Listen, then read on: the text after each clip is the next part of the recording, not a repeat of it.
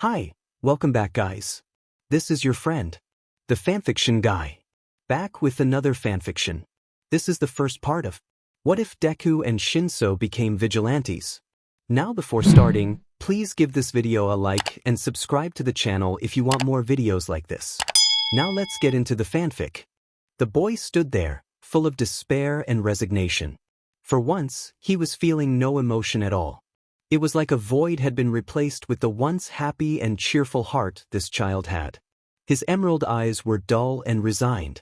Resigned to his life, to his plight, to his fate. Of just becoming another statistic. One that was carved out in the lines of his future from the moment he was declared powerless, different. He lifted a foot and started walking forward. Thoughts and hateful words clouded his mind. Quirkless Deku. Take a swan dive off the roof and hope for a quirk in your next life. You can never become a hero, you're useless. Be realistic. Go kill yourself. I'm sorry Izuku. Swan dive. Deku. Quirkless, useless. Waste of space. Be realistic. Izuku was standing on the edge now. The slight breeze blowing up on him gently ruffling his soft curls and adding to his confidence. The normally loud and chaotic streets were now just isolated paths leading one to another. He could see his favorite cat cafe. He could see the cat silhouette stickers through the windows, visible due to the warm white lights on inside. Izuku felt his heart sink. He'd miss going there. Hopefully there were cats in the afterlife too. Those furry little gremlins deserved a good life after death as much as humans did. Some humans. The sky was light enough to barely hide the stars above, the sun setting to the point where it was slightly visible. It looked so beautiful.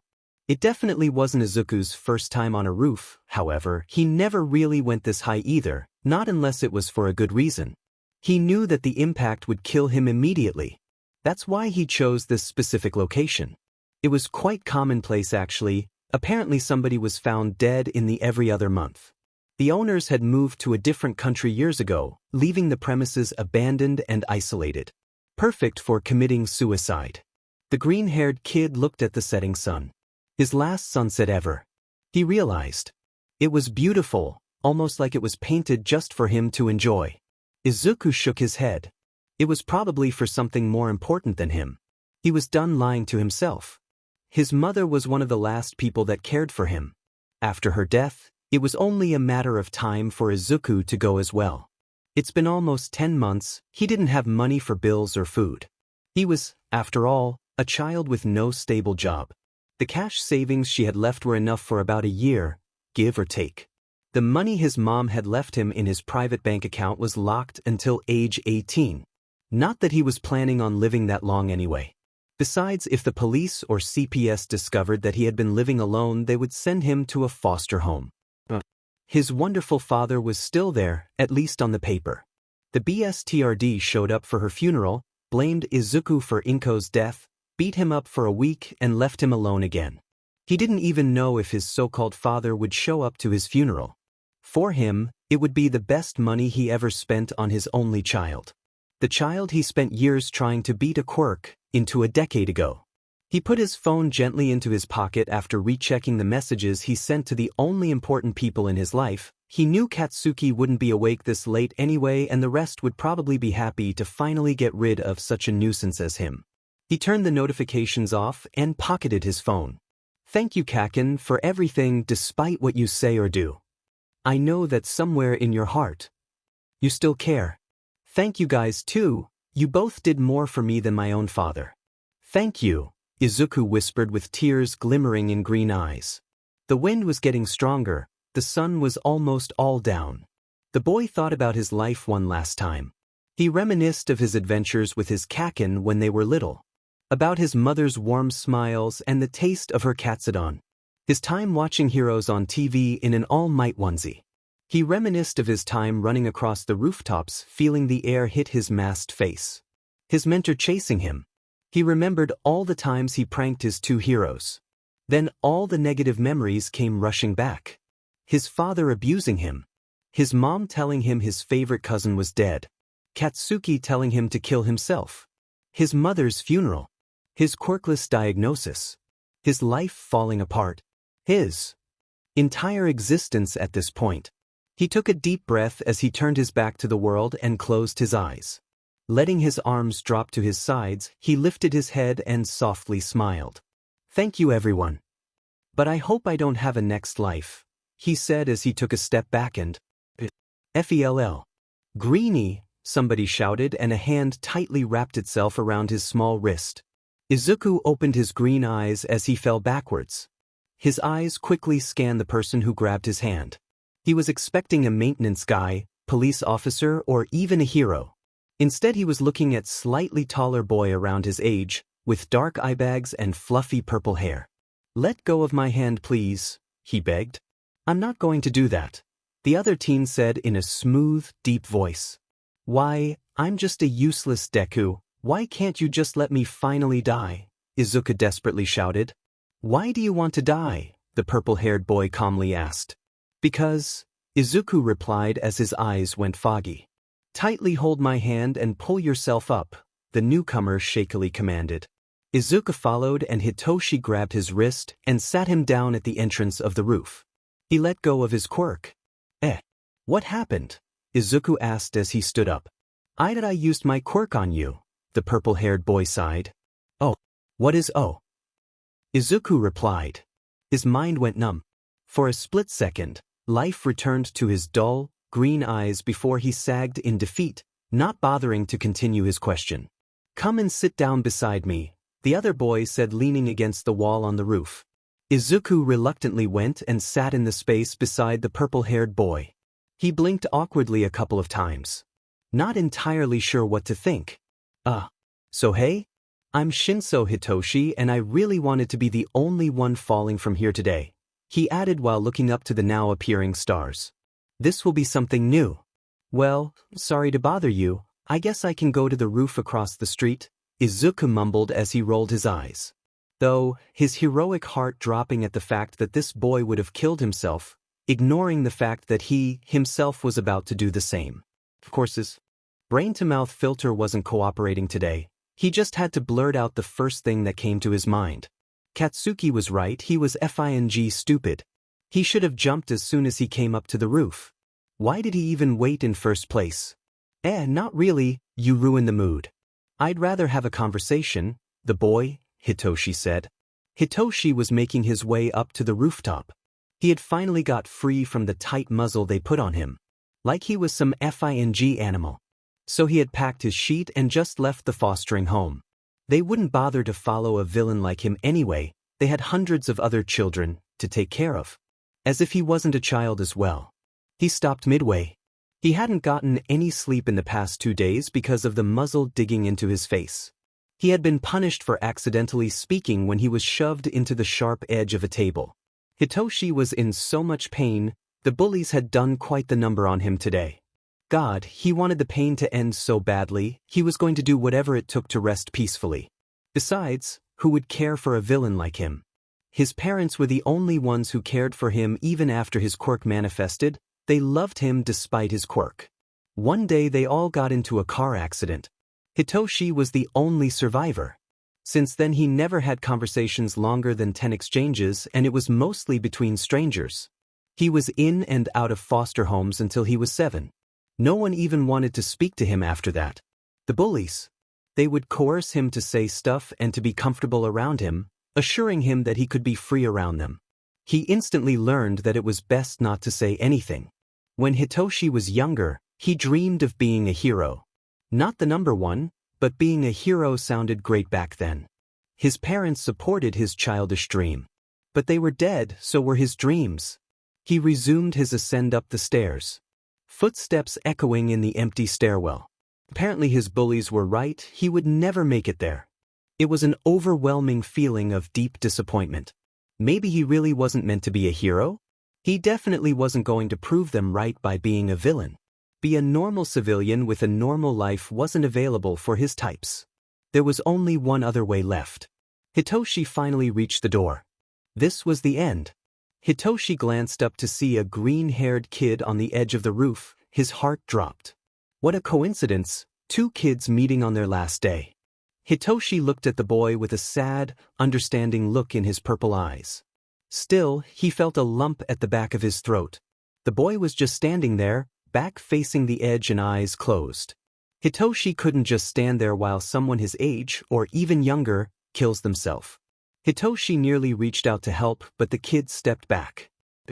"Greenie," he shouted as he rushed and grabbed the teenager's wrist. He internally cursed at his social inability.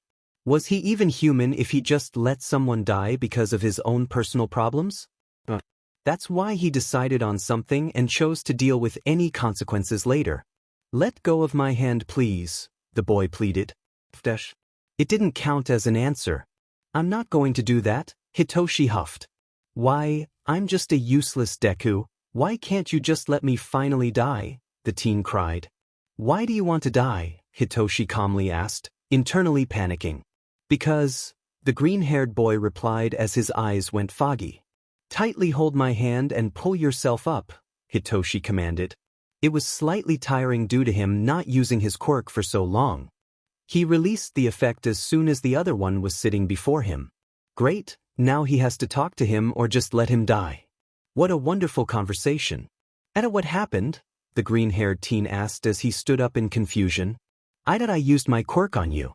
"Oh, what is oh?" the kid replied. Hitoshi felt like the boy was about to say something else first but changed, though he didn't ask. "Come and sit down beside me," the purplet asked, internally wincing at his awkwardness. So hey," Hitoshi sounded confused, even if he was the one to start it.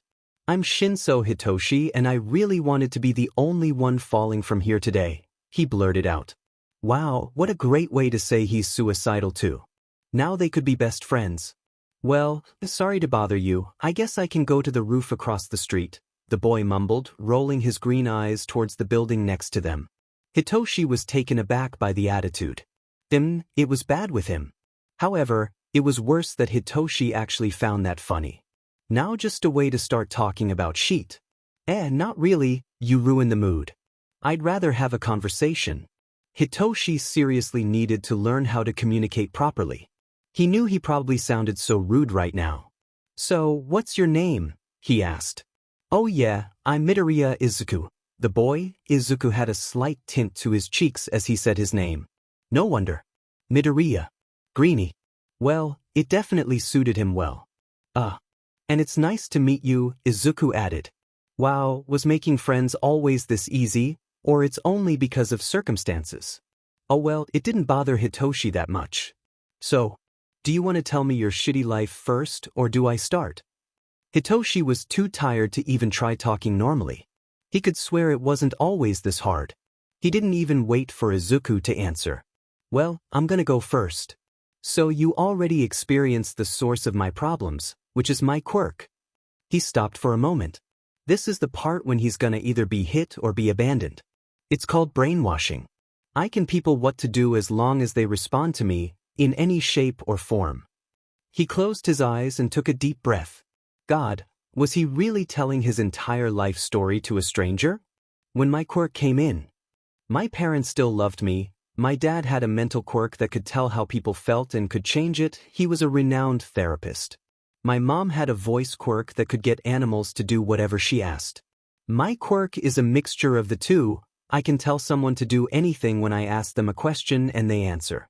So, at first it wasn't a bad thing at all, though my parents always seemed worried about me. They were always asking me if people at school treated me right and shit. Izuku hummed, knowing how that felt. Then, we got into a car accident. Some drunk truck driver hit us in broad daylight. They both died and I was the only survivor. Then, I was sent to an orphanage. I was tossed around in foster homes until I was finally sent to a permanent fostering home where, like 100 other kids were, I was treated like I never existed. People at school always told me that I'm going to rot in jail for being a villain. When I got back from school I would have to wear his voice cracked. He wasn't used to talking this much and definitely wasn't used to sharing his trauma. "A muzzle," he finished while looking to the side with tears in his eyes. Maybe this was a mistake? Seeing as people are shitty. I'm pretty sure you had it similar. Hitoshi added quietly, trying not to sound insensitive. He started shaking a little. from the piercing cold breeze and getting chills from the bad memories and crippling emotions. It was hard for him to be this vulnerable, because Shinsou Hitoshi was always a loner. He never talked to anyone. People called him a villain, emotionless, robotic, and whatnot.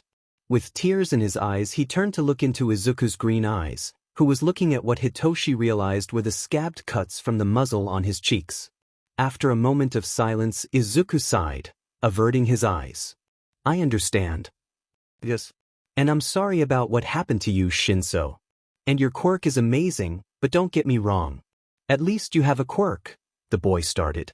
Oh, and the fact that Hitoshi understands why that would be horrible makes things much worse.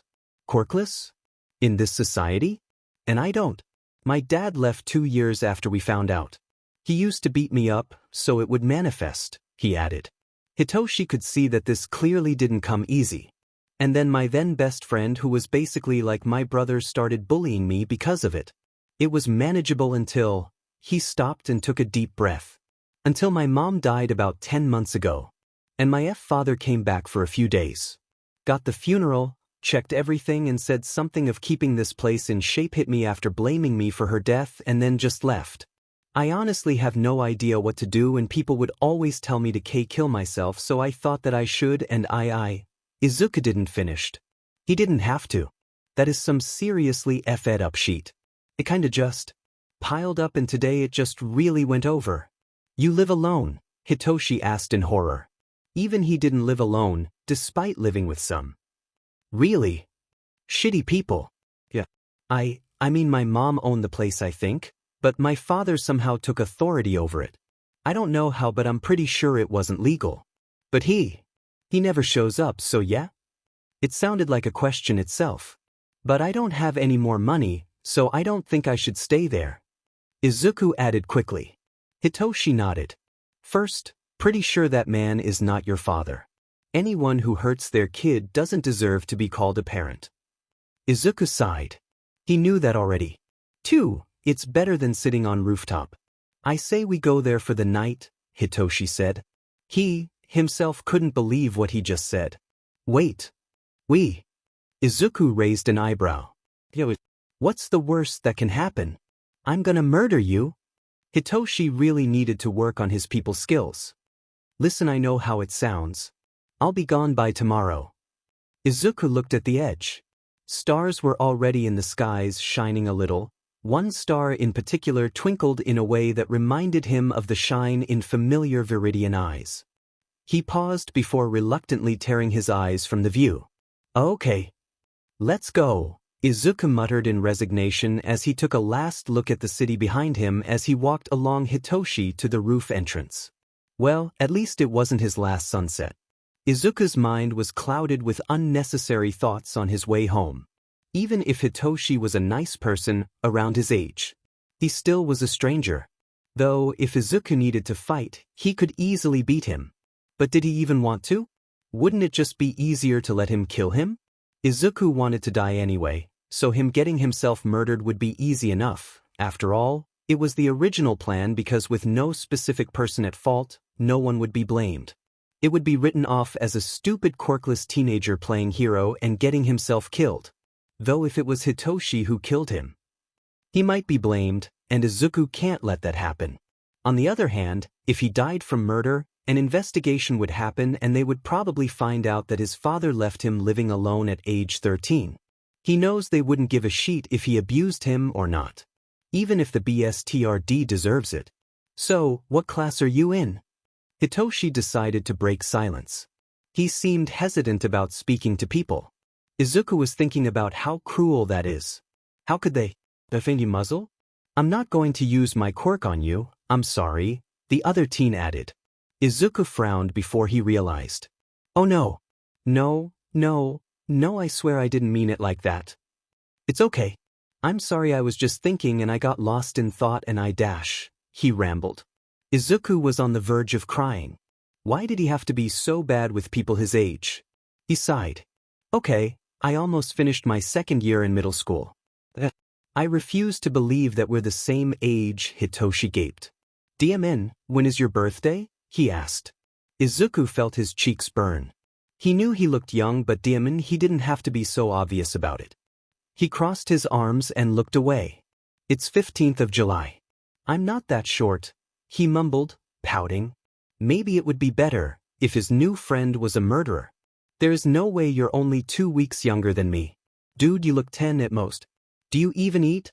Also, bruh, I'm not a murderer, he said, amusement clear in his deep voice. And are you even sleeping?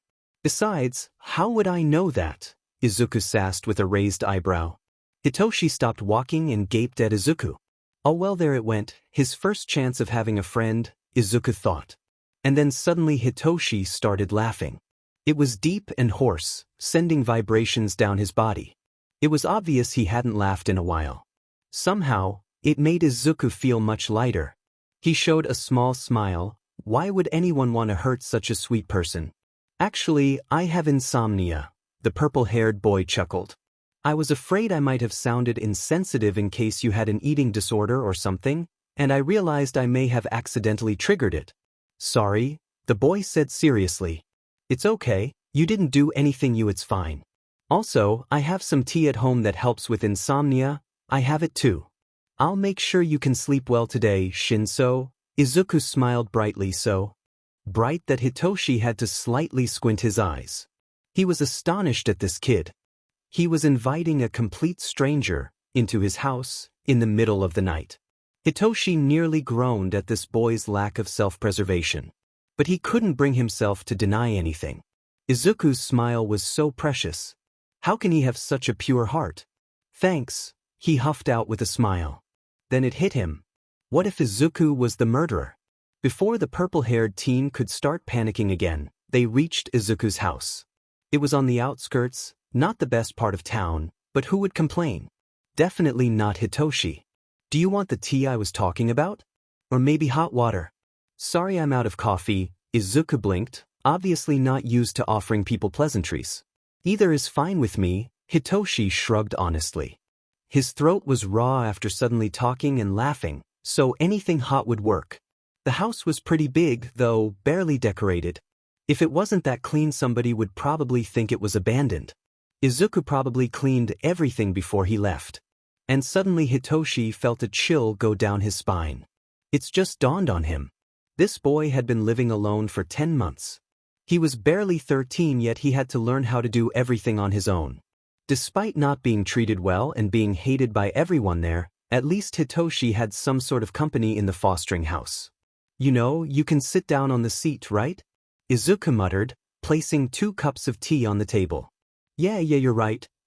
Well, this was something new. Wasn't expecting to come back. At least I don't have school tomorrow this time, Izuku huffed. Wait, Midoriya, what do you mean by this time? Hitoshi asked in horror. This wasn't your first time? And you went to school, of all things, afterwards? He asked with masked astonishment.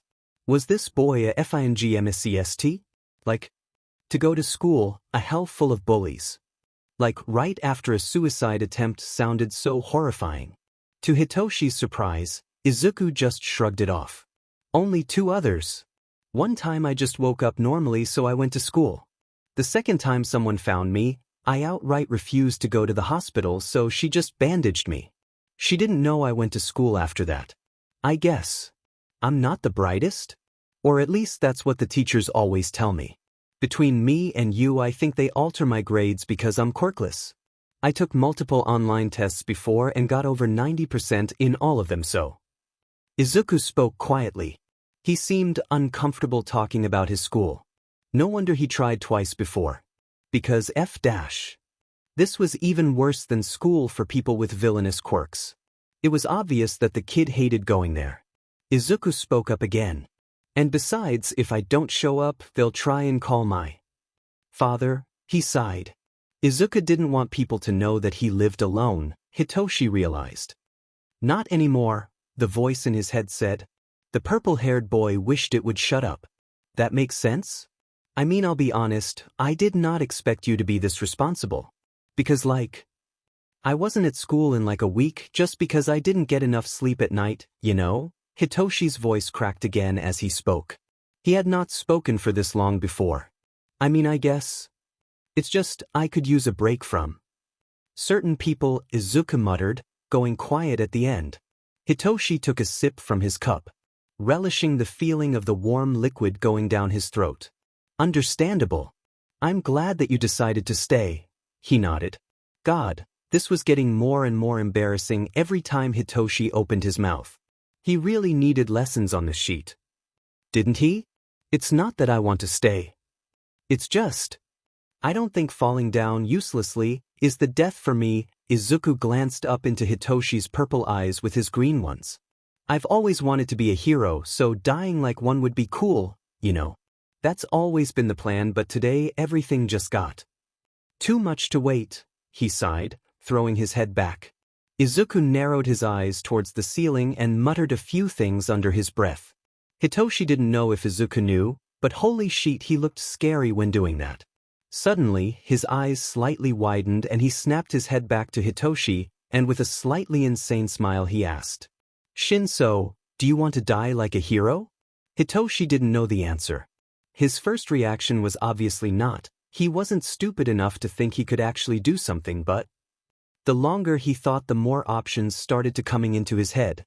He could be a hero. He, Shinsou Hitoshi, the creep with a villain's quirk, could be a hero. But the question was, did he want to? Hitoshi inhaled sharply. Yes, he breathed. Did he seriously just say that? Was it his lack of sleep or his suicidal tendencies? What in the world did he just get himself into? Do you want to become a vigilante too? Izuku finally said. Why is he so excited about it? Hold on. Hitoshi spit out his tea. I vigilante. Wait. Two. Where could I find that young man? Yagi thought as he lay down in his bed, absent-mindedly placing his hand on his injury he got 6 years ago. He'll admit, he was too in a rush to think before what he was telling the green-haired boy. He regrets saying it so harshly. If only he could offer his quirk to such a Hiriak boy. Izuku knew that his idea was one of the best he had his entire life. Involving Hitoshi in his nightlife might be dangerous, but sure, Izuku had his 2 mentors. Besides, if he's going to die anyway, then he might as well help Hitoshi be a hero first. If he can get his mentor number 1 to help Hitoshi, then at least he can die happily. He looked at his new friend with overwhelming enthusiasm. Honestly, it was pretty surprising to Izuku that Hitoshi had accepted his offer without any questions or hesitation. Maybe the poor kid was in shock. Or maybe he really was a murderer. But Izuku didn't hold on to that thought for long. He now had a new reason to live for now, his new goal in life. To make Shinsou Hitoshi a hero. Maybe this will be enough to keep him alive for longer than expected of a quirkless boy in this world. Because if he could help Hitoshi become an pro hero, he would at least have done something useful. Because Deku was useless, maybe he could do something for once. He always wanted to be a pro hero alongside Katsuki, but wait, Katsuki. How could Izuku forget that he had texted Katsuki about his plans? He had to delete them immediately before Katsuki saw it. Izuku got up and ran to the kitchen to get his phone. He was too late. 101 missed calls. About 30 from Katsuki, 71 from his mentors. They probably think he's dead. He felt the world around him spin. He effed up. He really effed up. He should have just jumped off the moment he stepped up on that ledge. Katsuki was right, of course. He really can't do anything right. He was always going to be a Deku, wasn't he? Oi, what happened? Hitoshi barely stood up. Izuku couldn't breathe. He was struggling to speak as the thoughts resurfaced in his head. Tears blurred his vision as he tried to tell Hitoshi what was wrong. Quirkless Deku. Be realistic. Oi, breathe. Greenie, Izuku's new friend, tried calming him down. It wasn't working. Hitoshi stilled for a second before he hesitantly asked. Midoriya, should I? He trailed off. Should I use my quirk on you? It might help in calming you down. I only need a verbal reply, so if your answer is no, just shake your head. Izuku looked up at Hitoshi in desperation. He nodded rapidly. Hitoshi felt his heart break at the vulnerability in the boy's pleading green eyes. Okay. So. Hey, Hitoshi tried. Izuku tried his best to reply, but all he could do was open and close his mouth as he tried to take deep breaths.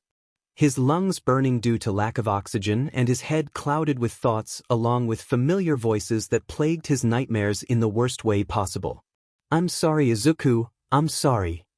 His knees went completely numb as he clutched his head and fell to his knees.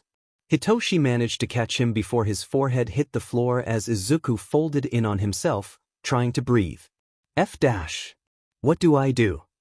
Izuku? Izuku, breathe okay? It's fine, I can try to use it, just breathe. Hitoshi panicked. Hitoshi had absolutely no idea on what to do. Izuku was having a bad panic attack on the floor and he, like an idiot, just offered to use his quirk on him. What if Izuku hated him now? He trusted him enough to be under his control and now he couldn't even manage to sew a simple thing. How could he even think of becoming a hero like this? His thoughts were cut off as the boy started shaking uncontrollably with sobs. Izuku buried his face into Hitoshi's neck as he cried. The purple-haired boy tensed for a split second before he wrapped his arms around the boy. He couldn't help but notice that the green-haired teen's thin arms actually had plenty of muscle. He winced as the reality of the situation kicked in. He needed to try and help. After all, what type of friend doesn't help their friend? "Hey, it's okay, you're safe.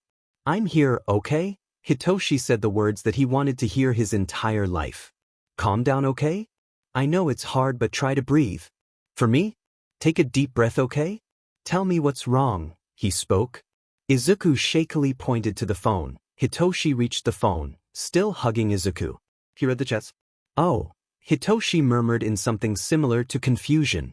"Did he bully you? He seems pretty apologetic. He wouldn't be unless he was at fault, so if he did something, then ignore him. He deserves that at least," he suggested. Izuku rapidly shook his head again, hyperventilating again. Okay, do you want me to talk to him?" Hitoshi offered, eyebrows scrunched together in concern. Hitoshi was scared. He offered to talk, but he had no idea who the other boy was or why he was so important. But it looked like Izuku really cared, so why not? Izuku shook his head again. He felt a tug on his sweater as he looked down at Izuku's hands. He shakily signed, "He'll be so disappointed that I didn't die." Hitoshi picked the phone up again with a calm sigh. He was internally panicking. "Izuku, he's called you over 10 times and sent you about 50 texts asking where you are and a whole lot of other shit. Looks to me like he cares. Can I handle this? Please let me handle this." Izuku was still sobbing into Hitoshi's sweater. But he still nodded. It's now or never, do this for Izuku, he thought. Hitoshi took a deep breath as he turned on the phone. He shook his head to prevent being distracted and reluctantly pressed the call button. As the person on the other side picked up, he spoke. "Hello?" Katsuki woke up panting, wiping a sheen of sweat from his forehead as he slowly brought his heavy breathing down to a normal pattern. He wouldn't admit it for sheet, but today's incident really took a toll on him. The sludge sliding down his throat. The heroes standing and watching. The fires. He felt a chill down his spine. He shook his head. He couldn't be so weak. He was Bakugo Katsuki. He wasn't scared of anything. He sighed and got out of his bed, walking towards the kitchen to get a glass of water, absent-mindedly picking his phone up from the bedside table. He rubbed his eyes as he grumbled about demon nightmares and stupid throat.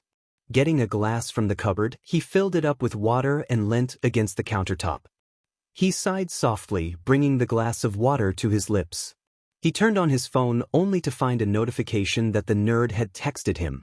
"Teach, what does shitty Deku want now?" He scowled as he remembered how the idiot stupidly ran into the scene to save him. "You looked like you needed saving."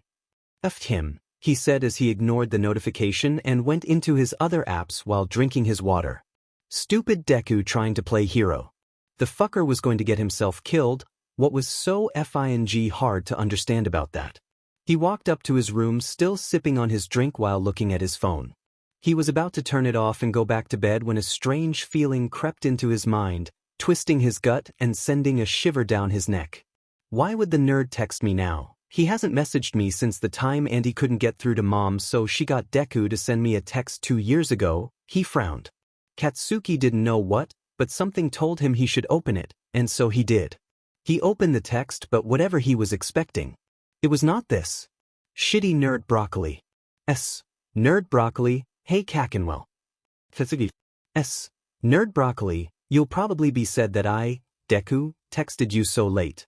I know I annoy you all the time and provoke you constantly. But that doesn't change the fact that I once considered you as a best friend, a brother. I still do. So that's why I feel like I at least owe you a final text. Nerd broccoli, Kaken, I know you'll probably either ignore this text or not receive it all. Cammy, I don't even know whether you've blocked me already or not. It'll be easy to forget me. But I still wish you can at least remember me as an experience you needed to gain to become a better person, if not as the kid you once cared for. I know you didn't mean any of your words towards me, you never do. I know I was annoying, was useless and dumb for wanting to be a hero despite being powerless. I've realized that the only option for me is being a punching bag or being another quirkless statistic. I chose the second one, Kaken. And for that I am really sorry. I don't think you'll see this yet, so I just want to say a couple of things before I leave. Nerd broccoli, first of all, I want to make sure you know that this wasn't your fault. Despite everything you said or did to me, I could never blame you. Just in case you're sorry, I know you have no reason to be, but still. In case you are sorry, I want to say that I forgive you. I know you were taught that quirkless means useless from the very start. It wasn't your fault. But that's why I want you to be better. I just want one thing from you. Can you promise me that you'll get help? Nerd broccoli, it's just you. Can't treat other people like you treated me. It really sucks when your best friend turns on you, no offense. Those burns bleed and those bruises sting, Kaken. Worst of all, those words kill. So please, Katsuki, I want you to get some real, good friends. I want you to care for them and show it. Not mask it behind your explosive personality and the attitude you use to hide your feelings and thoughts because you don't want to feel inferior. Nerd broccoli, huh? You know, there are so many things I wanted to talk to you about, so many facts about new heroes, new news about All Might. About my favorite hero, Eraserhead. So many things and so many words I've been wanting to share with you since we were younger but will never be able to.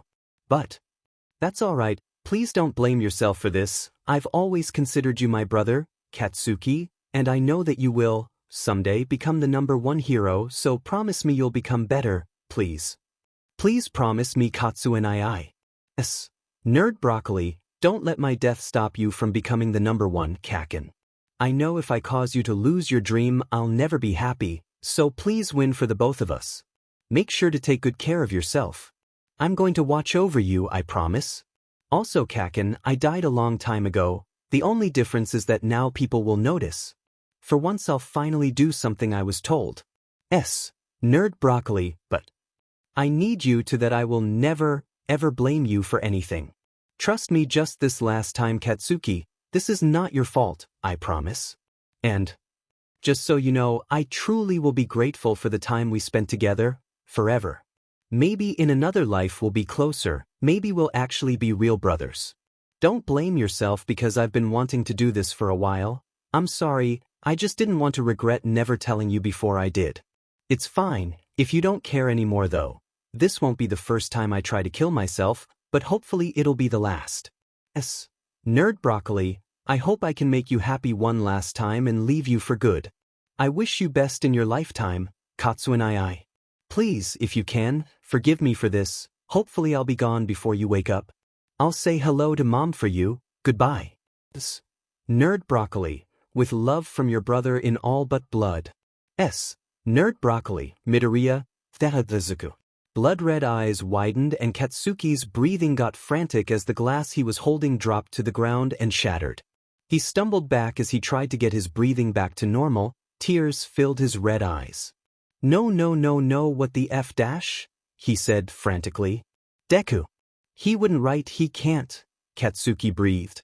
No, this wasn't supposed to happen. No, he called me Katsu and I'm meant to be his brother. He can't suddenly call me Katsu and after so long and die. He can't possibly do that. No way, besides it's the nerd. He wouldn't do this, why would he possibly? Katsuki froze. OFING hell.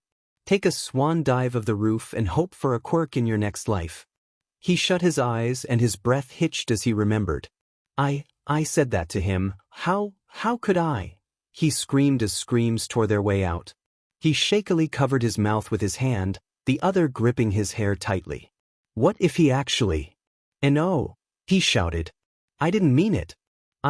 I just didn't want him to get himself killed. I didn't want him to die. Katsuki shook his head, hyperventilating. Yet that's exactly what you said, a voice in his head said. No, he knows I didn't mean it. Sure doesn't look like that, the voice mused. The worst part was it sounded like Izuku himself. He quickly snapped himself out of his shock and rushed to check the time of the message.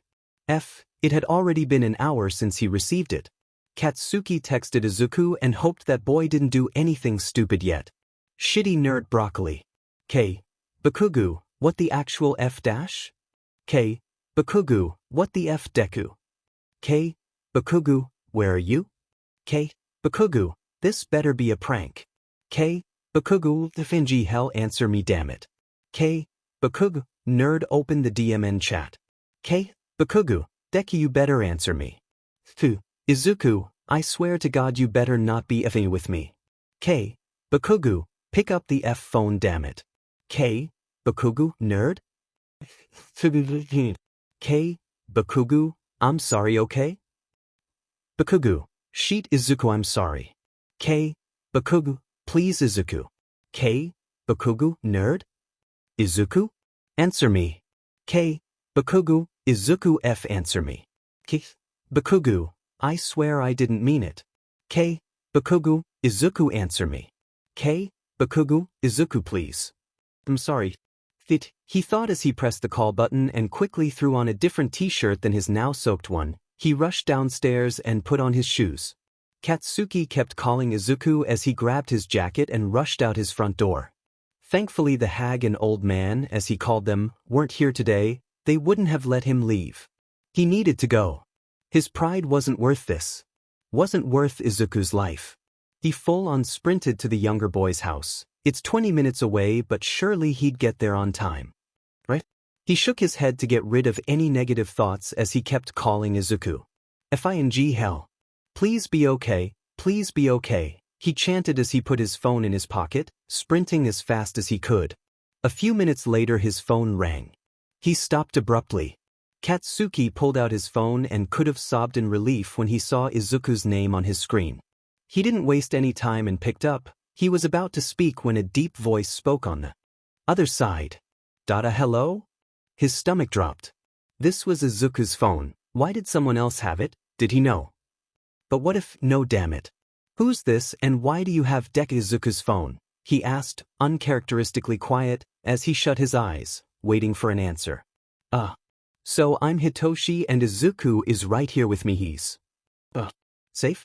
But he's in the middle of a full-blown panic attack. He thinks that you're gonna be mad that he couldn't die or something. Just so you know I caught him falling off a building. Katsuki froze. He knew what happened. He knew it was real. But why did it feel so suffocating now that the reality of the situation kicked in? His friend, his brother nearly killed himself because of him. He felt bile rising up his throat. Hello, can you help? The other voice asked. Why I'll be there in a few, Katsuki choked out.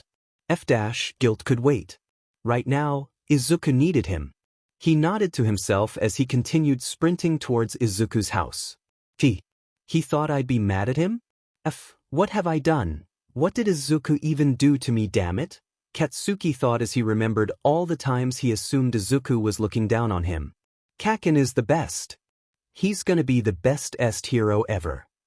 Katsuki is my hero. Kaken, I swear I'm not looking down on you. Kaken, are you okay? Kaken, it hurts. I want to be a hero that saves people too, Kaken. Kaken. The doctor said that I don't have a quirk. Kaken, I couldn't just stand there and watch you die. Katsuki snapped back out of it when he realized he was already there. Taking a deep breath, he knocked. I made this mess. I'll fix it, he murmured. He waited impatiently before he nearly knocked on the door again when someone unlocked the door. He looked at boy in front of him. Purple, unruly hair and dark eye bags. "Where is he?" Katsuki grit his teeth and whisper shouted. Without waiting for a reply, he forced his way in. "Thank Kami," the guy in question picked up. Hitoshi awkwardly spoke. Hello? Who's this and why do you have Deku Izuku's phone?" the other guy asked.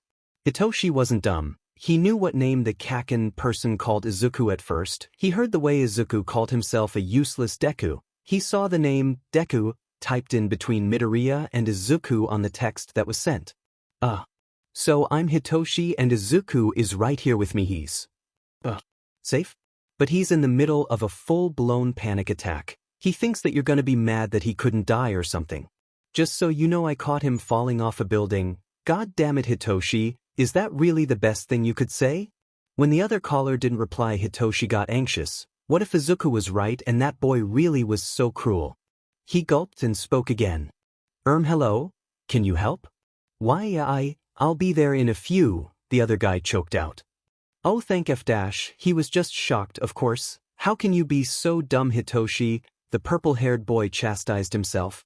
10 minutes passed and Hitoshi knew. He knew that Izuku was starting to dissociate, yet he couldn't do anything about it. This Kaken guy still hadn't arrived and Izuku wasn't looking too well. Hitoshi was about to try and get Izuku to respond again. Before he could, someone started knocking on the door. He went and opened it up to an angry-looking boy with spiky blonde hair that resembled a Pomeranian, was looking at him with a fist in the air in a knocking motion, as if he was about to knock again, his red teary eyes scrutinizing Hitoshi's every move. Blondie grit his teeth. "Where is he?" the blonde teen whisper shouted before pushing his way through. The stars shining in the black sky that was visible from where the other boy stood. 23:5:16:05 and 44 seconds. "Hey, so I won't be able to get you the intel on the Katachi case. I know y'all are smart enough to get it yourself, but just thought I'd let y'all know." "Oh, that's alright. Is there any problem? Are you having any trouble with it?" "Nah, don't worry, Eraser. Some sheet came up so I won't be around anymore." You do realize how hard that is to believe when it's you saying it, right? Are you safe? Wait, any more? Save your gray hairs for your hero students, Eraserhead. Don't waste them on me. You're avoiding the question again. Problem child, what do you mean anymore? Your help is always appreciated, Emerald. However, we will do our best without you. Thank you for letting us know. I do hope you know you can come to either of us if there's ever anything you need help with. This isn't something you can help with. I just wanted to let you guys know so you wouldn't have any last-minute issues. You have no reason to go all dad duo on me. We're just worried, kid. Usually we're fighting to keep you away from cases, so don't mind us thinking this is a little out of character, as is you being polite, for once. Yeah, well, maybe I decided to stop making so much trouble for you. I know I always get in the way of your heroing. Eraserhead will never admit it, but you've saved us far more trouble than you've caused over the last 2 years. Tsukachi is right, Emerald. You are one of the least problematic vigilantes despite being a problem child. That's Eraserhead's equivalent of, I love you and you are my favorite vigilante, Emerald. I love you too, Eraser, you too, Tsuka. Thanks guys, you both are amazing, you know. 23:5:16:28 and 19 seconds. Something's up with Emerald, right? He worded it as if there is something wrong, just something he thinks we can't help him with. Plus the way he's talking, it's like he's going somewhere. Clearly, but if he's not talking, there's not much we can do. F-. I really hope the kid doesn't do anything stupid. Knowing him, he's probably planning on going head first into a drag bust or kidnapping case. I forget he's just a kid. I mean, it's obvious when you see him, even with the mask and everything. He's so small. But he's more capable than almost all of my staff. I'll be honest, if he wasn't acting so strange, I'd be glad he was finally taking a break for once. Make sure he's okay when you leave for patrol, won't you? It'd be good to know he's safe. Will do. 24:5:20:35 and 14 seconds. You know, I used to wonder what life would be like if I had more people like you guys in it. People who could support me no matter what. People who wouldn't criticize my every move. People who wouldn't chastise me for being different. People who loved me despite knowing or not knowing everything or anything about me. When I became a vigilante, it was by accident, you know. I was out one night, I got lost while hiding from bullies. There was a girl and her boyfriend fighting, and the boy was about to stab the girl with his quirk. I used the first thing I had to knock out the boy. My face wasn't seen. The alley was dark and I was wearing a green hoodie because on that day we could wear our own clothes in school. My hood was up so the girl didn't recognize me, though she thanked me and called the police. At the time I didn't understand, but she had told me to run away before the police got there. That night I discovered what vigilantism was, and Emerald was born. Emerald was born because he was a kid who wanted to be a hero in a society that would never let him. That's why Emerald tried his best to save everyone. But even as Emerald, some cases were always harder for me than others. I wonder if either of you noticed. I guess it doesn't matter anymore. Sometimes it really hurt to help people who were in the same situation as me. Like, a part of me felt really good about it. But part of me was jealous? Because why didn't anyone do this for me? I was jealous of people I saved. How much more fed up could I get? Why could I save them but not myself? How come I could face off against some guy with a bear quirk who had won against multiple heroes and win? But once I'm in my own school I can't do shit. Once I'm in my own mind I can't do shit. I know you're both going to be so sad at me for doing this. For giving up like this. But I want you to know I didn't want to make you worry or hurt you. I still don't. They'll be honest. I wasn't going to say anything to y'all, but I figured you deserve some answers after everything, and I realized it doesn't really matter anymore. I know I'm being selfish. And probably hurting y'all by this. But trust me, you guys. The world, it's better off without me. And honestly, it feels good finally let it all out. Holy shit, I've been bottling this up so long. I didn't even realize. I'm sorry for burdening you too with this. God, this sounds so sappy, but you both are really important to me. Like, I never knew that there were good people like y'all out there, and the fact that you guys didn't hate me made me feel a tiny bit better about myself. You guys were the only people who genuinely cared other than my. Never mind. But seriously guys, I'm amazed y'all aren't sad at me for blowing up your phones in the middle of the night for my shitty problems. Or that you can't find me. Because you won't, at least not yet. But yeah. Basically, I just wanted to make sure you guys know that you're important to me, and I'm sorry for everything. I'm sorry for doing this. I don't really have a choice though. The only reason I became a vigilante was to die saving people, but I'm sorry I can't take it any longer. This is so selfish. But you're not here, and you're not going to find me, and it's not going to be my problem, so F it. But after being Emerald and feeling powerful and helping people and seeing some good in the world, I just forgot what my life was like, for a while. And I forgot who I was, outside of Emerald. I forgot that I was really never anything but a quirkless, worthless Deku. Without being Emerald, I'm FNG nothing, I'm pathetic, I'm weak, and I'm useless. How did I end up as one of the best vigilantes in Japan when I can't even stand up to even one of my bullies? When I can't even fight my own demons. When I can't even save myself. It was so funny when you were trying to figure out my quirk because guess FING what? I'm FING quirkless. If you knew, I wonder if you'd still say things like I can be a hero rather than fighting illegally on streets in the middle of the night? Emerald. Also, you know it's ironic. Really. The one who gives hope to everyone took my hope from me. The person who says everyone can be a hero said Lil, old quirkless me needs to be more realistic. Guess it really is time to be realistic, huh? I can't be a hero, I can't even be a FANG person.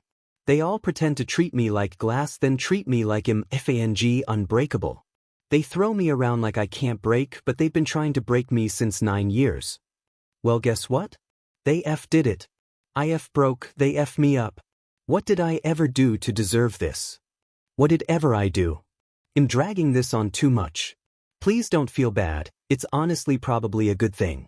You guys are really great. I'm sorry. My name's Izuku. I'm quirkless. Just thought I'd disappoint y'all on last time, tell the other guys for me later, I can't do it. Thank you for everything. Emerald, I love you guys. Goodbye. 24:05, 21, 39 and 32 seconds. What the F? What the F? What the actual F? Emerald. Izuku. Please kid. Izuku kiddo, your quirk status doesn't change sheet. Please answer. Respond to me, you FNG problem child, please. I'm not mad. Naomasa, pick up your FNG phone. I'm in a meeting with Tsuragami, but what's? Oh my god. Emerald, where are you? Kid, I'm worried. Whatever you're thinking of doing, don't. Just let us help you, please. We can get you away from that school or whatever sheet they're putting you through. I swear I will make you safe. I will do anything. Kid, I can't lose you, please. Eraser, where are you? I was in the shower getting ready for patrol. I couldn't hear my DMN phone. I can't believe I missed this. Actual FNG hell. I'm coming to you. Try asking Nedzu, I'm sure he will understand. Maybe take the rooftops in case you see something? Emerald, where the F are you? Emerald, please tell us where you are. Or just let us know that you're okay. F, this sheet, I'm getting the rat to track him. Izuku kid, don't you dare do anything stupid. Please. We'll do whatever you want, we won't ask questions, or we will, or anything you want. Please tell me you didn't do something, kid. Please don't hurt yourself. 24:05, 21, 43 and 25 seconds. I'm going to go get the officers patrolling to check out rooftops. How could we miss this? He was FNG hurting, goddammit. Seeing that snarky chaotic kid we love, I can't believe I didn't see it. He put up a mask to hide that he was hurting Tsuka. I don't know what to do. I know Aizawa, I feel the same. It's alright, we'll find him, Nedzu can help us. But what if we're too late? Stay positive and let's hope we can find him before he does something. I don't know what to do. 24:05, 21, 58 and 43 seconds. Emerald. Izuku. Please. I need you to listen to me, kid, please, it's not worth it. I won't say I know what you're going through because I don't FANG know, and I want until you FANG tell me, so please kid. You can't leave us like this. I've been on the edge for my own sheet and Eve been there, kid, trust me, it'll get better. I know you feel like it won't get better and you think you don't deserve anything good. I know you think no one needs you or wants you, but we do. We will help you make things better, I will help you make things better. Please Izuku, let me try to make things better. I know it's not simple, but you are so important to me, kiddo. I can't imagine going on patrol without you by my side. I can't imagine waking up and not seeing your morning memes of cats. I can't imagine not seeing another breaking news saying Emerald pranked another hero. Kiddo, you've done so much for people and for us, for me. Let us do this for you, let me do this for you for once.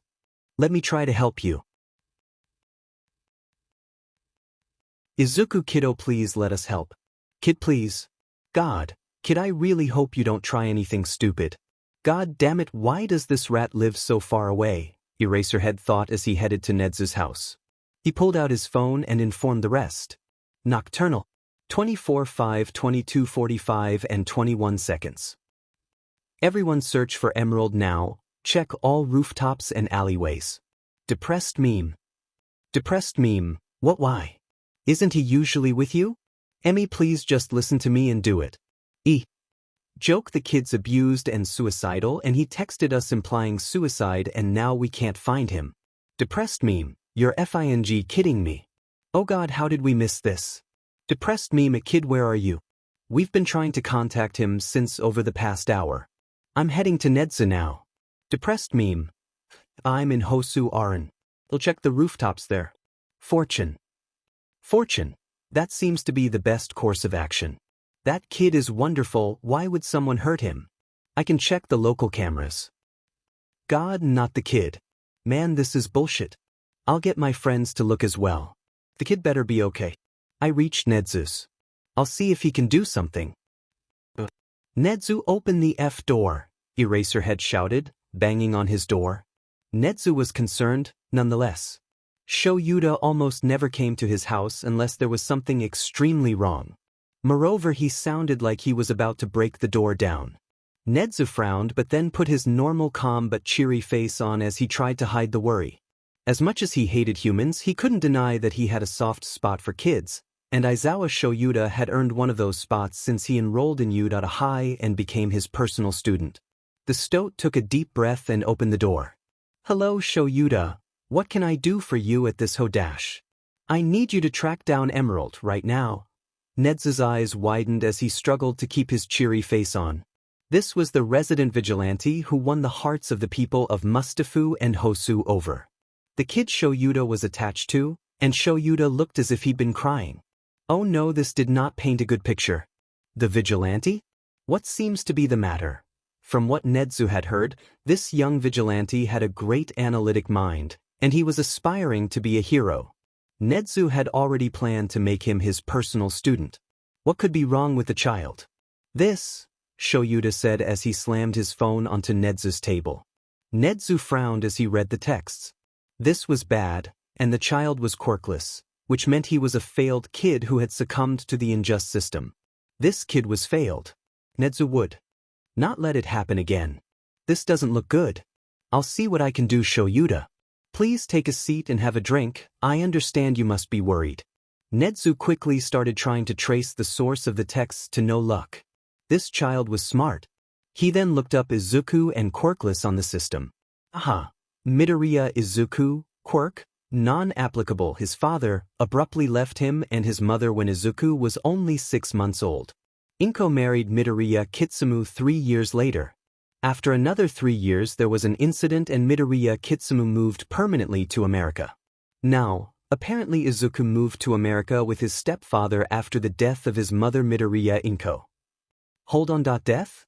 Wait, like the Midoriya Inko, the one who sued at least 500 corrupt heroes in her prime? The lawyer that everyone feared and respected? That Midoriya Inko, the one who's known as REWRITTEN in the underground. Yes, Shoyuta. Ms. Midoriya had always been a close friend of mine. She was a great ally as REWRITTEN. Needless to say, it was a great loss when I heard she had passed in a villain attack. However, I was unaware that she had a family. This is bad. Wait, but Izuku is still in Mustafu. Why does it say he moved to America? Shoyuta asked. Nedzu frowned. This was wrong information. Yes, however, I have found reports from about 9 years ago, stating that Midoriya Inko falsely reported domestic and child abuse. Turns out they didn't know who she was. Midoriya Inko then built her own case against that court and Midoriya Kitsumu and won. She got him jail time 5 years and a permanent restraining order, and she sued the court for 200 million yen. That means, Shoyuta started in horror. Yes, Shoyuta, that means Kitsumu has abused and neglected Izuku from age 4, and after the death of his mother, Kitsumu returned due to the negligence of officials, so it must be obvious he returned to his old ways when he was present for the few days. Nedzu let out an animalistic growl, canines showing as he looked absolute feral. He hates abusers, he would know, after all he was treated the same way in a lab for years. I owe at least this to Inko after all she did for me. Shoyuta? Yeah, Nedzu, do you have any idea where Izuku could be right now? Yes, however it might take at least an hour to get to that part of Mustafu right now at this late hour. Shoyuta scowled. This was too late. But he couldn't give up, it was his kid this was about, his problem child. We're taking the rooftops. Let's go. Nedzu got into Eraserhead's capture weapon as he took off onto the roofs to get to Mustafu. When Katsuki noticed Izuku sitting on the floor, staring at a wall with tears running down his face, he ran. He rushed towards Izuku as he fell to his knees in front of him, pulling him into a tight hug as he sobbed into his shoulder. Why? Why would you do this, you demon nerd? He spoke. Why would you, damn it? Why? Katsuki screamed, punching the floor with his free hand. I'm sorry, Izuku. I'm so sorry, I swear I didn't mean it. I'm so sorry, Katsuki sobbed, putting one hand on top of Izuku's curls as he held him.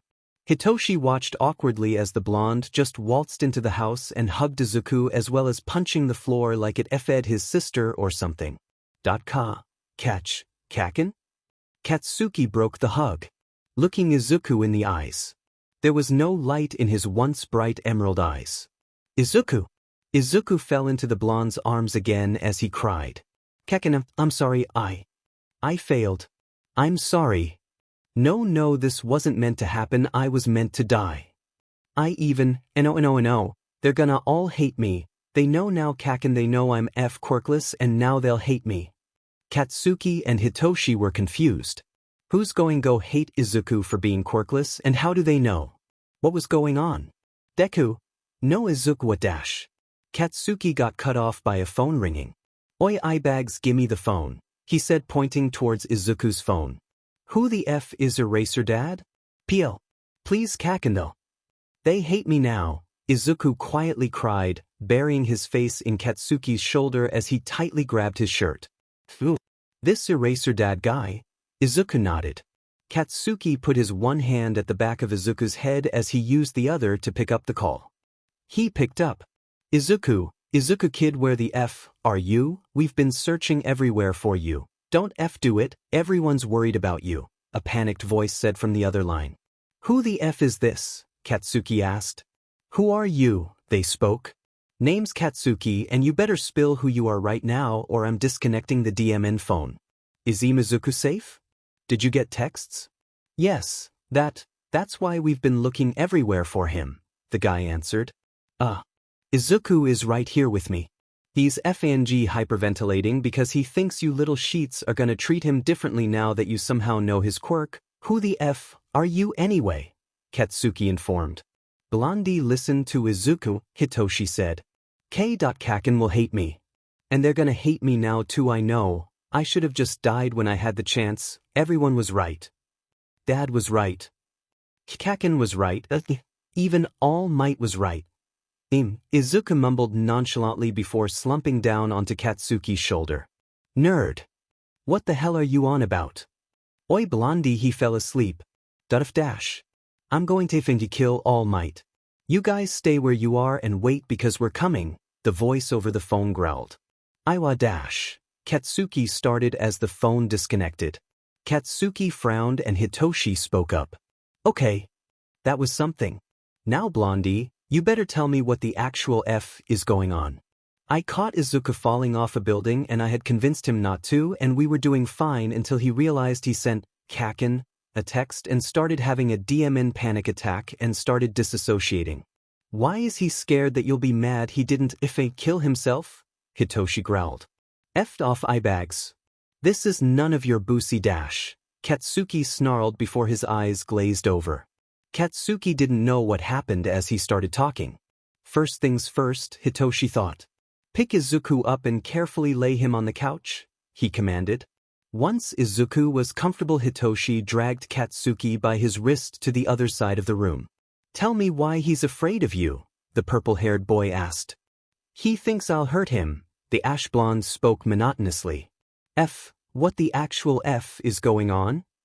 Have you ever hurt him? Why can't I FNG move? Yes, Katsuki automatically answered. Have you ever hurt him? Physically? Yes. Did you bully Izuku? Hitoshi glared. I didn't know he took me seriously. I was stupid. Yes. With each answer, Hitoshi's eyes started getting darker. Why would Izuku think Blondie would be said? Unless. Did you tell Izuku to kill himself? I did and I hate myself for it, Katsuki thought. Yes, that was all Hitoshi needed to come and deck Katsuki in the face. What the actual F, eyebags? Hitoshi brought his fist up to hit him again until someone started banging on the door.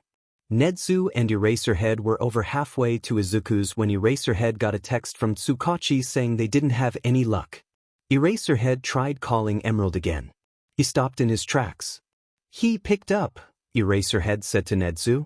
Izuku kid, where the F are you? We've been searching everywhere for you. Don't do it, everyone's worried about you, he shouted desperately. Who the F is this? A voice that wasn't Izuku said from the other side. Who are you? Eraser hesitantly asked.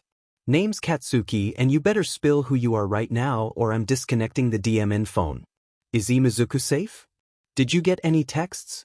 The boy Katsuki asked. Yes, that's why we've been looking everywhere for him. Izuku is right here with me.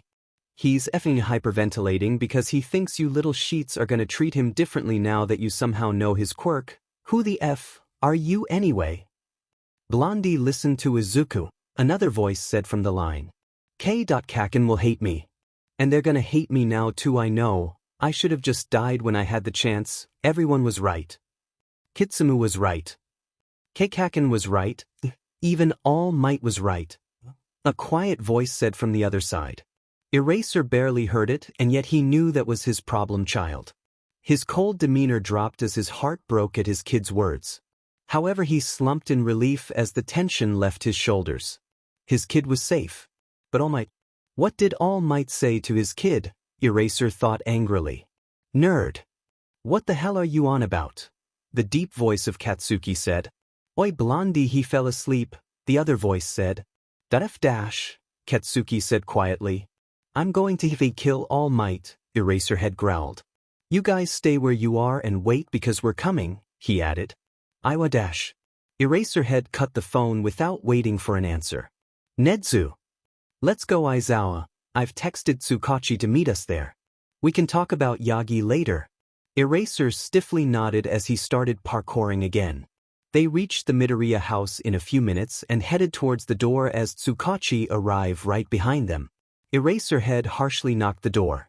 He needed to see his kid.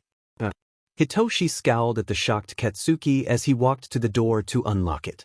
He looked through the keyhole and saw two bodies standing. He took a deep breath and opened the door. Putting on a scrutinizing look. There stood three people, a furry white animal thing, a man in a trench coat and a hat, and a man dressed in all black with golden brown goggles around his neck along with a scarf? Goggles. Scarf. Holy shit. Hitoshi's eyes widened when he noticed the man in front of him. This was Eraserhead. Eraserhead. Eraserhead, he whispered in awe. Yeah, that's me, kid. Where's Izuku? He gruffly asked. His eyes full of concern. Hitoshi snapped out of it as he tensed up. Why are you here and how do you know him? He asked. Mentally panicking on how he talked to his favorite hero. But hero or not, they couldn't trust anyone. All Might and his own family had proven it. I'm the one who called earlier. Izuku knows me. Hitoshi visibly relaxed. They weren't here to hurt him. Probably. Be a bit quiet, please. He cried himself to the point he passed out of exhaustion. Hitoshi sighed as he moved to the side to let them in. The living room was a plain white room with a fireplace, a couch, and a table. No TV, no nothing. Eraserhead walked in and saw his problem child curled up on the couch. Sleeping, looking oh so small. Beside his bedside was a spiky blonde sitting there with his head in his knees as he held Izuku's hand with one hand and tucked in his knees with one. He walked towards the duo with Nedzu on his shoulder and Tsukachi following behind him. F off eyebags, the blonde grumbled. A bit rude, don't you think? Eraserhead remarked, eyes leaving Izuku for a second. The boy tensed and looked up with teary red eyes and started rubbing them aggressively after he saw it wasn't whoever he thought it was. I didn't mean you, hobo. I meant the purple F dash. Who are you anyway and why are you here? He scowled, narrowing his eyes. This was probably Katsuki from the looks of it. I'm the one who called earlier. Recognition filled his eyes as he relaxed again. Who are you and why did the nerd have you as Eraser Dad on his phone? That's the only reason you're not being suspected as a thief or kidnapper, you know, he lazily said, gesturing to his attire. Pro-hero Eraserhead. This is Detective Tsukachi and this is Dash. Am I a mouse, a dog? Or a bear? Dash, Nedzu exclaimed. Katsuki's jaw dropped. How do you know Griazuku? The purple-haired boy said, glancing at the green-haired boy sleeping behind him as he walked back into the room. Eraserhead debated on what to tell them. We, know him for business purposes, Tsukachi answered for him. They heard a groan. Mom, Izuku started stirring. Should we wake him up? Hitoshi murmured. I can try, Katsuki said. He stood up and kneeled down next to Eraserhead's problem child. Katsuki whispered, Deku, Izuku, wake up. Izuku started breathing faster as he tossed and turned. Izuku, Hitoshi shook his shoulder gently. Izuku suddenly sat up with a gasp, hunching over as he took deep breaths. He calmed down and looked up. He looked around and froze when he saw the shocked faces of Kaken, Hitoshi, and Eraser. He tensed up. "Who are you and why are you here?" he asked, internally panicking how they found him. They knew who he was. "Kid, we know it's you, we know you're E-. Entropy." Nedzu enthusiastically cut Eraser head off. Oh. How did you find out?" he asked. Izuku relaxed knowing the two boys won't find out he's the chaotic vigilante known as Emerald, but he was worried. He knew that was Nedzu, the maniacal principal of Yude, the one who he played chess games with. He knew Nedzu and the two others knew he was Emerald, but how did Nedzu know about Entropy? Nedzu just smiled as an answer. Izuku, wait, what? The F-? Your Entropy? Like the informer, Hitoshi gaped. Yeah, I just wanted to help people. I know my analysis isn't good, but Izuku trailed off. That is simply untrue. Your analysis is actually on par with mine, Midoriya, Nedzu cheerfully said. Izuku, Katsuki and Hitoshi gaped. But that's not what we're here for, Eraser said as Tsukachi nodded. Izuku froze. They were here to take him to jail now that they knew he was quirkless. They hated him, they were just like the rest, they were going to send him away, they'll call the police. That kid, they're going to send him to jail or to a foster home, they all hate him because he's quirkless.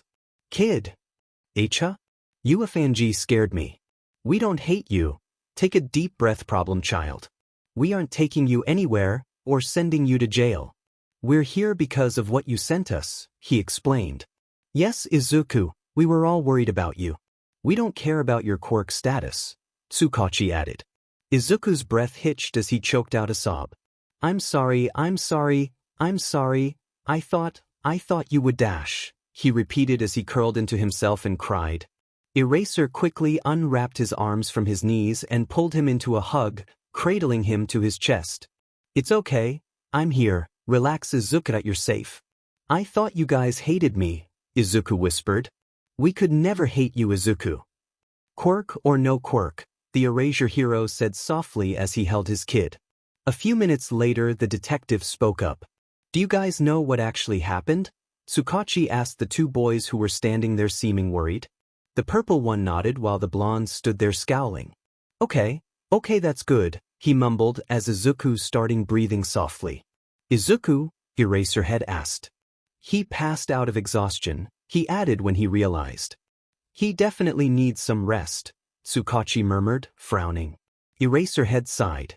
Now, what happened? Who are you both? The pro-hero asked the duo with narrowed eyes as he stood up with Izuku and laid Izuku down on the seat. He put Izuku's head on the pillow and stood up before crossing his arms and staring down the two teenagers. He might not know him as Midoriya Izuku, but he knew his problem child. Emerald would never give up, he was too resilient. Though Ms. Midoriya's death. No, if that were the case then he would have tried to. Tried, months ago. Then there was the thing with All Might. Something happened and Eraser was going to find out what. Hitoshi took a deep breath. He didn't know what was happening. First he saves someone from jumping off a roof. He becomes that someone's friend. Then that someone has a panic attack. He calls that someone's friend and then, boom, suddenly there's his favorite pro-hero and two probably important people in his new friend's house because his friend is apparently the informant almost the entire underground relies on. The one famous on his HeroTube group chat. He watches as Eraserhead holds Izuku while he falls asleep. They look close so they were probably so worried. God, what if I decided not to die today and just went back to that house as usual? Would Izuku be right now? He thought as he felt something warm on his cheek. It was when he reached up to touch and realized it was a tear. He was crying for his friend's broken heart. The heart that was being handled oh so carefully by those around him. Izuku. He shut his eyes to stop the tears from forming. He shook his head and looked at Katsuki.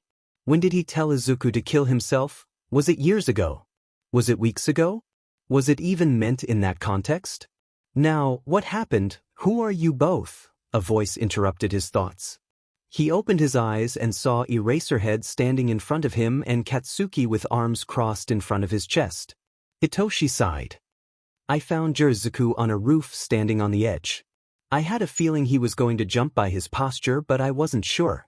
The minute he leaned back and took a step off, I rushed and grabbed his hand. I I used my quirk to bring him to the back of the roof beside the wall and got him to sit down and conversated with him. We told each other our life stories and then he offered to bring me home and then suddenly befriended me, he explained. He made us both tea and we were talking normal when he mentioned Kaken, which is Blondie over here, and he started having a panic attack. I eventually called Blondie over and then he fell asleep while crying onto Blondie. Blondie picked up your call and you guys came over here, he finished. Eraserhead was dumbstruck, as was Katsuki. My kid nearly dash. He shook his head as he glanced at Izuku. His problem child was safe now and that was all that mattered. Where? Where was it? The building near Mikashi's cat cafe. Eraserhead clenched his fists. How didn't he notice? The rest stayed silent as Eraser asked Hitoshi questions. A thought struck the pro. Why were on that building in the first place? Eraser finally asked. Hitoshi froze. They weren't meant to care abouts. I needed some fresh air, Hitoshi lied. Tsukachi winced when his quirk picked it up as a lie. Why that specific building? When it's known for suicides, Eraserhead countered with narrowed eyes. Hitoshi flinched. If you already have it figured out, then why are you making me say it? He snarked, turning his head away from Eraser, looking towards Izuku instead. God, not both of these kids. How did the world fail them so dim and bad? Eraserhead thought. Kid. Come here, Eraserhead said, his tone soft. Pulling Hitoshi into a hug too. Killing yourself shouldn't be your only option, kid. What happened? I can ask Izuku when he wakes up. You tell me what happened first. Two kids nearly died today and we wouldn't have even found out until they were Tsukachi cut himself off, frowning. Katsuki didn't know what to think. Izuku nearly. Because of... He took his advice, and almost, his thoughts were interrupted by the hobo asking Eyebags a question. Why were on that building in the first place? Eraser asked. I needed some fresh air, Hitoshi stammered. Why that specific building? When it's known for suicides, he countered. Hitoshi clearly flinched. If you already have it figured out, then why are you making me say it? He snarked, looking towards Izuku. That means... Kid. Come here, the pro-hero said, suddenly pulling Hitoshi into a hug.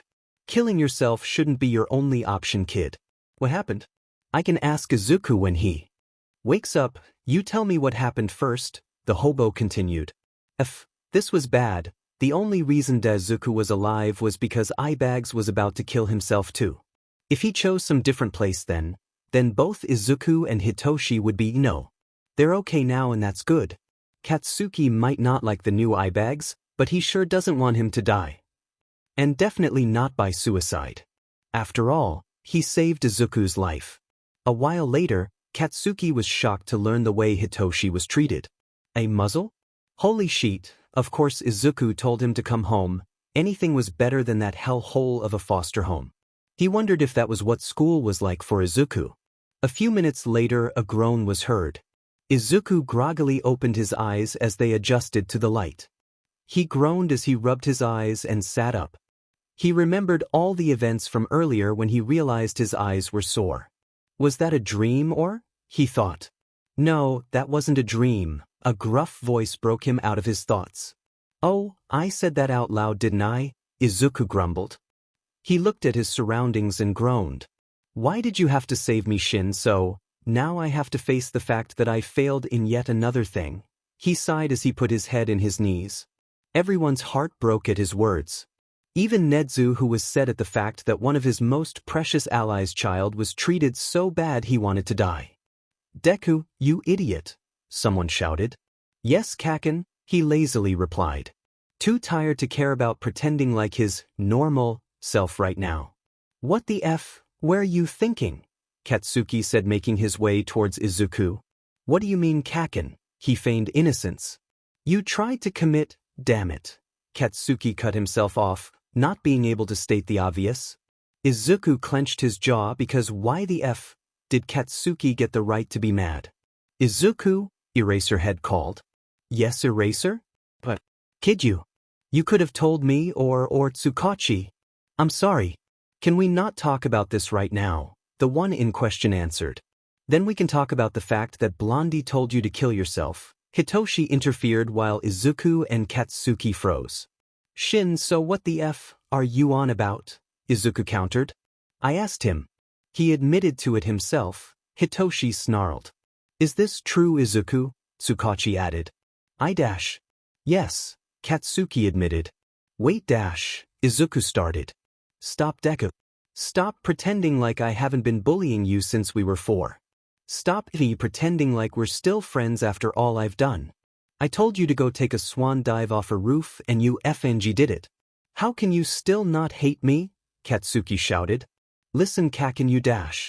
What about me? This isn't about me, it's about you? You want to pretend I haven't been treating you like shit the past 10 years? That I haven't been a complete JRK to you? You want to pretend that I . Katsuki got cut off by being punched in the face. Izuku stood in front of him, scowling as he grabbed the front of his shirt, shaking Katsuki as he spoke. And don't dare act like you didn't do all that shit because you wanted to protect me from everyone else.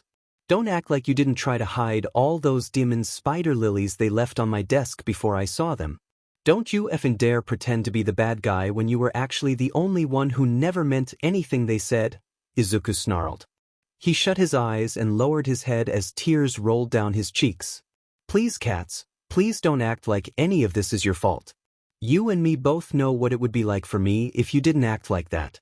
They leave me alone because they think you do most of the damage. You weren't the first person to tell me to kill myself and you won't be the last, but you were the only one who didn't mean it, he cried. Deku You really think I didn't know? You think I didn't know the words you didn't say? Katsu and we've known each other since we were babies for FS sake. I know you said what you said, but I know what you meant. I know you were said that I was going into you. I know you were scared I'd die. I know that was you trying to convince me that going to you today is basically killing myself. Your wording was wrong, yes, but weren't. You've been taught that by everyone from the start. It's not your fault. It never was, Kaken. Please don't blame yourself because I don't blame you, I don't hate you, Izuku choked out. The rest watched in complete silence, but their anger slowly dissipating at their heartfelt words. You knew about the shit they did? Katsuki breathed. Of course I did, dumbass. Izuku rolled his eyes as he let go of the blonde's shirt and backed away. I couldn't even hide that from you, right? He gritted his teeth. None of that, Kaken. You still tried. That still doesn't make it right though. I'm sorry to Izuku. I'm so effing sorry, Katsuki said as he grabbed Izuku by his wrist and pulled him into a hug, his eyes shining with unshed tears. Izuku was shocked. He knew Katsuki regretted everything, but he didn't expect him to apologize. He hugged back almost instantly, divulging in the warmth and comfort he missed. It's not okay, Kaken. Can we both still be the wonder duo, Katsu and I? He asked Katsuki with his big viridian eyes. Yeah, I guess we can, nerd, he sighed and smiled. We always could. If only I stopped thinking hurting you could have protected you. I'm sorry for scaring you, Kaken, all of you, he said, lifting his head to look at everyone else. Just don't try that again, problem child. Yeah, kid, everyone's worried about you. Yes, Eraser, Tsukachi. Yeah, whatever, nerd. I'm not scared of anything, by the way, Katsuki grumbled, moving away with a red tint to his cheeks. Sure, Izuku smirked. Now, Izuku, we need to talk about what happened with All Might. We can talk about Bakugo later. Eraserhead frowned. Izuku froze. How did they know about All Might? I may have gotten attacked by a villain and saved by All Might? He sheepishly spoke, rubbing the back of his neck. Problem child. What happened? Izuku sighed. I got attacked by a sludge villain while walking home and nearly died when All Might saved me, Izuku started, not noticing the sharp intake Katsuki took at this fact. I was unconscious and All Might woke me up by slapping me. I asked for his autograph and he already signed it. I wanted to ask him something but he didn't listen and was flying away, so I stupidly grabbed onto his leg. He told me to get off midair and shook his leg until I told him our position. He landed on a roof, departed. Nearly until I stopped him again. I asked him if I could become a hero and he said no. He told me to be realistic, so that's what I did, Izuku shrugged. Tsukachi's eyebrows reached the sky because why the F did All Might show his true form to a child? I heard Kaken's explosions and helped him escape the same sludge villain All Might dropped because of me and then got told off by the other heroes. I then ended up with Shinsou over there. He pointed to Hitoshi. You got attacked too? Katsuki asked in horror. Yes, Kaken. I'm going to kill that piece of FNG sheet, Eraser scowled. Now, relax Eraserhead, I'm sure Detective Tsukachi has many things to talk to his old friend about, Nezu said. To anyone he looked happy but Eraserhead could tell he was absolutely livid. So All Might is a quirkist BSTRD who doesn't know the basic health safety requirements to be a hero, Hitoshi concluded. Tsukachi snorted, which he unsuccessfully disguised as a cough, and Nezu cackled happily. That seems to be the case, young. Nezu knowingly trailed off.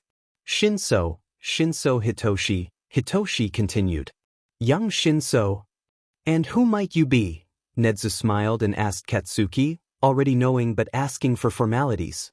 Bakugu Katsuki, he answered. Nice to meet you both, Nezu gleefully said. Now, let's destroy Izuku's school. Right, Nezu? Eraserhead asked Nezu while everyone turned to look at him. Of course, Eraserhead, I was already planning on it. Please don't, it was just me they mostly hated, it's only because I'm quirkless so it shouldn't be a bother to other students, Eraserhead and the detective froze. You think you deserved it. Tsukachi breathed in realization.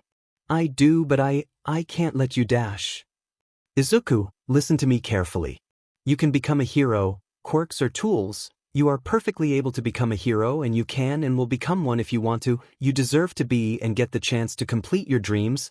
They were wrong to abuse and neglect you and numerous other kids just because of their quirk status? You deserve justice, and so do the other children who were discriminated against, Eraserhead calmly explained. I want to say that I deserve it, I want to deserve it. If I pack everything away and believe what I'm told, it makes sense. How would you even be able to? Is it even worth the effort? Izuku shook his head, frustrated tears welling up in his eyes. It's worth the effort because you are worth the effort. Not only are you a good person, you are human. And that alone makes you worth saving. Tell me, would you allow anyone to be chased around by someone saying awful things about them? Saying that they deserve to be hurt, that they're worthless? Eraserhead paused. You know you wouldn't, and so do I. So why do you allow yourself that treatment? Not only by other people, but internally too. Izuku didn't know what to say. Everything Eraserhead was saying was true, but what was he supposed to do? He'd lived his entire life this way, always hating himself, always wishing he wasn't so useless. Not even once had he considered that he didn't deserve any of it. Well, maybe he had when it all started. But that was so long ago now. Now, Entropy, are you aware that your mother was a great ally of mine? Have you ever wondered why? Nezu gleefully remarked, a smile that promised pain to his school. Everyone visibly shuddered. Even Katsuki. Huh? How did my mom know the principle of U.A? Izuku said, furrowing his brows. The principle of U.A? Both Katsuki and Hitoshi shouted at the same time. Oops. Everyone except Nezu said, who was still smiling maniacally. Chapter text. The pros and detective left once Izuku convinced them that he'd talk about it later and he'll be fine with Hitoshi and Katsuki, even if Eraser was extremely reluctant to leave his problem child alone with someone who told him to kill himself. That was until Nezu reminded him about stuff they needed to talk about, and the look that was on the Stoat's face told Eraserhead everything he needed to know. Kaken? He hummed, not looking him in the eyes. Why, you don't have to stay here, you can go home now. The heroes are gone. What? He snapped his neck towards Izuku in shock. That's why you were here, right? So you didn't get blamed? I swear I made sure you wouldn't get blamed, so you don't need to worry about that. I promise I never told anyone anything. Izuku. What the F dash? Why the hell would I? Oh God, Katsuki groaned. I'm here because I thought you effing killed yourself, Katsuki continued, not missing the way Izuku flinched by the harsh words. I'm here because I care, damn it. Katsuki spoke, red eyes glaring into green ones. But, Izuku looked up at him with wide eyes. Katsuki cares? I know I was stupid and I didn't mean what I said. I never wanted you to die. I was said when you rushed in to save me. I thought you did that because of what I told you and I just couldn't stand you getting hurt because of me, damn it, and I just realized that's what I've been doing all this time. Hurting you, Katsuki finished, clenching his eyes to stop any tears from falling out. He doesn't have any time to prepare before Izuku comes crashing into him. He wraps his arms around him without a second thought, still shaken from the day's events. I'm sorry, Kaken. I thought you just stayed because dash. Stop apologizing for FS sake. Besides, I didn't say all that shit for nothing earlier. It's not your fault. It was never your fault. Katsuki whispered the end, burying his face in the green fluff. Oh. Yes, oh, Katsuki huffed. Also, where'd you learn how to curse? He added. You. Yet I didn't get a hug, a hoarse voice grumbled. Katsuki and Izuku looked up to see Hitoshi standing there with his arms crossed. Shinsou, come join, Izuku cheered with wide eyes. No FNG way, Katsuki glared at Izuku without any malice before looking back at the insomniac. I'm coming, Hitoshi teased. Slowly walking closer. Katsuki instantly let go of Izuku before Hitoshi could pull him into a hug. Demon I missed, he smirked. Phew. Demon zombie-looking dude, Katsuki scowled. No thanks, Hitoshi teased as Katsuki scowled even more. How did you punch me back there by the way? Katsuki narrowed his crimson orbs. What? You punched Kaken? Izuku squeaked, snapping his head towards the purple-haired boy. My quirk, Hitoshi said as he instantly tensed up. The relaxed and teasing demeanor instantly changing into something protective, almost like he was waiting for something. What is it? Katsuki asked. Brainwashing. That's dash, Katsuki started. Hitoshi clenched his teeth as Izuku shut his eyes, leaning more into Hitoshi. Fucking awesome. Both Izuku and Hitoshi stare at him, unblinking. I told you. It's an amazing quirk, Izuku said turning to the purple-haired boy. Don't think it's villainous, Hitoshi asked in astonishment. How the F is a quirk villainous? It's the DM in extra who's villainous, not the quirk, Katsuki said in confusion. Holy shit, that's exactly what Izuku said. More, a child-friendly. Katsuki rolled his eyes. I mean, Kaken doesn't care about quirks as long as someone has 1 inch, Izuku shrugged before freezing. I mean dash. Save it nerd, you're right. I was a D-dash, Katsuki interrupted. You mean still am, Hitoshi muttered. What did you just say? Katsuki growled at Hitoshi. Izuku stopped him before he could attack Hitoshi. They calmed down and sat in comfortable silence before Hitoshi spoke up. I am so set at all might right now, the insomniac clenched his fists. Can't believe that BSTRD would be quirkist, Katsuki agreed. I mean. He was right, Izuku sighed. Katsuki shook his head. But he wasn't. I bullied you because I thought you were always looking down on me. Because you always had that stupid smile on your diamond face even though everyone said you were useless. I wanted you to fight back but you never did. I was so effing wrong to do that, Katsuki ranted. You can become a hero too, Izuku. I was wrong. Everyone was wrong. All Might was wrong, he added. Do you mean it? Izuku asked in disbelief. Of course. Same with you. Eyebags.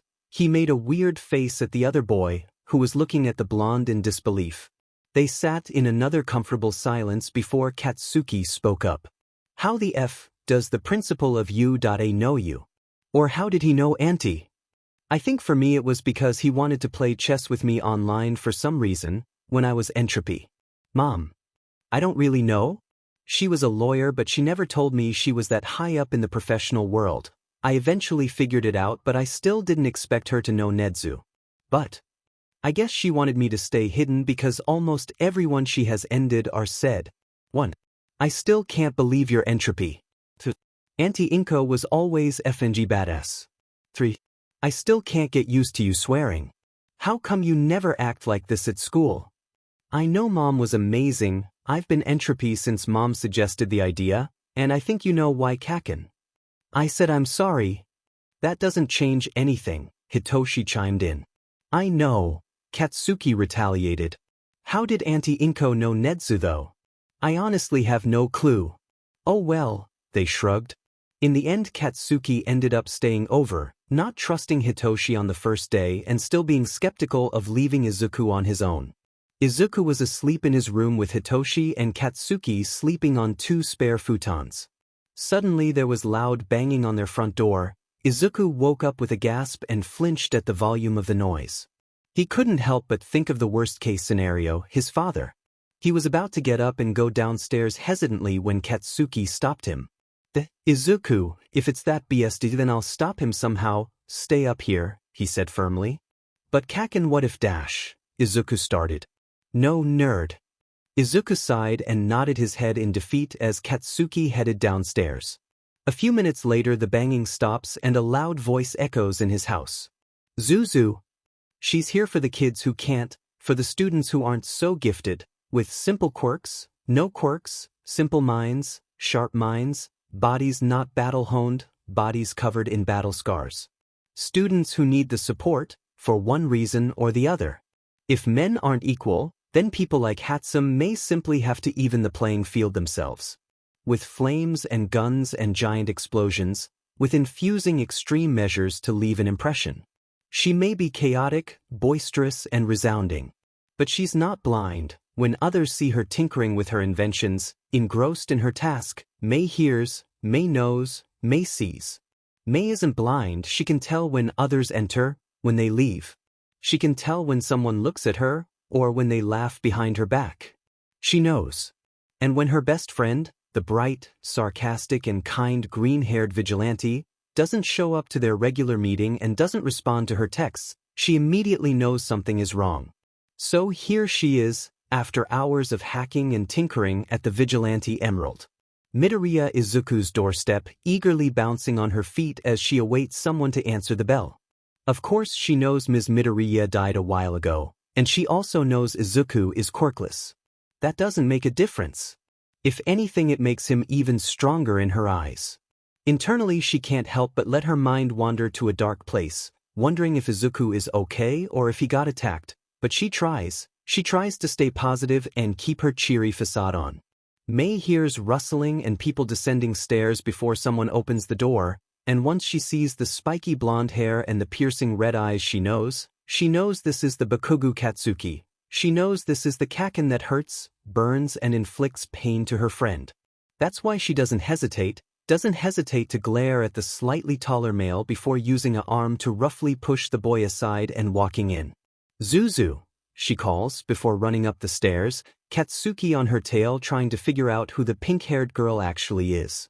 May reaches a door with a badly painted Izuku nameplate on it, with seems relatively recent and knocks. Zuzu, are you there? She says, worry evident in her voice. Izuku sits right up. May? He murmurs before bolting to the door and instantly pulling it open. May, he breathes, barely getting the chance to catch a glimpse of his best friend before she crashes into him. Zuzu, you goddamn idiot, what have I told you about disappearing without a trace? She complained, her voice quivering. I'm sorry May, I swear I didn't mean to. I just didn't tell you anything because you would have found me before Izuku cut himself off when he realized what he was about to say.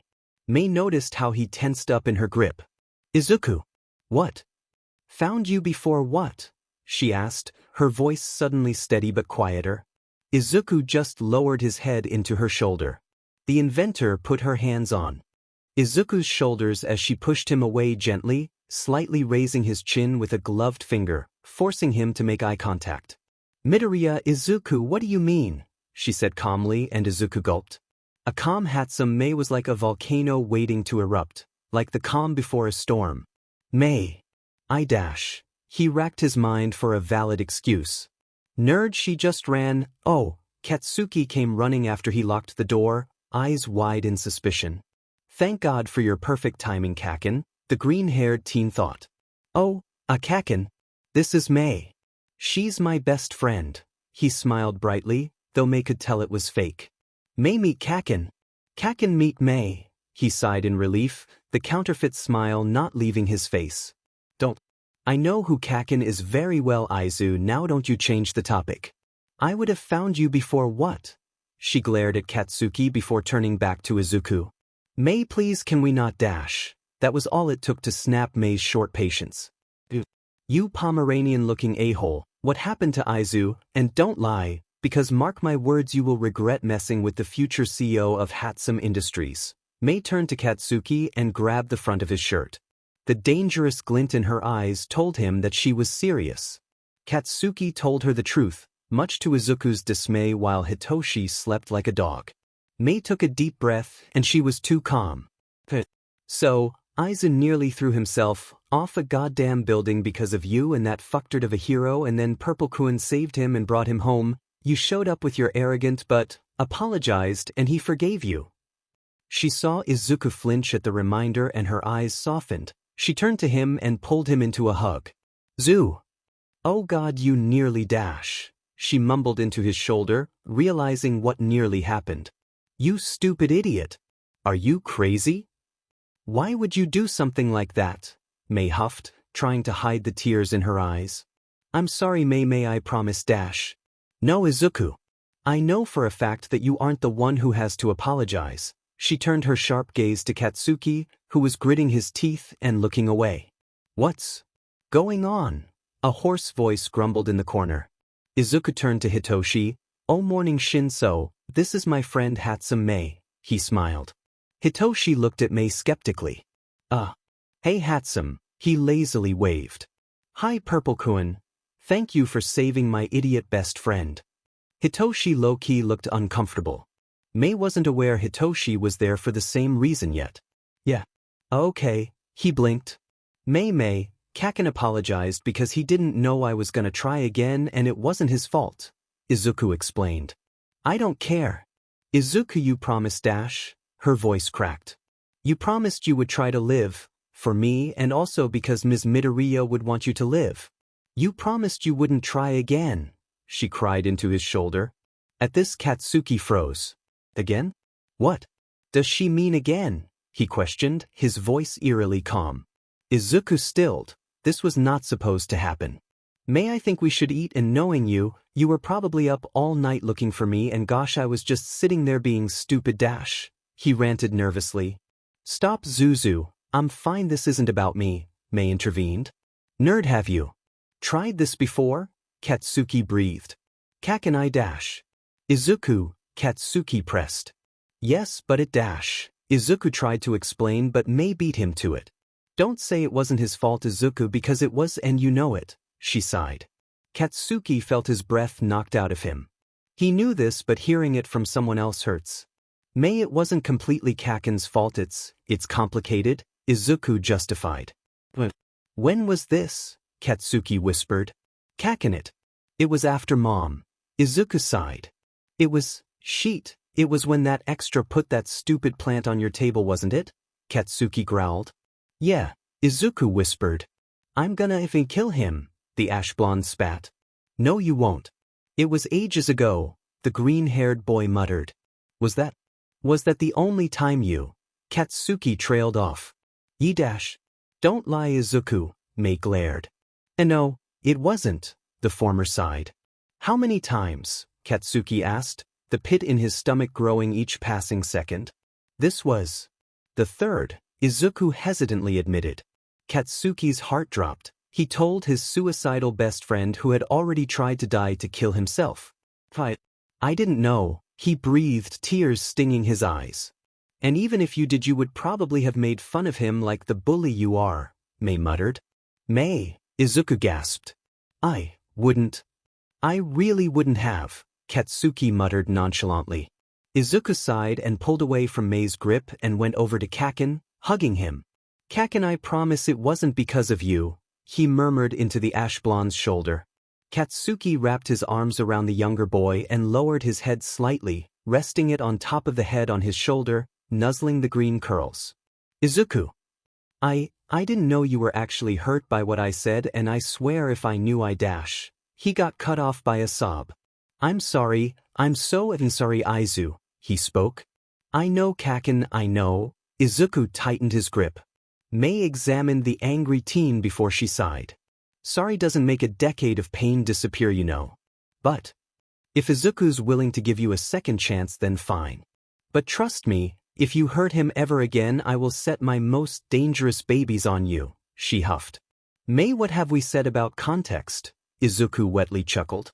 Whatever, you weird extra. Katsuki rolled his eyes, looking away to hide the red tint of embarrassment on his cheeks. Sorry to ruin the moment, but I think we need to talk to Eraserhead about something. Hitoshi blinked the sleep out of his eyes. Oh shit, right, I forgot. Izuku groaned. Nedzu, that kid needs therapy and I don't know how to help him get it. The only reason we found out his identity was because he was planning to dash. He cut himself off abruptly, running a hand through his long, black hair. He trusts me and Tsukachi, but if we try to help him now he'll feel betrayed, Shoyuta groaned. I see what you mean, Shoyuta. I say we observe his mental health from afar for now, and if needs be we can help him. Same with Shinsou, the stoat suggested. I know, but the new problem is how to approach him about All Might joining you today, because I know he won't take it well, not after what happened yesterday. Shoyuta frowned. I see. I must apologize for what is happening, Shoyuta, but as you know this is the #1 hero. I cannot refuse them even if I tried. You're right. No, it's not your fault. Hopefully that BSTRD can try to do better. Now, what do we do about Aldera? Shoyuta asked, a dangerous glint in his eyes. I believe Detective Tsukachi has already started an investigation, Nedzu replied, his grin growing. And you? The Ravenet asked. Why, I have already received the footage, the principal chirped before adding. However, you will have to personally ask them for it, Shoyuta grimaced. Of course I do, he muttered. So, but Might is teaching at Udata, Izuku concluded. Yeah. I'm sorry, kiddo, I know what happened and Nedzu doesn't want him there either, but our hands are tied, Shoyuta sighed. Aizu, Midoriya, are you still going? You can call me Izuku, Shinsou. Izuku shrugged. Oh, you can call me Hitoshi then, Hitoshi blinked. About your question. I'm not really sure. Can I think about it, Eraser? He turned to Shoyuta.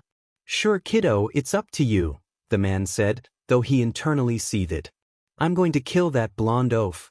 But Kogu, I hope you know that if this was a different situation, what you have done would lead you to have a black mark on your record, don't you? He turned to Katsuki, who just nodded, avoiding eye contact at all costs. Shinsou, Nedzu wants your schools and foster homes details. Yes, Eraserhead, sir. Drop the honorifics, kid. My civilian name is Aizawa Shoyuta, he chuckled. You yes, Mr. Aizawa, he blushed in embarrassment. I'll see you kids later, he said as he left the house. Bye, Eraser. Shoyuta pulled out his phone and texted his free allies. After all, they were probably worried too. Nocturnal. Thursday 25/5/14:25 and 37 seconds. The kid is fine, he's safe. Depressed meme. Depressed meme, oh thank God. Fortune. Fortune. That is a relief. Are we aware of the child's identity? We are, but me and Nedzu think it's better to pretend we don't. Vigilantism is his only coping mechanism, and the last thing we want is for the kid to stop trusting us. Fortune, I understand. Take care of him, Aizawa. I will. Fortune teller. Nightmare.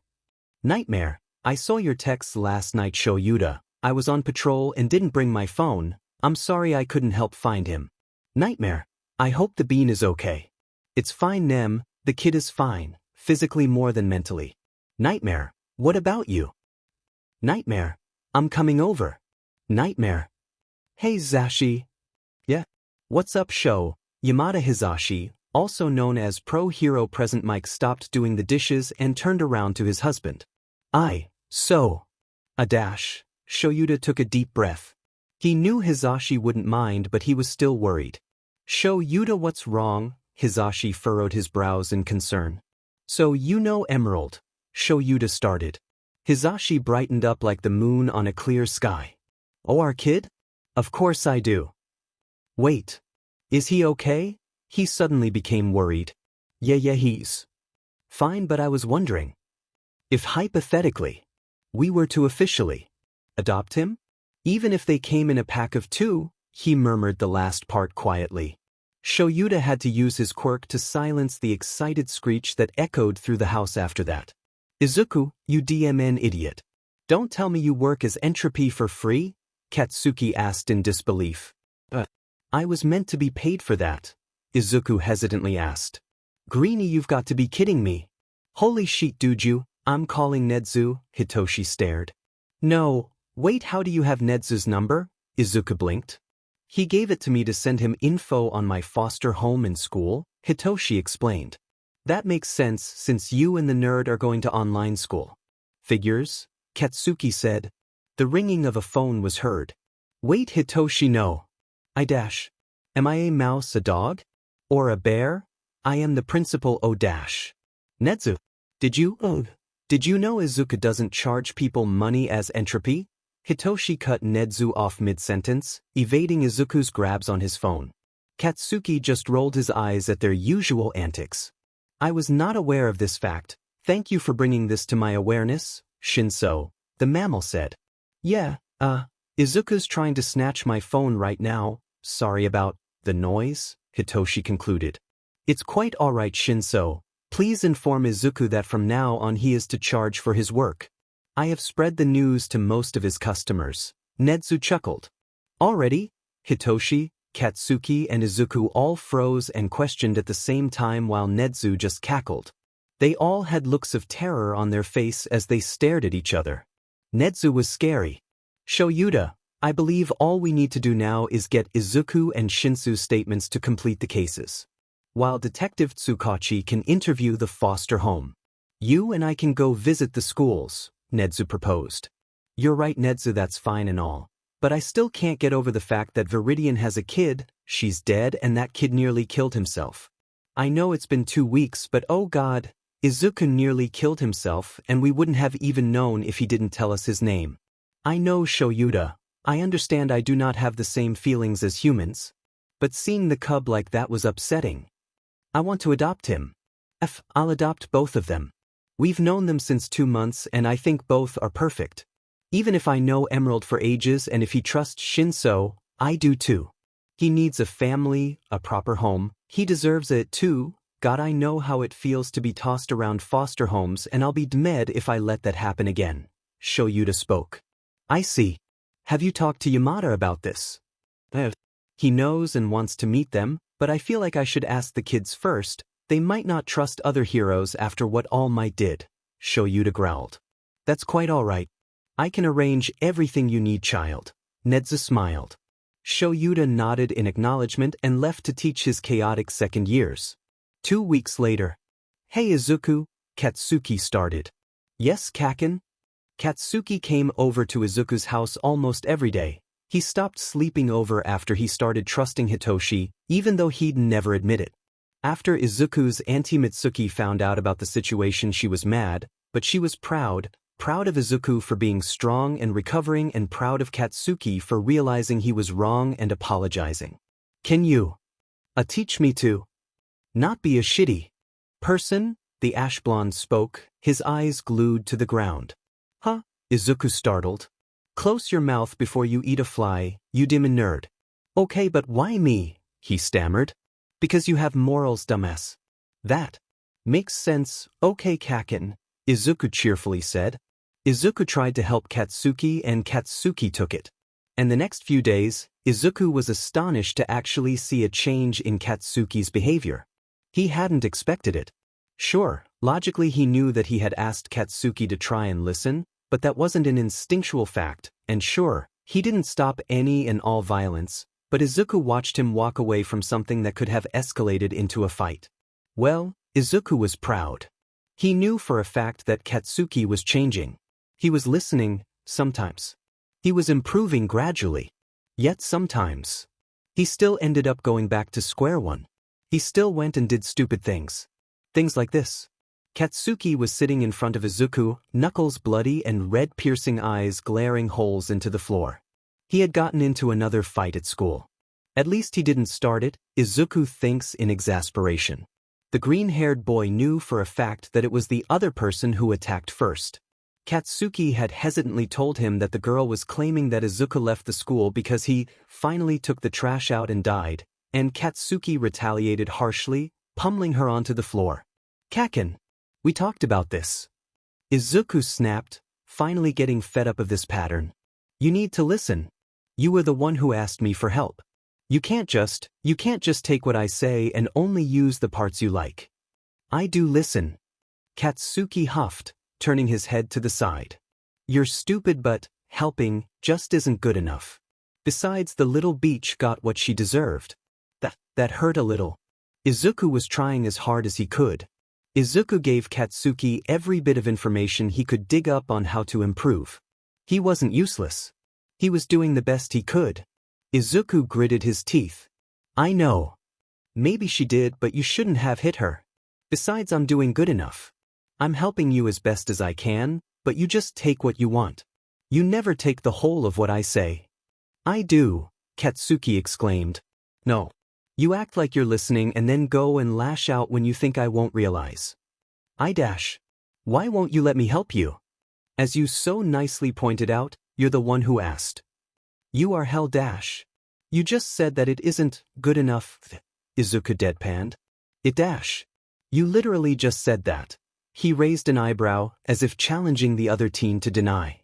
Well, your stupid shitty help is better than nothing, Katsuki grumbled. Izuku bit his lip, looking towards the ground. If it's that stupid, then why don't you find someone else to help you, since I'm obviously not good enough? Katsuki huffed. You're the only one I can ask to. Izuku refrained himself from snarking that Katsuki just said he wasn't helping, but instead sighed. I can't if you don't listen, Kaken. I am listening. I'm not weak. Stunned at the sudden change of topic, Izuku stood there, blinking owlishly for a moment. How is that even related? I just don't need your effing pity. What part of this comes off as pity? You were my bully. Katsuki flinches, scowling. Yeah, and that's why I want to change. You stand in a better moral ground, so I need your help. Helping does not equate to pity. Yes, it FING does. It means you have something better than me and you give it to me because I'm weak. No, it doesn't. And why would I posse dash? Katsuki shooted up, turning around and storming away. Izuku narrowed his eyes. Kaken, don't you dare walk away. Katsuki held up his hand over his shoulder, flipping him off as his heavy steps echoed on the ground. Izuku stood alone in the empty hallway. His shoulders slumped, and he buried his face in his hands. Ugh, why are you so difficult, Cats? Izuku groaned, his personality slipping through. He freezed when he heard the steps come to a halt. The boy looked up with panicked green eyes into surprised red orbs. What did you call me? The blonde spoke quietly. Kaken, I said Kaken, Izuku said nervously, easily playing as his Deku persona. Stop. Don't lie, Izuku, you called me Cats, didn't you? You called me that the other day too? Did I? I know. I mean, you already made it clear you never want to be called that, so why would I call you that? Izuku shrugged. I made it clear? What the F dash? When? Katsuki asked. You don't know? Remember when we went to the museum in Ms. Igamori's class? Izuku raised an eyebrow, partially in annoyance. Cats look. Ms. Igamori said that Dino Wars used to exist. A younger Izuku spoke excitedly. It's dinosaurs, stupid Deku. But I'm not stupid. Hey Kaken, is the quirkless freak really calling you a cat? The boy with red bat wings said, laughing. What? Katsuki glared at Izuku. Deku really thinks Kaken's his pet. The other children laughed. Katsuki saw red. Shut up, stupid Deku. My name is Katsuki, not stupid cat. Don't you dare call me that again, he screamed. But. Sniff cat. Sniff, you like that name, Izuku cried. No, I don't. Shut up, Deku, Katsuki said, using his quirk to blast Izuku off his feet. I've always called you Ka dash. Listen to me, useless Deku. If you call me cat again, I'll tell Ms. Fujikawa that you tried to hurt one of the extras. Then Ms. Fujikawa will put you in the scary closet again, Katsuki threatened, hauling the younger up from his collar. Izuku looked at him with fear jade eyes. Sorry, Kaken. I promise I won't ever call you cat again. Just don't make Miss Fujikawa put me with the spiders again, Izuku promised, shaking his head. Katsuki let go and walked away as Izuku sniffed and got up, tears filling his eyes as walked sluggishly behind Katsuki. Katsuki blinked. He groaned, dragging along the word while rubbing a hand down his face. Have you even wanted to call me Kaken all these years? Katsuki gulped, scared of the reply. Izuku just lowered his head and looked away. Somehow that gave Katsuki all the answers he needed. He regretted what he did, really. All these years he thought nothing he said or did affected Izuku, but it did. And now because of Katsuki, he's suicidal and hates himself. God, damn it, Izu. You can call me anything you want, Katsuki sighed. That got Izuku's attention as he snapped up his head to look at Katsuki. Anything? He smirked. While Katsuki stood there, raising an eyebrow at the sudden attitude change. Shut up, nerd, I don't care whatever. He rolled his eyes. How about for Pomeranian, Izuku said as he turned on his heel and sprinted up to Hitoshi's room, giggling as he heard Katsuki behind him. Get back here, Yuden nerd. I'll kill you, Katsuki chased him, screaming. Their conversation was left incomplete. But that was fine, they would complete it the next day. Izuku was gone out on his daily run when he saw a familiar figure on the beach. He froze when their eyes met. All Might. Suddenly he felt like he was drowning. Consider being realistic. I cannot simply say, you can become a hero without power. It's not a bad thing to dream. Be realistic. Young man, a booming noise cut him from his thoughts. Izuku internally groaned. What does he want now? I'm sorry, do I know you? He acted oblivious. Yes, young one, we had met a few days ago, he proudly said. As if he didn't crush a child's dreams at that same meeting. I'm sorry, you might have the wrong person, sir. Izuku quickly bowed and turned around to leave. Midoriya, was it? Midoriya Izuku, the skeleton spoke up again. Suddenly Izuku got an idea, a very stupid one but an idea. Oh, I'm sorry, you actually have the wrong person. Izuku's my twin brother. My name is Mikumo. Midoriya Mikumo. If All Might wasn't already a skeleton, he would have deflated even more. Ah, I see. Well then, can you tell your brother that I was looking for him? He shouted. Izuku tried his best not to cover his ears. It's shocking how he hadn't noticed how loud this man was before. Yes, sir. But who do I say you are? The boy asked, his mind cooking new ideas each second. You can say it was All Might's personal assistant. My boy, the man boomed. Not your boy. And demon, but Might, you could have done way better. All Might? He questioned in fake astonishment.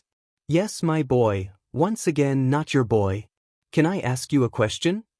To ask All Might. He asked, let's see if this so-called symbol of peace has common sense. Sure, fire away, young man, All Might smiled. Can I become a hero? He asked.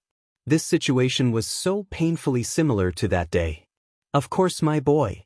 Although, what is your quirk? He shouted, hesitant at asking. Probably because Mikumo's brother is quirkless. I have an analysis quirk, sir. He bowed again, hiding a smirk this time. Suddenly the man perked up.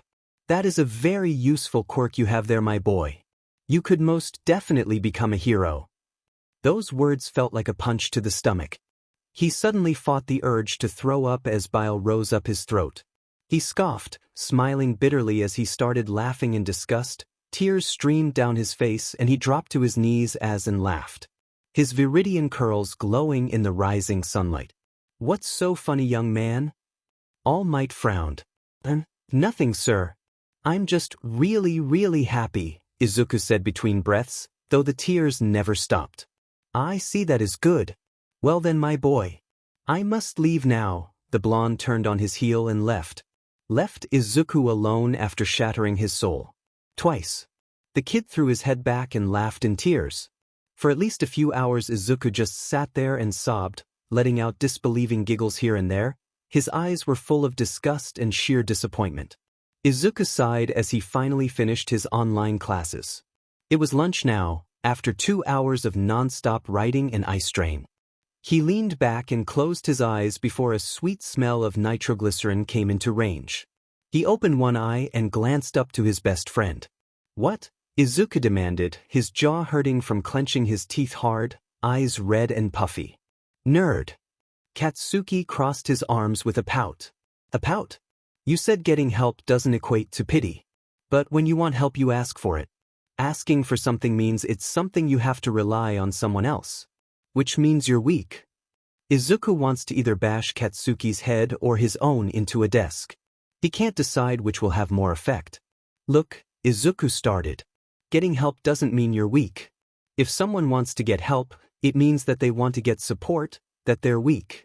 Everyone needs a support system." "Yeah, right."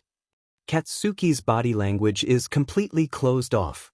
His arms are crossed, his eyes narrowed and not meeting Izuku's. Gritting his teeth, Izuku tries another approach. "Would you help someone?" "Willingly." "Hell no. They can figure it out themselves." "Then why are you helping me?" "Because I regret everything." "You apologized, you can just not care and pretend not to know me." You needed help so you didn't reject it. Right? Katsuki scrunches his face, dragging his hand through his hair. Izuku continues. "Putting aside the fact that you are supposedly admitting weakness because you are asking for help, you could have rejected the whole becoming better thing. One of which you feel like requires you to help me train to accomplish the dream you thought, for me, was impossible." Izuku doesn't let him get a word in. "You didn't argue when I tried to help you to become a better person. You didn't argue when I explained to you what you did wrong." Katsuki tries to speak but Izuku doesn't let him. "It's because you're scared, isn't it? Not because you actually care about me, you're scared that I'll try to kill myself again, even though I won't. It's because I don't have a quirk, right? Because I'm weak? Helpless? Defenseless? A Deku," he spits out. Katsuki winces at that godforsaken name. "That's not Dash." "Then why are you helping me?" Izuku scoffed. "Do you not want me to effing help you? That's not what this is about. You think you're obligated to be nice to me now. You think I need you to help me or be nice to me." Katsuki snarls. "Of FANG course I do. It's because you're weak as F-. Izuku freezes for a split second, looking into piercing vermilion eyes in disbelief. He drops his gaze, biting his lip as a bitter smile rests on his lips. "You say that because I don't have a quirk. You think I'm weak and need protecting. You think that because I don't have a quirk, you're obligated to do this for me. You think I'm some weak thing that needs your protection and kindness so I don't become weak again and try to." Katsuki snaps his head away, his hands clenching. "I didn't mean it that way," he grits out. Izuku glares up at him through his green curls, his throat closing up. "You did mean it that way, Katsuki. You always talk down.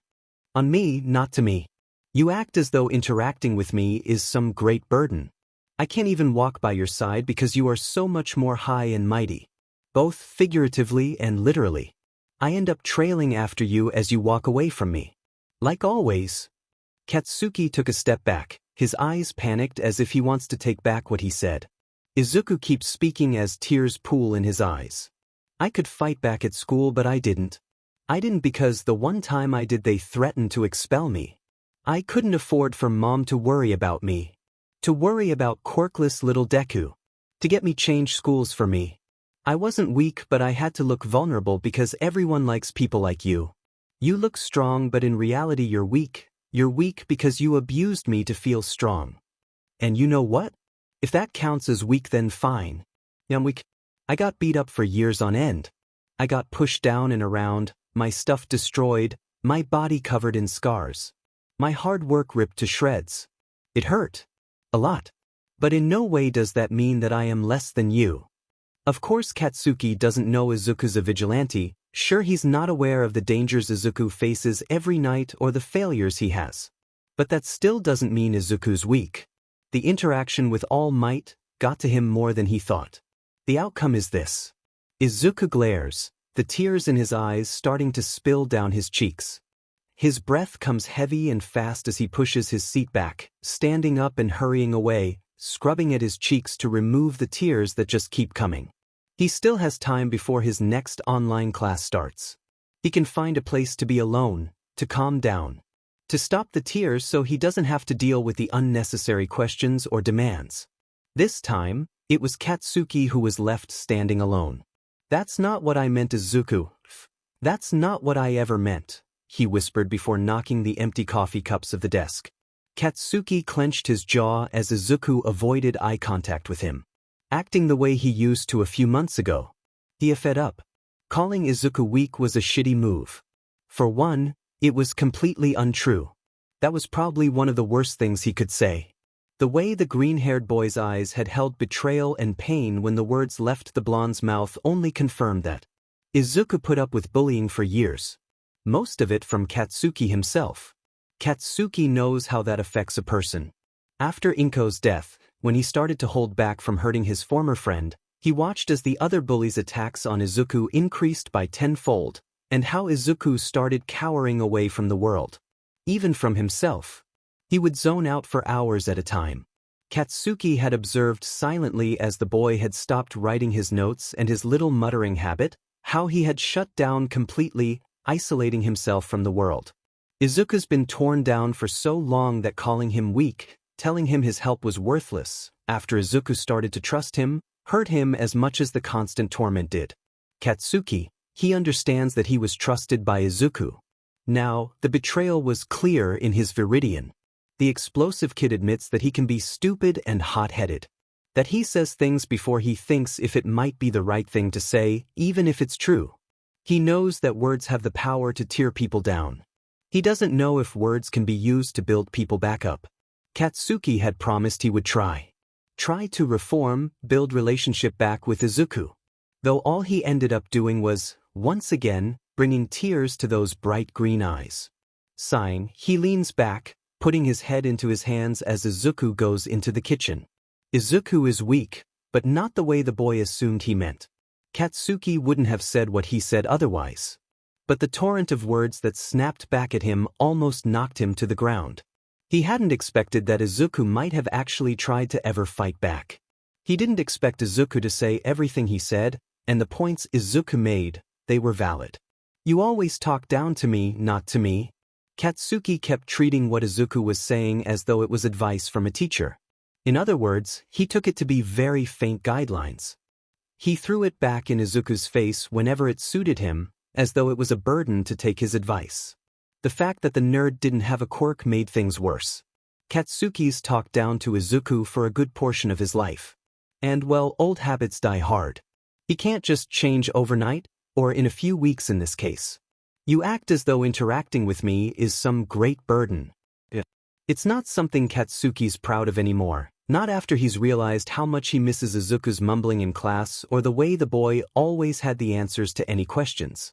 "I can't even walk by your side because you are so much more high and mighty. Both figuratively and literally. I end up trailing after you as you walk away from me, like always." That hit Katsuki harder than he thought it would. The blonde can easily pick up what Izuku is saying. The nerd actually looked up to him. He chased after Katsuki, trying to stand on the same level as him, but Katsuki would scoff and turn away, stalking away, and the nerd would chase after him. The cycle would repeat over and over again, no matter how tired Izuku got. Katsuki, though, knows it was broken, despite how many times it would play out. It was broken the moment he told Izuku to take a swan dive off the roof, and he knows. And you know what? If that counts as weak, then fine. I'm weak. I got beat up for years on end. I got pushed down and around, my stuff destroyed, my body covered in scars. My hard work ripped to shreds. It hurt. A lot. But in no way does that mean that I am less than you. Izuku has survived years of emotional and physical abuse on his own, and yet he has come out the other side alive and kicking. Katsuki can't ignore that. He pulled his way up the food chain to survive while Izuku shrunk back, making himself less noticeable to do the same. They approached middle school differently, but Katsuki came out with the win. Izuku got pushed down even further. Because of him. "You look strong, but in reality you're weak. You're weak because you abused me to feel strong." He was right though, wasn't he? Katsuki's always been praised for his quirk while Izuku's been degraded for his lack of one. His great analytic mind disregarded while Katsuki's faults were ignored. Katsuki did all he did for validation, right? To feel like he was strong. And despite all that's happened to him, Izuku continues to thrive and work hard. Katsuki can't ignore that. He won't ignore that. Izuku is strong even though he doesn't have a quirk. He probably doesn't have much physical strength. And yet he still stands. He uses his brain to plan. He finds his way out of dangerous situations and avoids others. He learned how to blend in and fade from the sight of most people. At least, he did until Katsuki came along and ruined that. Now, Katsuki needs to make it up to the boy, because by now he knows the damage has been done. The blonde got up and went upstairs, going to Hitoshi's room. He knocks on his door. "What's up, Izu?" "Blondie? I need to talk to you," he grumbled. Hitoshi sighed. "So, you tried to explain your reasoning to Izuku and that escalated to a huge verbal fight." Katsuki hesitantly nodded. "First of all, in a way, this is good." "Wait dash." Hitoshi raises a hand to stop Katsuki from blowing up. "Izuku has never been angry to you before, from what I've gathered, and today he just exploded, you know. I think you should let him calm down for a few hours, then text him or something to talk somewhere specific," he suggested. "I don't know what to say though." Katsuki threw his arms up in frustration. Hitoshi bit his lip. "Look, I know you're trying to be better and I've noticed, trust me. It's just, for me. If one of my bullies suddenly had a change of heart and acted like you are, I don't think I would be inclined to act all buddy-buddy with them instantly, and I know you're close with Izuku, but you still need to know that he probably has PTSD from what happened in his life." Katsuki mulled over his next words. "Oh. F dash. That's why when I called him weak he groaned. Well, there you go, he's not weak, because god damn it you need guts to shout at your former bully," he snorted before he frowned at Katsuki's flinch. "Sorry. By the way, I think it wasn't completely your fault. This morning he was really upset after his run and I tried to ask, but he just brushed me off and went to his room. He'll probably tell us later, but don't think he hates you or anything," the insomniac reassured. "F dash. That's the goddamn problem with that dumbass. He should hate me, but he doesn't. He thinks I can be better. But it's fine, I'll try and I will fix things. After all, I'll be the next number 1 inch. He smirked and Hitoshi rolled his eyes. Yeah, whatever, Katsuki. Now kindly F off and let me drink my coffee in peace." He flipped the blonde off. Izuku silently goes and stands next to Katsuki, who was standing by the river, scowling at a nearby rock. When Izuku got the text to meet at their spot, he immediately knew what the blonde was talking about. "Now what?" "Izuku," Katsuki sighs. "That's my name," Izuku huffs. F dash. "I wanted to say. Sheet Izuku, I didn't mean that. You're not weak at all. You're weak but you're strong in your mind. Like you have a strong brain but weak body. So you're weak and weak. No, you're weak but not weak. No, you're sheet dash." Katsuki cuts off any more words. He's going off track. Izuku raises an eyebrow, eyes glinting with slight amusement. "What I'm trying to say is you're just as strong, just not the same way as me. And I still want to learn from you. To let you help me." Katsuki's nose wrinkles. "I guess it's not weak. It's just ing learning outside of experience, or whatever. I don't care. I'm sorry for calling you weak. You aren't weak." "Okay. Kaken, I'm sorry too, you know. I was in a really bad mood this morning and I took it out on you, so I'm sore dash." Katsuki cut him off. "You don't need to apologize, nerd. What you did is nothing compared to what I've done. What happened to put the cinnamon roll into a bad mood anyway?" He smirked. "I'm not a cinnamon roll. And is it okay if we talk about it later? I really don't want to remember right now." "Sure, whatever you want, dumbass. You're still a cinnamon roll." The blonde tries to lighten the mood. Izuku nods, a smile growing on his face. His eyes start to shine. "Thanks, Kaken." Katsuki's heart freezes for a second. A scowl falls back onto his face as Izuku continues to stare at him with bright eyes. "Don't expect another DMN apology, nerd. Besides, I said you can call me anything. Except Palm." Izuku dares to laugh. Katsuki stills, realizing he hasn't heard Izuku genuinely laugh in ages. though the sound makes warmth bloom in Katsuki's heart, causing him to smile. Okay, Kats. Izuku smiles back. Katsuki rolls his eyes fondly before reluctantly extending his hand to ruffle Izuku's hair, smile widening slightly when he doesn't flinch away but leans in. Let's go to your house. Ibags doesn't know how to cook for sheet, Katsuki laughed. Now that I can agree with, Izuku giggles. He what? Katsuki shouted as he dropped his chopsticks onto his plate with a bang. Yes, Kaken, I don't know why he was looking for me, so I just made up the story, but God, how can someone be so dumb? Izuku spoke. I mean, that story you told was hilarious. Mikumo, Hitoshi snorted while the greenhead just dropped his head into his hands and groaned. I can't wait until I get to punch him, I swear, the phone echoed. Eraser, you can't, he's the #1 hero. Besides, I kinda wanted to tell you guys something. What? Katsuki asked. Izuku took a deep breath. I don't think I want to go to you anymore. He shut his eyes. There was a minute of silence. He looked up to see Katsuki looking at him like he was crazy, and Hitoshi's face went blank. Izuku. Kiddo, if you're sure about this, then I can't stop you, but why? Hobo, what the hell? At least try to convince him.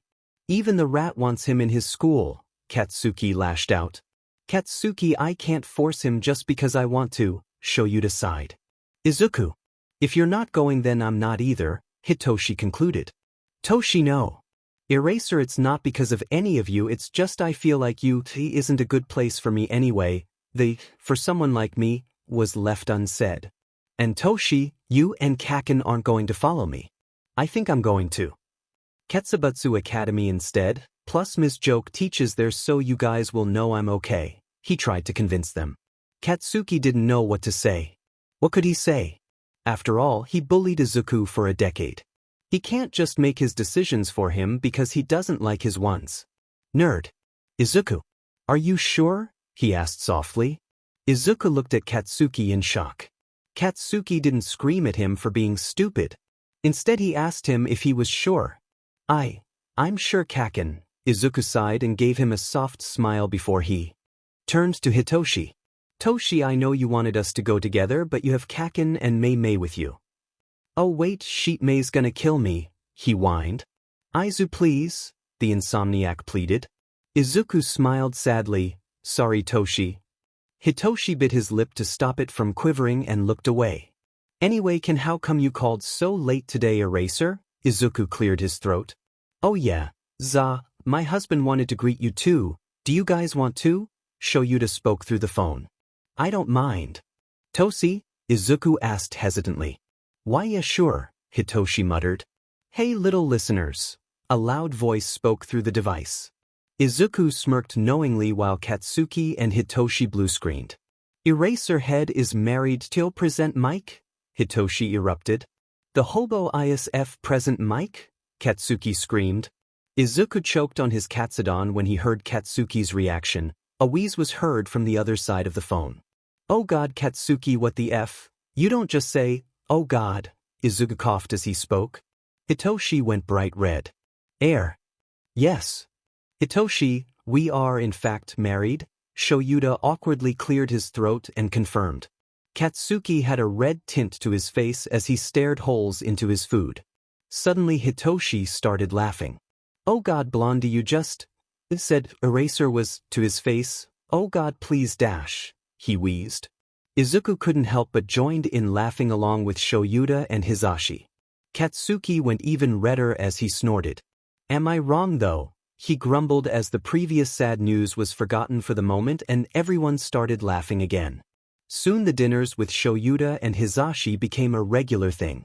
It had been another few weeks since Izuku had that conversation with his family friends.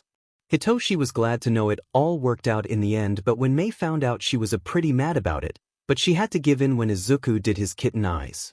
When Mei started a conversation about using metal scraps from Dagoba Beach as material for her babies, Izuku got an idea. Hey guys, what if we clean up the beach as training? The Greenette proposed. Hitoshi spit out his coffee. What? Izuku, that place is a dump, he coughed. I know, but it would be good training. Izuku tried to convince Hitoshi when Katsuki spoke up. So?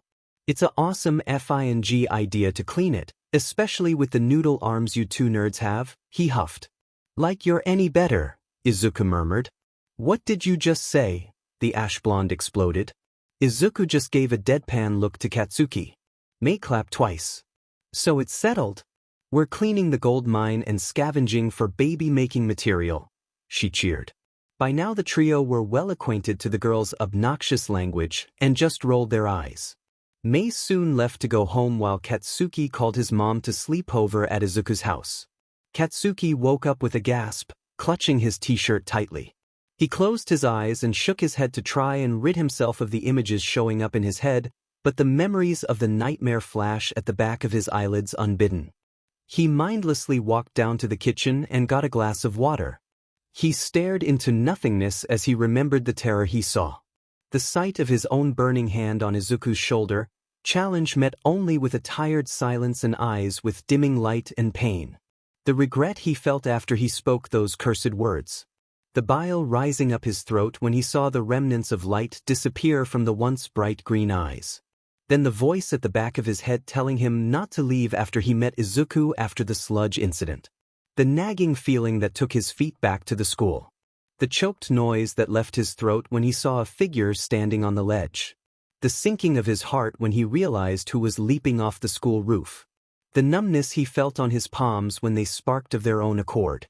The sobs threatening to come out when he collided with Izuku midair, knocking him off course and cushioning the landing. The words he said when his brother friend was safe. What the hell were you thinking? Why would you do that? Katsuki had yelled. Izuku just pushed him away and gotten to his feet, giving Katsuki only a glance before walking away. The moment he sees himself staring at his friend's eyes, struck by the emptiness there. Because Katsuki told me to. And Kaken is always right, the green-haired boy said before turning around and leaving. Katsuki falls to his knees after Izuku disappears from view. The hole that he feels in his heart when he realizes he f'd up. Katsuki holds the glass tightly as he shuts his eyes, his hands trembling. Trying to forget how in the second nightmare he fails. Fails to prevent his mistakes from having horrible consequences. The sight of own burning hand on Izuku's shoulder, challenge met only with a tired silence and eyes with dimming light and pain. The regret he felt after he spoke those cursed words. The bile he felt rising up his throat when he saw the remnants of light disappear from the once bright green eyes. The sinking of his heart when he realized who was standing at the ledge of the school roof. The way he begged and apologized, promising to change. Ku. Hey Kaken. Nerd. What the F are you doing? I think you know the answer to that, Kaken. Deku stop dash.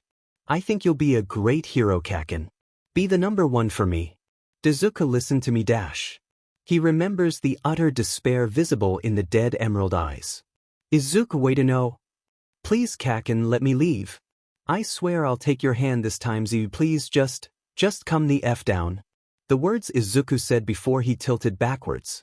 The scream of agony Katsuki let out as he rushed and used his quirk to try and grab Izuku's hand. Izuku no. The way his hand outstretched to save him, missing by a few milliseconds as Izuku smiled softly. And genuine smile, not the fake one he'd been showing since the past 10 years, Katsuki realized. I'm sorry. Katsuki, Izuku says as he hits the ground with a thump seconds before Katsuki lands. Izuku!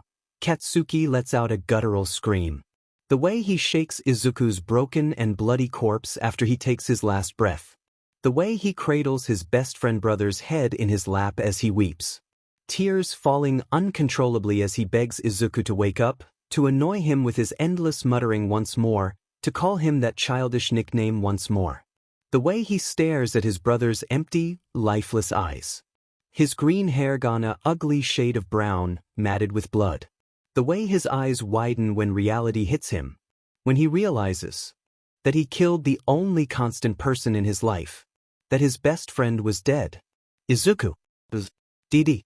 He throws the empty glass into the sink and doesn't bother to wipe the tears that leak his crimson eyes as he runs upstairs, pounding on Izuku's door. His heart beating quicker the longer the door took to open. The door opens and once Katsuki sees the green tuft of hair he immediately pulls him into a hug, sagging in relief after seeing him alive and safe. Not the battered corpse on the ground, his mind supplied. Toshi, what happened? You usually dash. Izuku pauses. Kaken? Emerald was after returning from his patrol and just taking off his mask when he heard someone banging on his door. He opened the door and started. Toshi, what happened? You usually dash. He gets cut off by a hug. He smells the sweet scent of nitroglycerin as he realizes this wasn't Toshi. He almost slaps himself when he realizes he totally forgot about Katsuki sleeping over. He suddenly feels wetness on his shoulder. Izuku freezes. Kaken? Kaken, what's wrong? Izuku asked, panicked. Katsuki just shook his head, choosing to bury his face into the crook of Izuku's neck. Okay, Semir, sit down. Izuku patted his back. Katsuki reluctantly pulled away, not meeting Izuku's eyes on purpose. The green-haired boy quickly went and got a glass of water and pushed it gently into Katsuki's grip. After a few moments of silence, Katsuki spoke up quietly. You were there. You were falling and I couldn't stop you. I saw you die, Izuku. Izuku froze while washing his hands. Nightmare. Kaken. No, you don't get it. I was so close and you were smiling as if you were happy and God, there was so much blood. He aggressively rubbed his eyes. Izuku's breath hitched at the implications and went over to Katsuki and pulled him into a hug again. Sorry, he murmured. I didn't know this affected you so much. Gosh, you should have told me you were this bothered. He spoke into his shoulder. I didn't want to bother you as well, the blonde sniffled. You're an idiot, you know, you're basically a brother to me. Katsuki, you could never bother me, he sighed. It's all my fault though, I nearly killed you, Izuku, and God, I don't know what I have done if you dash. The died, went unsaid, but both teams knew that was what he meant. It's not your fault, Kats, I swear it's not your fault, and it wouldn't have been even if I did die. Izuku internally winced at his own wording when Katsuki tensed in his grip. I'm the one who told you to do it though, dash. You weren't the only one. But I shouldn't have, dash. Nope. Izuku, you know, dash. Nada. I'm sorry. Izuku sighed. Kaken, listen, you made a mistake and you apologized. I know you inside out, okay? I saw you flinch once you realized what you said. I saw the fear in your eyes when you made eye contact with me. I can see you now. I can see the guilt you're feeling, and I want you to stop, Kats. Stop punishing yourself for something I've forgiven you since ages 4. Stop hesitating to be your normal self around me, Izuku explained, pulling away from the hug and squishing Katsuki's cheeks playfully. Now if you told Izuku he would be able to mess with his honorary brother like this a month ago, he would have scoffed and laughed at you. Katsuki sighed, knowing he wouldn't win this argument. He rolled his eyes and brought his hands up, squishing Izuku's cheeks in a similar way to his own, a gesture they had created when they were younger. Izuku lit up. You remember? He gasped. Course, I do, Izuku. Who do you think I am? The blonde raised an eyebrow. Izuku just shrugged. Who knows? I didn't think you'd remember. Anyways, are you up to help me finish my analysis on Pro Hero Nightwing? He asked. Sure, Katsuki muttered. Izuku got up and moved to get his laptop when Katsuki grabbed his wrist. What the F dash? Are you wearing? He asked. Izuku froze. He was still in his vigilante gear. God damn it, how could he make such a big mistake? Oh, Kaken, I was just trying out a new style dash. He was trying to come up with an excuse when Katsuki leaned across the bed and held up his mask and pointed towards the knives and bow staff on his waist. Go on, Katsuki nodded his head sarcastically. Knives are a pretty new aesthetic for you, Izuku, especially when you look like you're cosplaying someone that matches the description of Emergency. Alderman. No fang way. Katsuki gaped as he came to a conclusion. Izuku laughed awkwardly. That's a coincidence. Katsuki blinked once, twice, before he took a deep breath and smiled. He smiled. Midoriya Izuku. What the F dash is this? He said, oh so sweetly, just like poison. Izuku cleared his throat nervously, his heart beating wildly. Kaken, well, you know, I can explain. I know you can and you will, so do it. He tapped his foot impatiently. Basically. The flinch Izuku had let out when his wrist was held went unnoticed. Katsuki took a deep breath. Izuku was scared, Katsuki was silent, and that itself was equivalent to a natural disaster just waiting to happen. So you, scrawny little Midoriya Izuku, who calls me Kakin of all things and couldn't hurt a fly, is the most famous vigilante in all of FNG Japan. Katsuki concluded and Izuku nodded. And let me guess, you know the hobo because of being emerald, not because you're entropy. Another nod. Katsuki groaned and flopped down onto the bed. How many other identities do you have, Zu? He genuinely asked. None. Izuku trailed off. The blonde sat up again, looking at Izuku in disbelief. There's a, but, isn't there?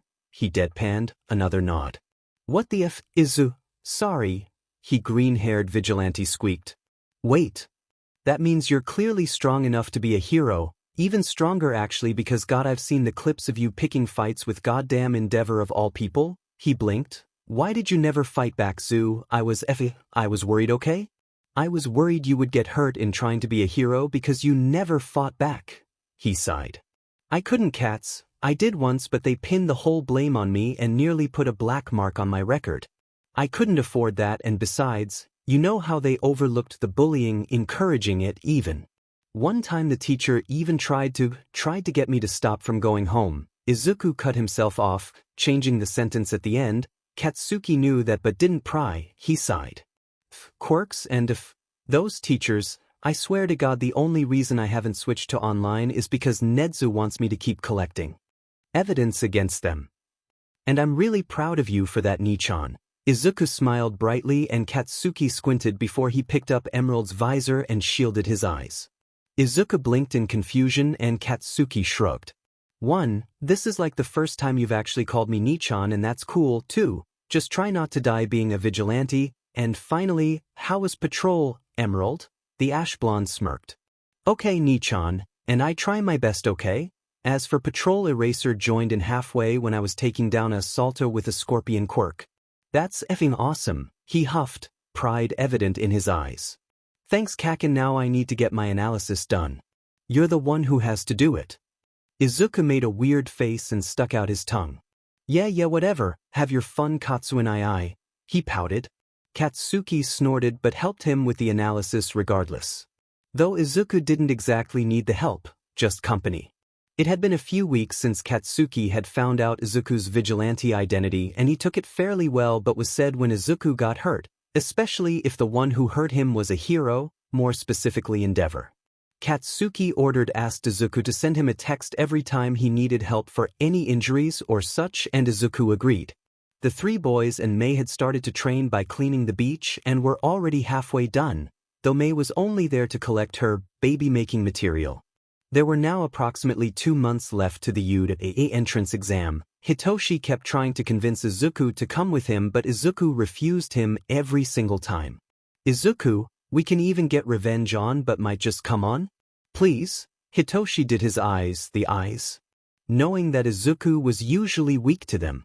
The greenette sighed, looking at Hitoshi with pain evident in his viridian eyes. Toshi, please? You know I can't, I've already sent in my application. I know it's just dash. Aizu, you know how much we want you to come with us, Katsuki does too, clearly. And there's still 5 months to the Ketsubutsu entrance exams. Izuku just gave Hitoshi a pleading look with wide glistening green orbs. Shinsou Hitoshi could not refuse that look and sighed in defeat. Emerald jumped from rooftops to rooftops, searching for crime through his green visor. He suddenly heard a blood-curdling scream. He snapped his head towards the source of the sound and crept closer, easily able to get closer due to his small form.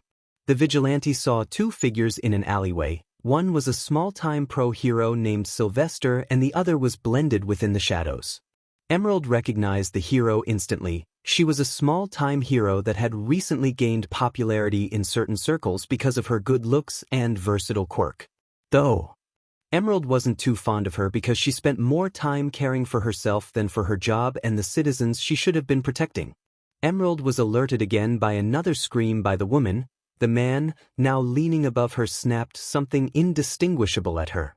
Emerald crouched lower to the roof, turning his head to listen as hard as he could. You fake heroes are all the same, caring only about the money or your image while the people out there look to you for safety and security, the attacker hissed.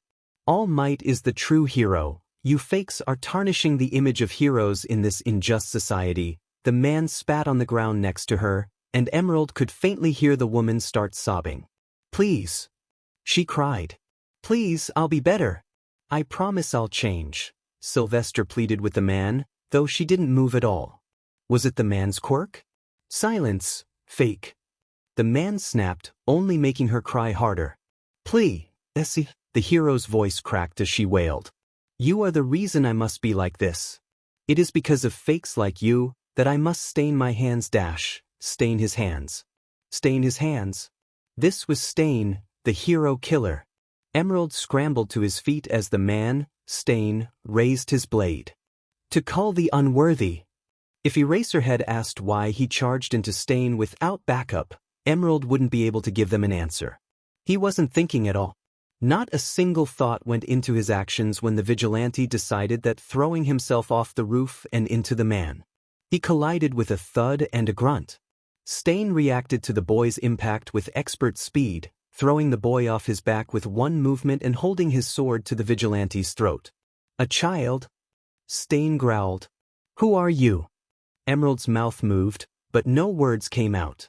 No sound could be heard from the Vigilante as he looked up at the hero killer with palpable fear for the silver-haired hero's life. Kid, no.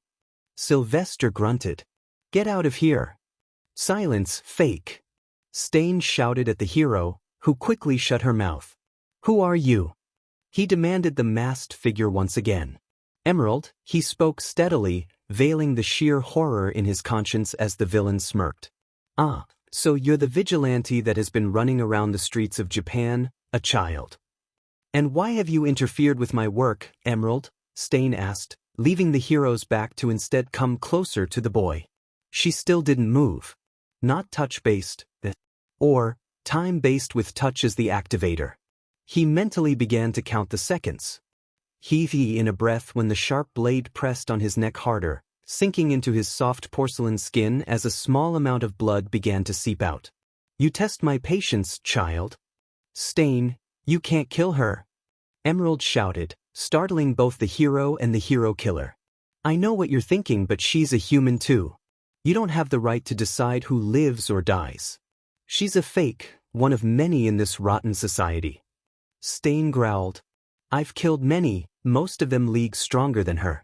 So tell me, Emerald, why can't I kill her? Emerald's mind raced. She helps out in the orphanage and she always accepts every mission.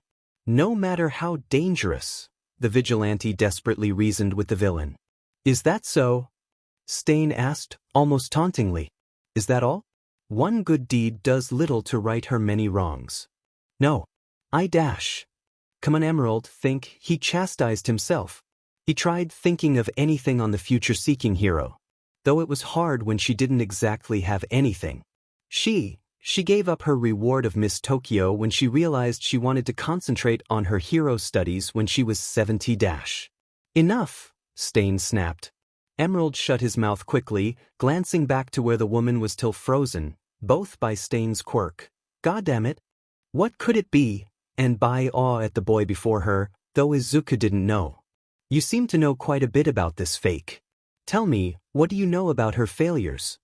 Emerald gulped. He knew more about the woman's failures than her successes. You learn more about a person from their failures than their successes. Or are you too blind to the world that you don't see her faults? The man began to turn back to the hero, and Emerald saw her finger twitch. No! Emerald blurted, buying her more time, gaining both of their attention. I know about the train crash. 15 people died. 14 innocent people and 1 villain. 20 civilians were injured. 15 students from the cart that held one of Kyoto's school's classes and the villain known as Azazel were the deceased. I also know she has frequently been seen abandoning her post and patrols for photo shoots and salons. Emerald kept going, listing off all of her faults, every news article he knew, every story, every defeat. The more he talked, however, the more Stain seemed to relax. When the man held up a calm hand, Emerald went silent. So, you see why I must kill her? Emerald paled underneath his mask. No. He protested, seeing in the background that Sylvester was starting to move again. Almost 7 minutes. Emerald had managed to stall for 7 minutes. She may not be perfect. Hell, she might be a poor hero, but she's a hero.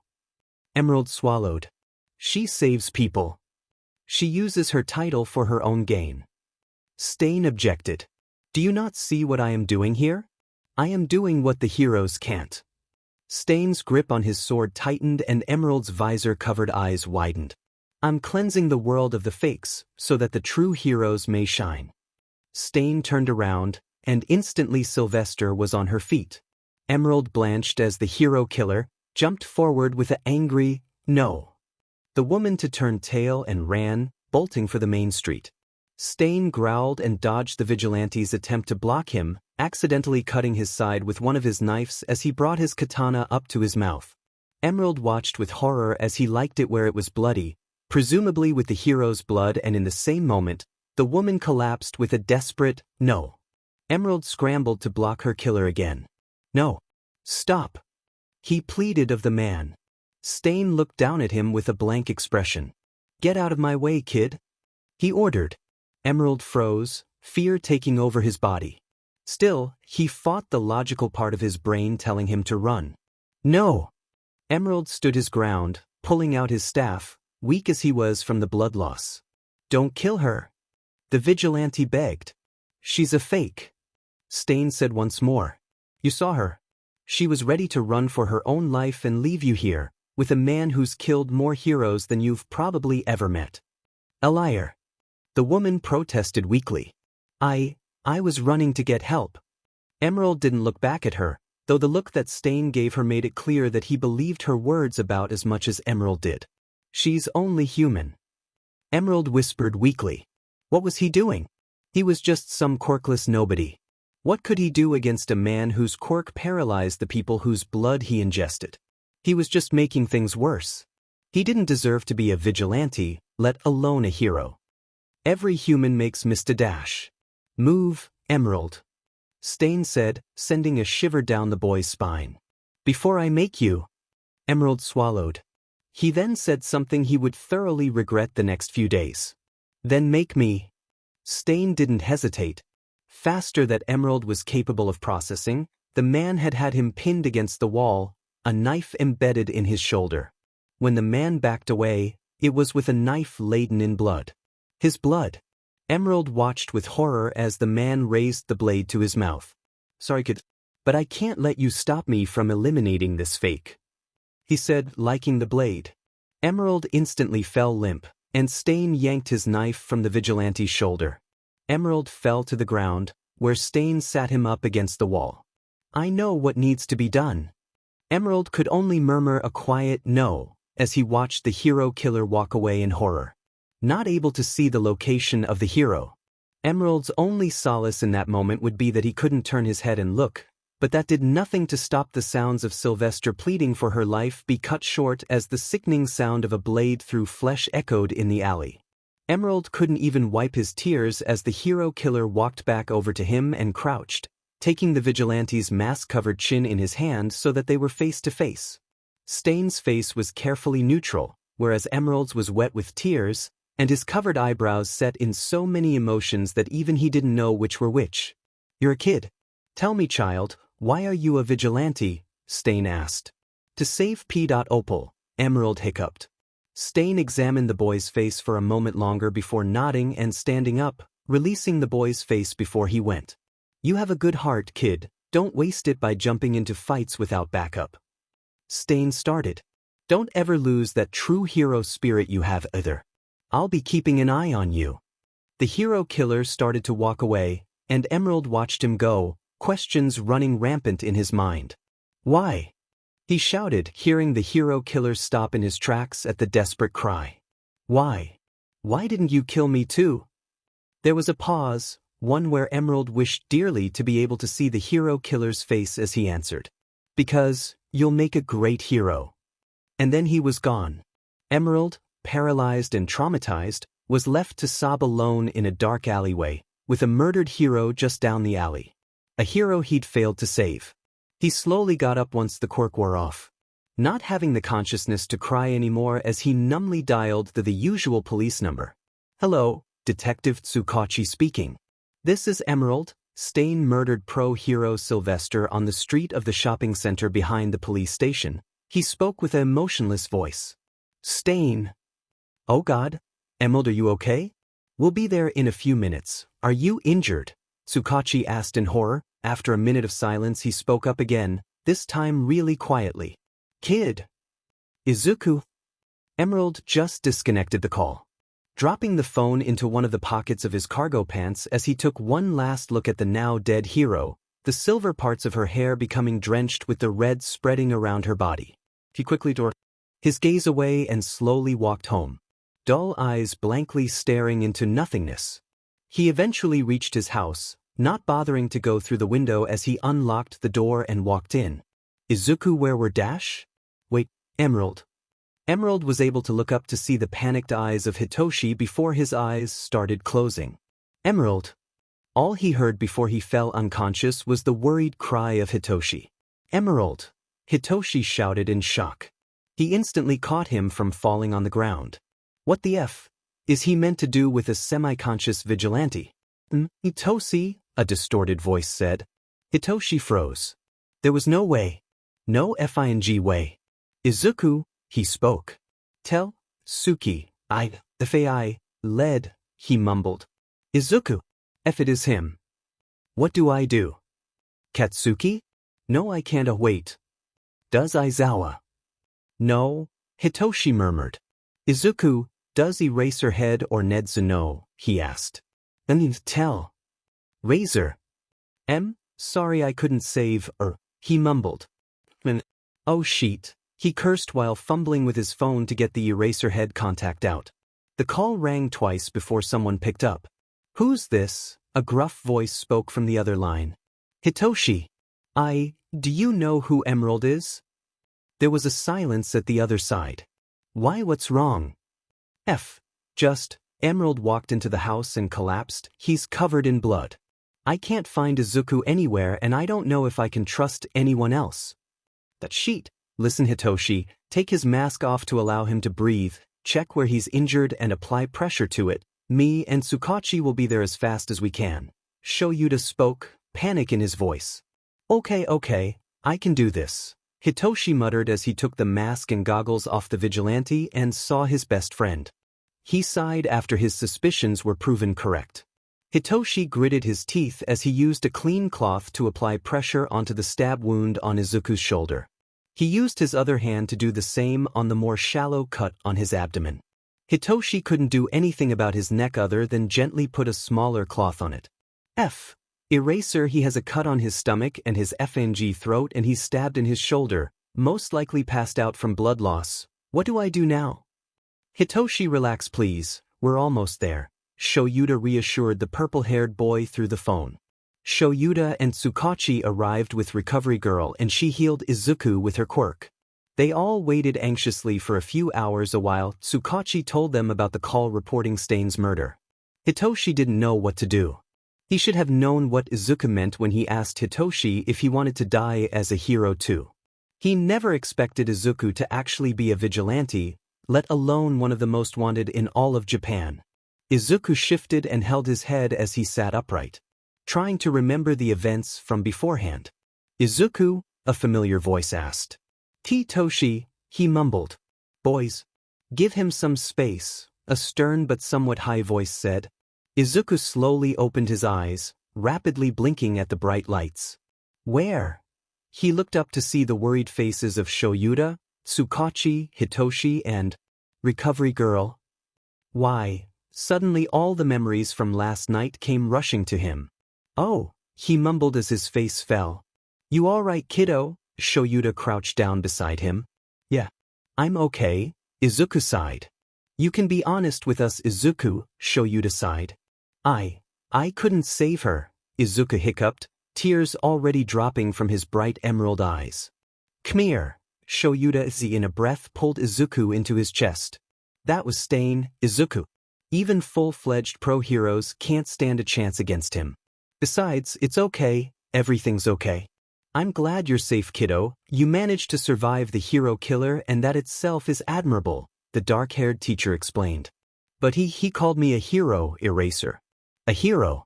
How can I be a hero if I couldn't even save one person? The teen sobbed. Oh, Shoyuta realized. Izuku, Stain called you a hero because by his morals he only kills fake heroes. He saw you as a true hero with a good heart, kid. You've saved so many people, just because you were unable to save one doesn't mean you can't be a hero, he explained. But I can't. If I had a stupid quirk then I could have saved her. All Might was right, I'm just a liability, Izuku cried. All Might was wrong, Aizu, Hitoshi spoke up firmly. You've saved so many people over the past years as Emerald. Hell, you even saved me once.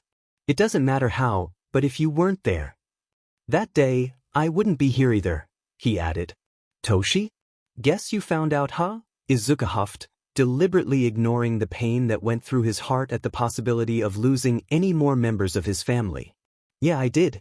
And Zu as said I am that I had to found out like this. I gotta admit, you're really cool, he said, orbs wide in awe as stars shone in his purple eyes.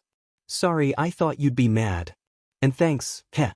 Didn't think I was. He smiled sadly. 1, I don't think anyone can be mad at you, and 2, you are Izuku, you've always been awesome. Hitoshi smiled. Izuku tried his best not to, but tears still started pooling in his eyes. He extended his arms towards Hitoshi, non-verbally asking for a hug. Hitoshi sighed fondly and wrapped his arms around him. Izuku collapsed into his arms. Hey kid, Tsukachi started. The boy hummed. You do realize we have to take you in someday, don't you? The detective spoke, a twinge of regret in his voice. Izuku looked up at the man with tired eyes, pouting.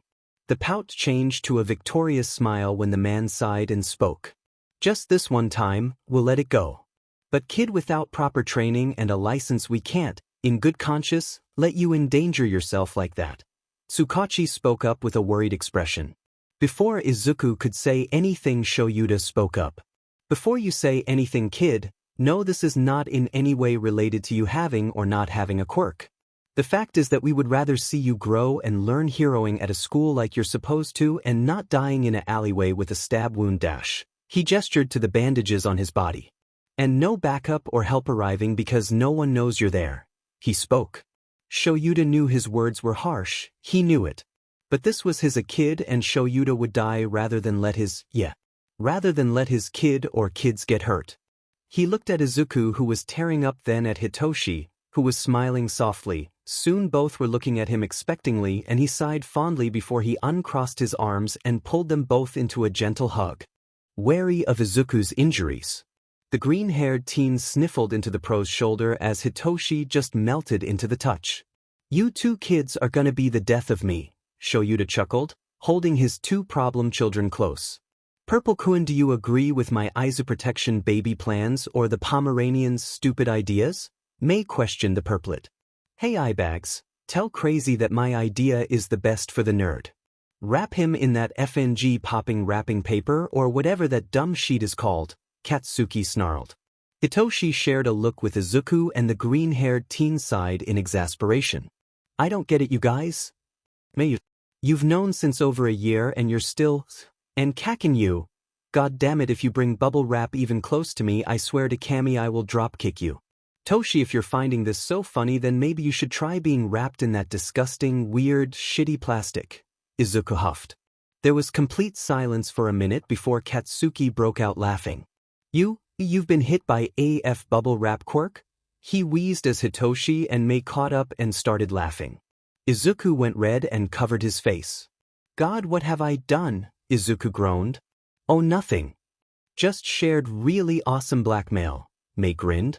Why, of course, Mei. Izuku playfully narrowed his eyes and pouted, until he blinked slowly and elegantly and his pout turned into a too wide, toothy grin and Mei's eyes widened.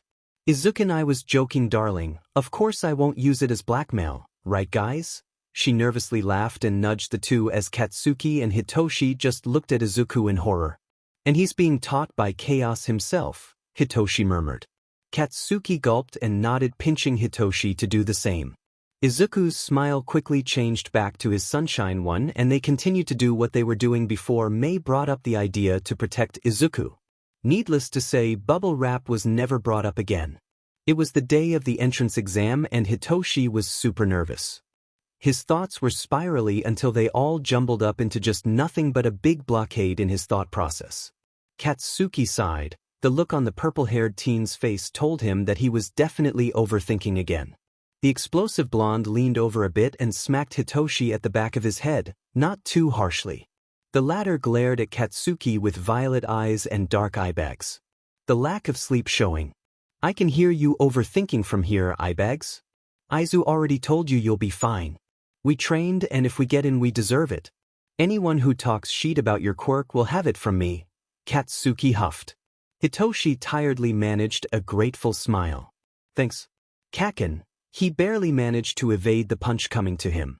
Motherfucker, the ash blonde barked with no bite. So we have different exam sites, Hitoshi murmured. Probably cause we know each other, Katsuki nodded. Alright then, blondie. Good luck. He positioned his hand for a fist bump. Katsuki raised an eyebrow but returned the gesture nonetheless. I don't need luck but sure good. Luck to you too. He made a pained face as if saying that physically hurt him. Hitoshi just chuckled and shook his head. Katsuki being Katsuki. Thanks, he said as they both parted ways. Shoyuta was trying his hardest to resort to only glaring at All Might as he sat in the viewing section along with the teachers to watch the exam go through. Nedzu sighed as he patted Shuta's thigh with a paw for something like the 100th time to get him to stop using his quirk. Shoyuta turned to the stoat beside him and raised an eyebrow. Really? He thought. Nedzu just shrugged helplessly as if reading his thoughts. All Might, being the dumb as if blonde he was, didn't seem to notice the tension between himself and the 4 other members of staff. Hizashi was gritting his teeth every time the oaf spoke up and Nemuri actually spoke up. All Might, can you please just be quiet? She groaned, pressing her fingers to her temples. I have a really bad headache right now, and if I hear one more comment about who has a heroic quirk, I swear to Nedzu I will punch you, she spoke sharply. All Might's eyes widened and the rest of the staff froze at Nemuri's serious tone. She almost never swore to Nedzu of all people, and this meant she most definitely was not kidding.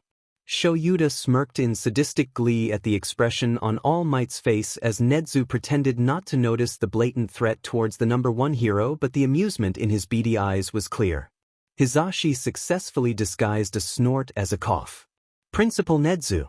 One of your staff members just threatened to punch me, the idiot gasped. Oh, I'm sorry, I saw no such thing, I must be too busy watching the exams as we are supposed to, the stoat chirped. Nemuri smirked as she rolled her eyes. All Might went red in embarrassment. Some of the staff snickered but some were still gaping at the R-rated hero. They all watched intently as the children took down the robots one by one. Shoyuta was slightly focused on Hitoshi. He knew Katsuki wouldn't have much trouble, but Hitoshi was just like him. He shook his head, he couldn't be biased right now. That was until Nedzu brought out the big guns. He grinned a too-wide grin, canines slightly showing as he happily pressed the large red button. The teachers watched in horror as dust blew around from the location the zero-pointer had risen. Hitoshi nearly choked as he saw the giant of a robot rise up from amidst the dust. What the F dash? He blinked before doing a straight 180. That was until he heard a scream. He immediately turned back and froze as he saw a blonde boy trapped underneath some rubble. He saw someone zoom past him and before he could think he spoke. Hey wait. Yes, the navy-haired boy spoke before his eyes fogged over. Help me save that boy, Hitoshi commanded. Ah, that boy looks just like a mini Aizawa, 13 pointed out before there was a scream. Everyone's attention went to the blonde boy who was trapped with his foot under one of the rocks. Shoyuta held his breath as he saw Hitoshi stop and look back. You've got to be shitting me. God damn it, Izuku, why did you have to influence him with your chaos? The man internally groaned. They all watched as the boy called another boy with engines in his legs, and how suddenly the navy-haired boy went stiff. Ida Tenya, the boy's name, robotically picked up Shinsou Hitoshi and ran to the blonde boy. They watched as Hitoshi said something to the blonde before trying to lift up. He turned to Tenya once more and the other boy started helping. When they finally got the blonde free just before the robot's foot landed, almost everyone sighed in relief, especially Shoyuta before All Might decided to speak up. That boy. That was extremely heroic of him to save the other boy. However, how come he didn't use his quirk? He loudly asked as Nemuri groaned. Oh, but he did, Netsu exclaimed. Oh, I didn't see him use it, All Might frowned. This is Shinsou Hitoshi. Quirk, brainwashing, Netsu smiled, but his eyes were predatory, as if daring the blonde to say something negative. All Might suddenly went silent before he attempted to open his mouth with an odd expression. Attempted. All Might, Nemuri Midnight purred, her voice dripping with poisonous honey. All Might stiffened before he slumped in resignation. Hi, thanks for saving me there, the blonde cheered. No problem. Shinsou Hitoshi and you? He put forward his hand. Kaminari Denki. Nice to meet you, the blonde Denki shook his hand. Hey eyebags, where the F are you? A loud voice boomed. Sheet. Welp, I'm gonna die. Hey, I gotta go now, bye. He nearly ran off before Denki grabbed his bicep. Wait, can I have your number? Sheet, I meant, because, in case I fail or something and we never see Ecotheragane and Dash, Denki ranted. Dude, chill, here, gimme your phone, Hitoshi snorted before adding his number to the blonde's phone. Cute, he thought, glancing between the Pikachu phone case and Denki before he heard another roar from Katsuki. He quickly shoved the phone into Denki's hands and ran, but not before dramatically winking at the other teen. It was only moments later he realized what he did. When Katsuki asked him why he looked like he had ketchup on his face, he had no answer, just shoved his hands onto his face and groaned. Izuku had already told them that morning to go to sleep before he returned from his patrol today, subtly threatening them with a grin that promised terror if they didn't rest. Emerald was crouched on the roof of Endeavor Agency, waiting for the number 2 a-hole to come back from his meeting. He had a surprise in there ready for him. The Vigilante was pretty excited to record the man's reaction and post it on his Twitter. Believe it or not, he had more followers than Endeavor. And didn't that say a lot? Emerald had his voice modulator mask covering his face but the settings off. Checking that there were still a few minutes left, he sighed softly looking at the sunset. Guess that one wasn't his last one after all. What are you doing? A monotone voice said. Emerald startled and turned around. He felt his blood run cold when he saw a boy, around his age, with beautiful heterochromic eyes. Todoroki Shudo? Oh my if god, I'm so stupid. He's Endeavor's son. How did I not see him coming? He panicked. Waiting for you? Emerald nervously laughed, forgetting to switch on his voice modifier before speaking. Shudo held back a grimace as another one of Endeavor's employees greeted him. He had been asked to come with his father to his agency while Endeavor went to a meeting for a new case. Apparently there was a vigilante who enjoyed pranking Endeavor and Shudo had to stay to keep a lookout in case said vigilante worked his magic today. So far everything was clear. Shudo does not go into Endeavor's office, hoping that vigilante does prank him again. So instead he heads up to the roof for some peace and quiet. Shudo opened the door to the roof, not expecting to see someone sitting with their legs crossed on the ledge. The red and white-haired teen squints his eyes due to the setting sun, only seeing black silhouette of a figure wearing a black mask with ventilators and a few switches. He barely sees the visor on the figure's eyes, reflecting the sunlight. Shudo takes a few steps forward, maintaining distance not to spook the person, seeing they were on the edge of the building. What are you doing? Shudo asks. The person turns around, caught off guard. Waiting for you? The person tries. They sound young, like my age. Shudo narrows his heterochromic eyes. On the roof of my father's agency. Who are you? That startles a laugh out of them. Who am I? They ask. The person gets up and walks towards the Shudo, who takes a step back as a precaution. This person might be the vigilante pranking Endeavor. I'm a vigilante. And his suspicions were proven right. You're a vigilante? Shudo repeats. He glances at gloved hand that's extended towards him. He shakes it hesitantly, not breaking eye contact with the visor-covered ones. I'm Emerald, nice to meet you. The person introduces himself. This is Emerald? This is one of the most wanted vigilantes in Japan? He's literally tiny. What are you doing here? Shudo asks, veiling his surprise on meeting one of the most popular vigilantes in town. About that. The vigilante trails off. Are you here to prank my father? Shudo blurts out. The vigilante freezes for a moment before he huffs. You caught me. Yes, 'tis is why I have arrived at thy father's holy abode, he says sarcastically. So what, you gonna arrest me now? Emerald asks in amusement, looking into the distance. No, why would I do that? Shudo asks, tilting his head like a lost kitten. Emerald forgets to answer the question when he turns and looks at the sight of beautiful heterochromic eyes shining with confusion and bicolored hair being ruffled by the slight breeze. The sunlight shining on glowing skin and soft lips, making the boy look ethereal. The vigilante feels his cheeks heat up underneath his mask. What? He stammered. Why would I arrest you? Shudo repeats. Emerald clears his throat, looking away to bury the new, weird feeling in his stomach. I'm a vigilante.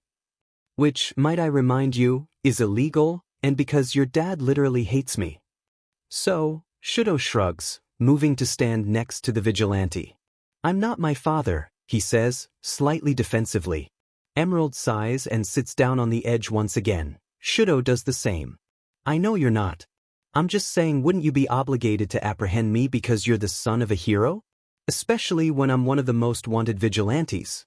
The HPSC or Endeavor would do anything to get rid of me, you know? Emerald shrugs.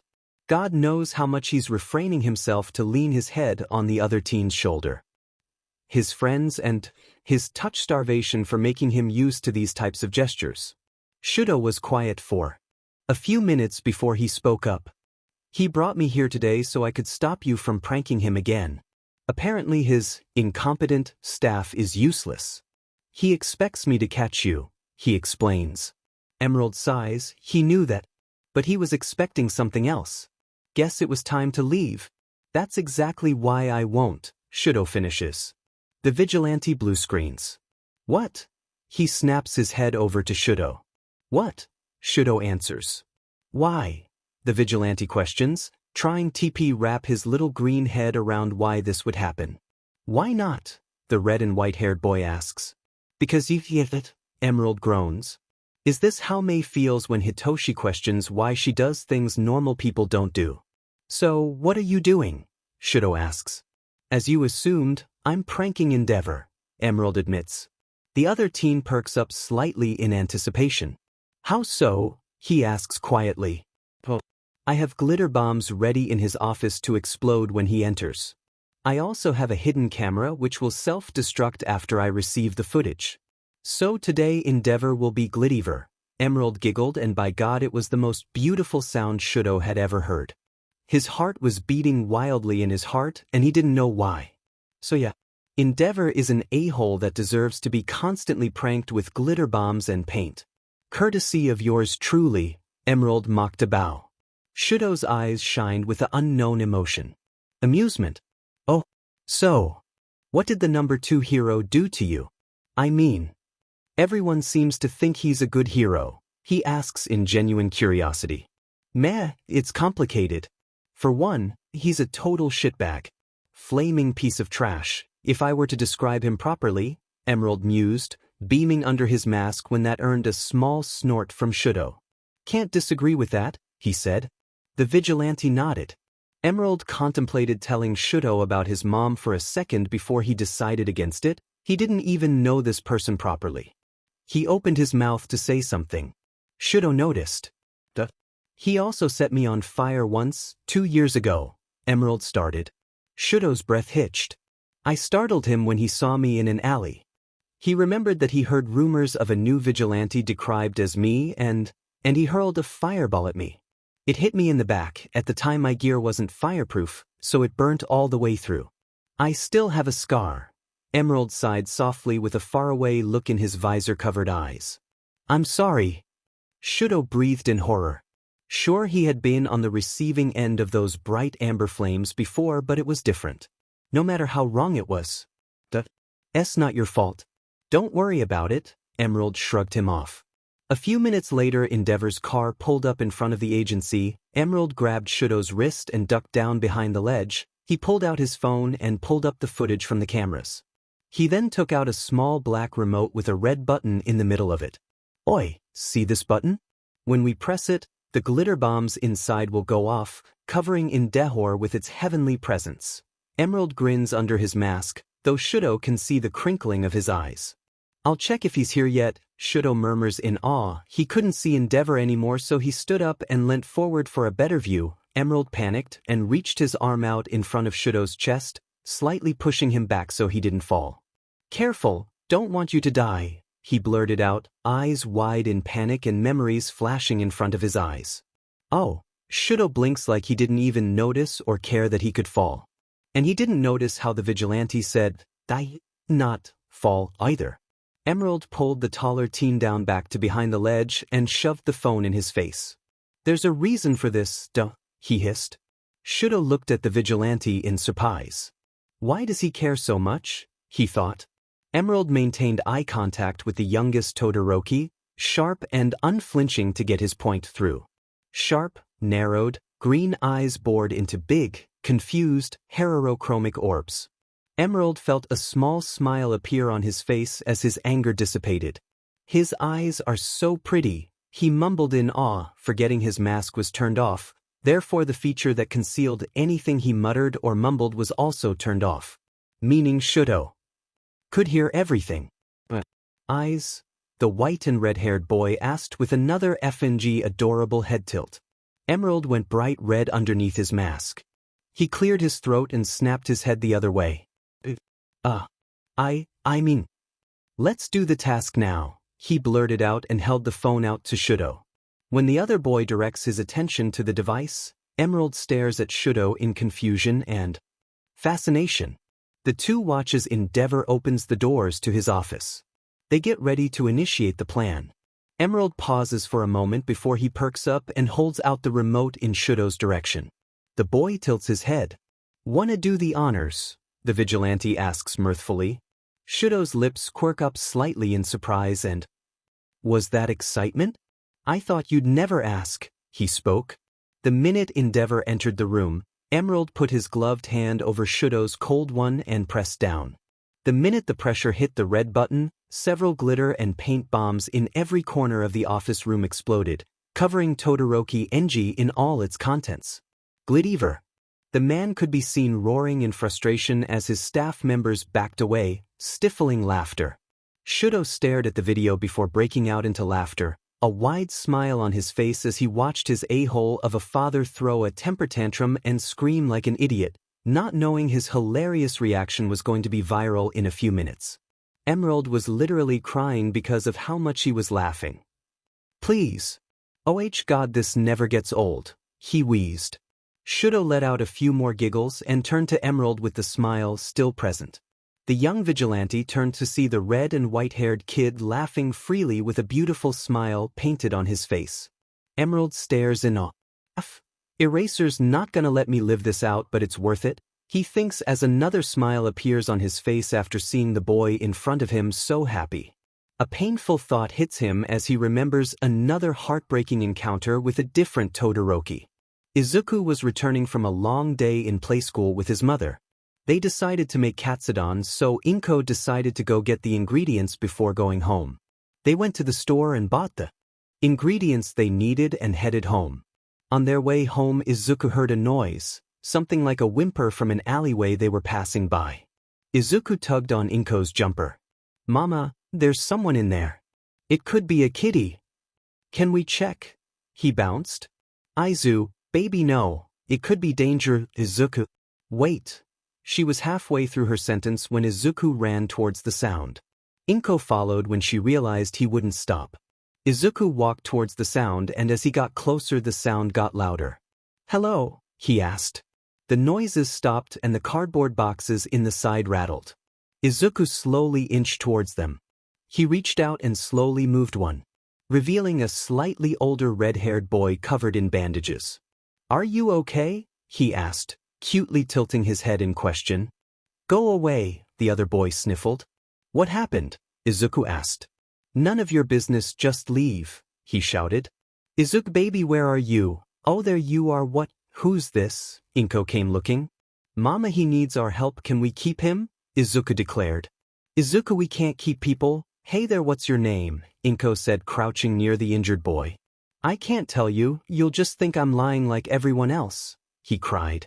Listen baby, I will never do that. You can tell me what's wrong. Who did this to you? Inko asked softly. My dad. He did this, the boy said, voice barely a whisper. Oh Lord, what's your name? She asked, her eyes cold in determination. Who would do this to a child? Tuya. Todoroki Tuya. He rubbed his eyes with his covered hands.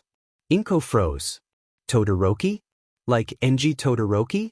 Endeavor, Izuku questioned. The boy, Tuya, stilled as he looked at Inko with fear. Listen honey, do you want to come back with me? We can fix you up and then we'll see what we can do with your father. She spat the last word with hatred. Tuya shook his head. He'll kill you. He killed Mr. Ishinara too when he tried to help me, he panicked. I promise I'll help you. He won't be able to do anything to me or you, I swear, she reassured. No. He'll hurt Sho, Atsu and Yumi too if he can't hurt me. I have to go, Tuya said, pushing the boxes on the side away and sprinting out of the alley. Inko got up to follow, but by the time she reached the end of the alleyway, Tuya was nowhere to be seen. Sheet, she punched the wall. I'm going to kill you, you abusive piece of sheet, she mentally said to Endeavor. Mama? Will he be okay? Why is Endeavor hurting him? Izuku mumbled, with tears in his eyes. Baby, I don't know, but I'll be dead if I let Endeavor get away with this, she seethed. Why is a Huo hurting him? He sniffled. Little Izuku was always too empathetic towards everyone. The woman kneeled down in front of her son. Oh honey. Some people are really bad people, not all heroes are good. Some heroes are just villains in disguise, Inko explained.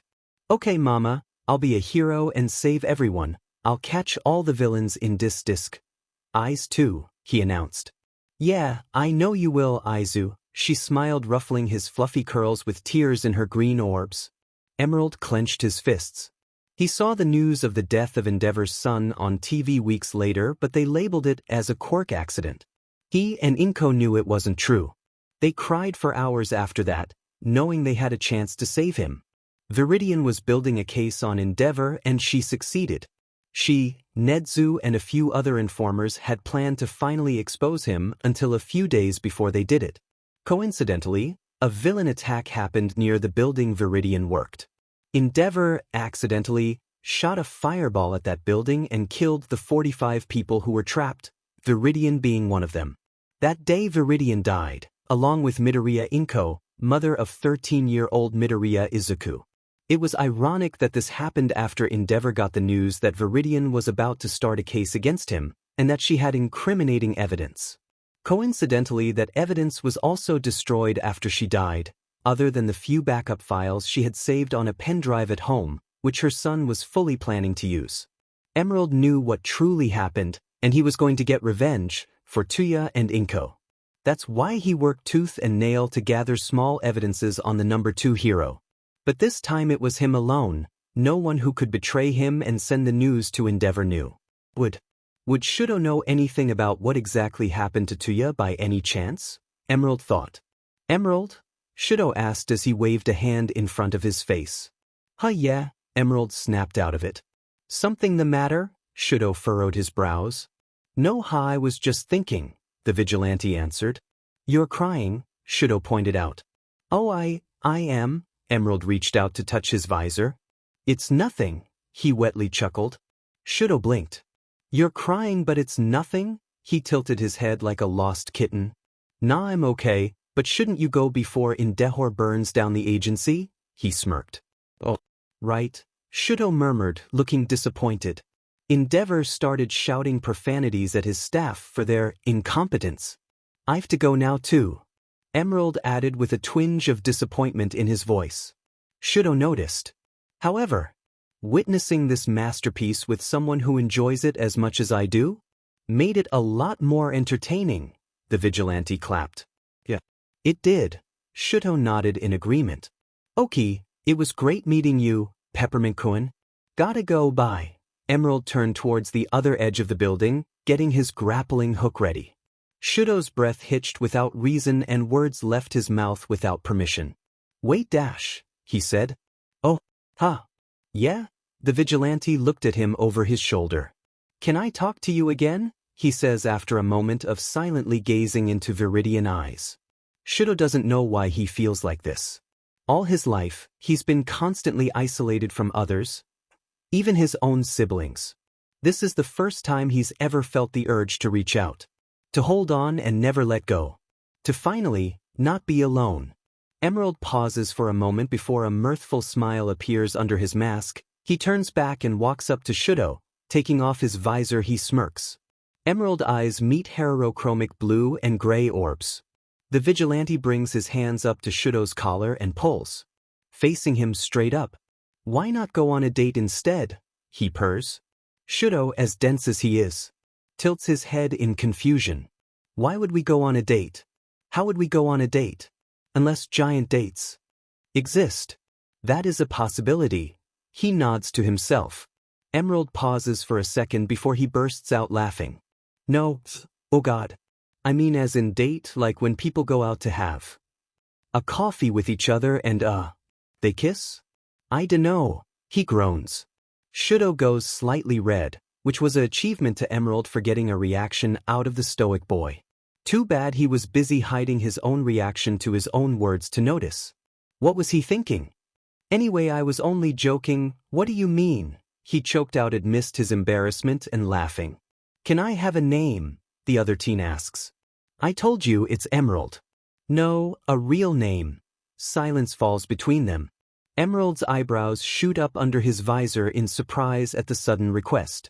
Shuto, for the first time in forever, allows himself to feel hope. Neither of them know what to say next. Finally, Emerald speaks up. Zu. Is that your real name? Shuto releases a breath he didn't know he was holding. Partially yes. It's all I can say, I'm sorry. Shuto nods in understanding, feeling grateful for what he got. He sees Emerald extend a hand from the corner of his eye. Can I, have your phone? He asks awkwardly. Shuto subtly raised an eyebrow but handed his phone to the vigilante without question. Not even checking what the stranger?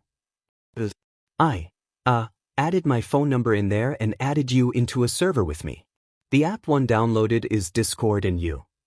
I probably need to fix your profile, Emerald said, sheepishly rubbing the back of his covered neck. Why is my name Peppermint Boy?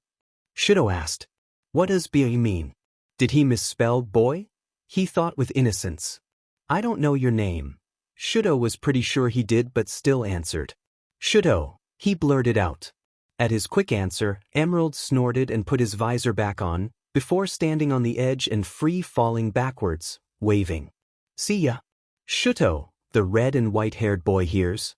Without a second thought, Shuto sprints to where the vigilante jumped, in worry. Though Emerald is nowhere to be seen. Zuha. Shuto has the ghost of a smile on his face and a phone with the number of a new acquaintance as he heads back inside. Hidden from sight, Emerald catches a glimpse of Shuto going back into the building. He smiled, then giggled, recalling the sight of Shuto's smile and Shuto's cute laugh. Shuto. Shuto. Shuto. God, he was done for, wasn't he? When he finally got home, he sagged in tiredness and removed his mask and visor. When he was taking a shower, a strange thought came into his mind. If Shuto agrees that his father is such an a-hole, what did Endeavor do to him? Did he abuse? Like Tuya? Of course he did. Izuku glared at the bathroom tile as he clenched his jaw. Cleaning any injuries he had, he got out and got dressed. He sighed and brushed his teeth.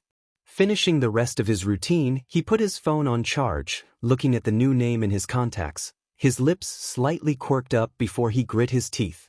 Endeavor is going down, he thought. Izuku nodded his head to himself in determination and switched off his lights, going straight to bed. Later that night, two boys got a text on their respective phones. One from a socially inept, candy cane-looking boy, and one from a goofy boy with a black lightning streak in his blonde hair. Izuku groaned as he sat upright, rubbing the sleep from his eyes. Suddenly his eyes snapped open and he rushed out of bed. "Toshi, get your butt up and tell me about your exam," he shouted as he got dressed. Not bothering to address his unruly curls, he grabbed his phone and went to bang on Hitoshi's door, calling their group chat on his way. "Wah, thieves Izuku, it's what? 10 in the morning, why are you callin' so early?" Katsuki grumbled, clearly still half asleep. "Zuzu, what's up?" Mei sang in all her baby-making glory. She either woke up early or hasn't slept at all, running solely on energy drinks and coffee. May I want to know about Kaken and Toshi's exam." Izuku grinned at Hitoshi when he looked at him with a deadpan look, holding his phone far away from his ear as he tried to glare at his green-haired best friend. He ended up looking like a grumpy kitten who didn't get his head pats. "Oh, me too," Mei said, louder, and Katsuki groaned. "Toshi, can you get them to shut the F up?" he grumbled nonchalantly, and everyone froze before Izuku let out a giggle. "Kaken, can you repeat that?" he said, clearly trying to hold back his surprised laughter. "Shut the F up," he suddenly said, wide awake. "Did the great Kaken just call me Toshi?" Hitoshi wheezed and Mei cackled. Oh, Kami, he did." "Toshi? Not eyebags or even Hitoshi. This is a miracle," she spoke. "I didn't mean to, whatever," Katsuki mumbled, and Izuku had a feeling that along with embarrassed, Katsuki felt as if he couldn't call him that. He gave Hitoshi a look and nodded towards the phone. Hitoshi was starting to understand Katsuki and knew what Izuku meant. "Thank Kami, I've been waiting for my best friend to call me Toshi," the purple-haired teen teased. "I'm not your friend, shitty eyebags," Katsuki yelled. Izuku snorted in amusement. Hitoshi smirked. "Sure," he mused. "Hey Kaken, come over." Izuku interrupted their duel. "You come, nerd, the hag wants to see you, bring eyebags and crazy too." Izuku hadn't seen Katsuki's family since Inko's funeral. Despite them insisting. The green-haired boy sighed. "Okay Kaken, and you talk to Mei because she's probably running off energy drinks and I don't want to die today." "Deepening right," she cheered. "F you too Izuku. Crazy, get your butt over here along with the nerd and eyebags," he spoke. "Nope," she said, popping the D. "Fine," he agreed, and Mei stopped giggling. "Fine?" she asked, confused. "I'll just come get you then, you crazy but scientist." You could hear the smirk in his voice. Whatever, I'll be there after finished my baby," she slurred. "DMN right," he spoke. Mei was basically the group's younger sister. A stubborn little sheet, yet they do absolutely anything for her. "Mei, have you slept at all?" Izuku asked, slightly concerned, as if he has a good sleep schedule. I've to finish this baby or Pomeranian is gonna kill me," by Zuzu, Toshi and Katsi. She disconnected the call. Izuku sighed. Knew it. After a minute of silence, Katsuki exploded. "Did she just call me Katsi?" "She called you a Pomeranian as well?" Hitoshi drawled. They disconnected the call before they damaged their hearing. "Come on Toshi, Auntie Mitsuki wants to see us," Izuku said, running down the stairs as Hitoshi started changing. I'm coming, calm down," he chuckled. Izuku got swooped into a hug the minute he knocked on the Bakuga's door. "Izuku," Mitsuki yelled as she hugged him tightly. Izuku melted into the hug. "Hi Auntie," he greeted her, hugging Masaru after Mitsuki let him go. "How have you been, son?" the brown-haired man asked. "Good, what about you guys?" Izuku smiled brightly while Katsuki, Hitoshi and Mei squinted. "Hey there guys, I've heard a lot about you too," Mitsuki scrutinized the former two. Hitoshi shifted under her sharp gaze as Mei stepped forward excitedly, extending a hand. "Nice to meet you, Mrs. Bakugu. Hatsum Mei here. Future CEO of Hatsum Industries," she grinned. Izuku and Katsuki shared a look and groaned. "Oh ho, nice to meet you too Hatsum, your mother is quite a good friend of mine," Mitsuki laughed. "Wait. My mom. Holy F, are you the Baku-chan always talks about?" "So of Sprism?" she screeched. "Known you since 2 years and yet you were never this excited to meet me," Izuku grumbled, pouting and looking away. Katsuki remorsefully patted his shoulder. Izuku shrugged him off, continuing to cross his arms and pout. Mitsuki laughed and shook her head fondly. "Oh Lord, Hatsu-chan flatters me. How have you been? The last I saw you, you were 6 years old. Didn't even recognize you," she spoke. "Oh yeah, I mean we kinda moved back to Mizurufu recently so I can see why. Anyway, it's great to meet you. Now I can show you all my babies," she practically bounced. "May," Izuku hissed. "It's okay, Aizu, her mother calls her inventions babies too, I'm used to it," she laughed. "Now, hello young man," she looked at Hitoshi, who politely bowed, still hesitant to speak in front of strangers. "The hag isn't like that, eyebags. She won't give two sheets about your quirk," Katsuki finally spoke after his patience broke. Hitoshi half-heartedly glared at the blonde before he turned back to Mitsuki and quietly spoke. "Hi Mrs. Bakugo, nice to meet you, Shinsou Hitoshi," he bowed. The woman's eyes softened, realizing why the boy was hesitant to speak up. This was the boy whose quirk was brainwashing.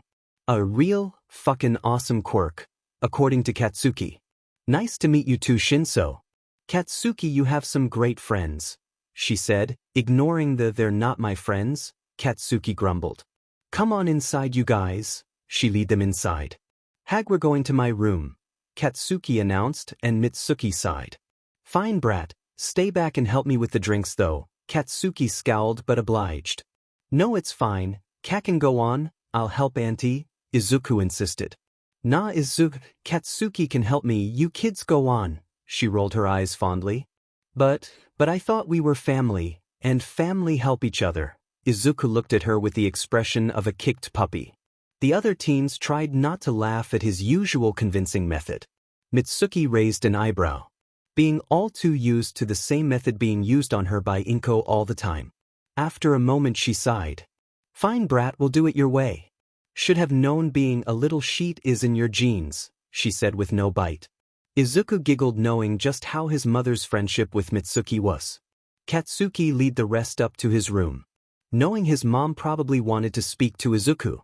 The blonde woman smiled softly and ruffled his hair.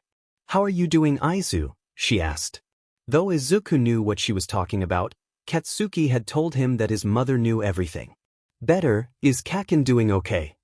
I know he was really upset from what happened. He's been really weird lately, well not weird but kind of not Kakin. Why?" he frowned. Mitsuki sighed. "Katsuki. He doesn't want to hurt you again, Izuku. He's afraid of hurting you again, afraid of himself. He's been using his quirk less as well, and to be honest, I'm worried for him." She still remembers the night Katsuki came back from Izuku's house. Mitsuki was in the kitchen, cooking when their doorbell rang. She frowned. Masaru and Katsuki had the key, and if Katsuki forgot his, he would knock harshly, not ring the bell. She wiped her hands on her apron, took it off and hung it up before she went to unlock the door. She opened the door only to see Katsuki standing there, drenched.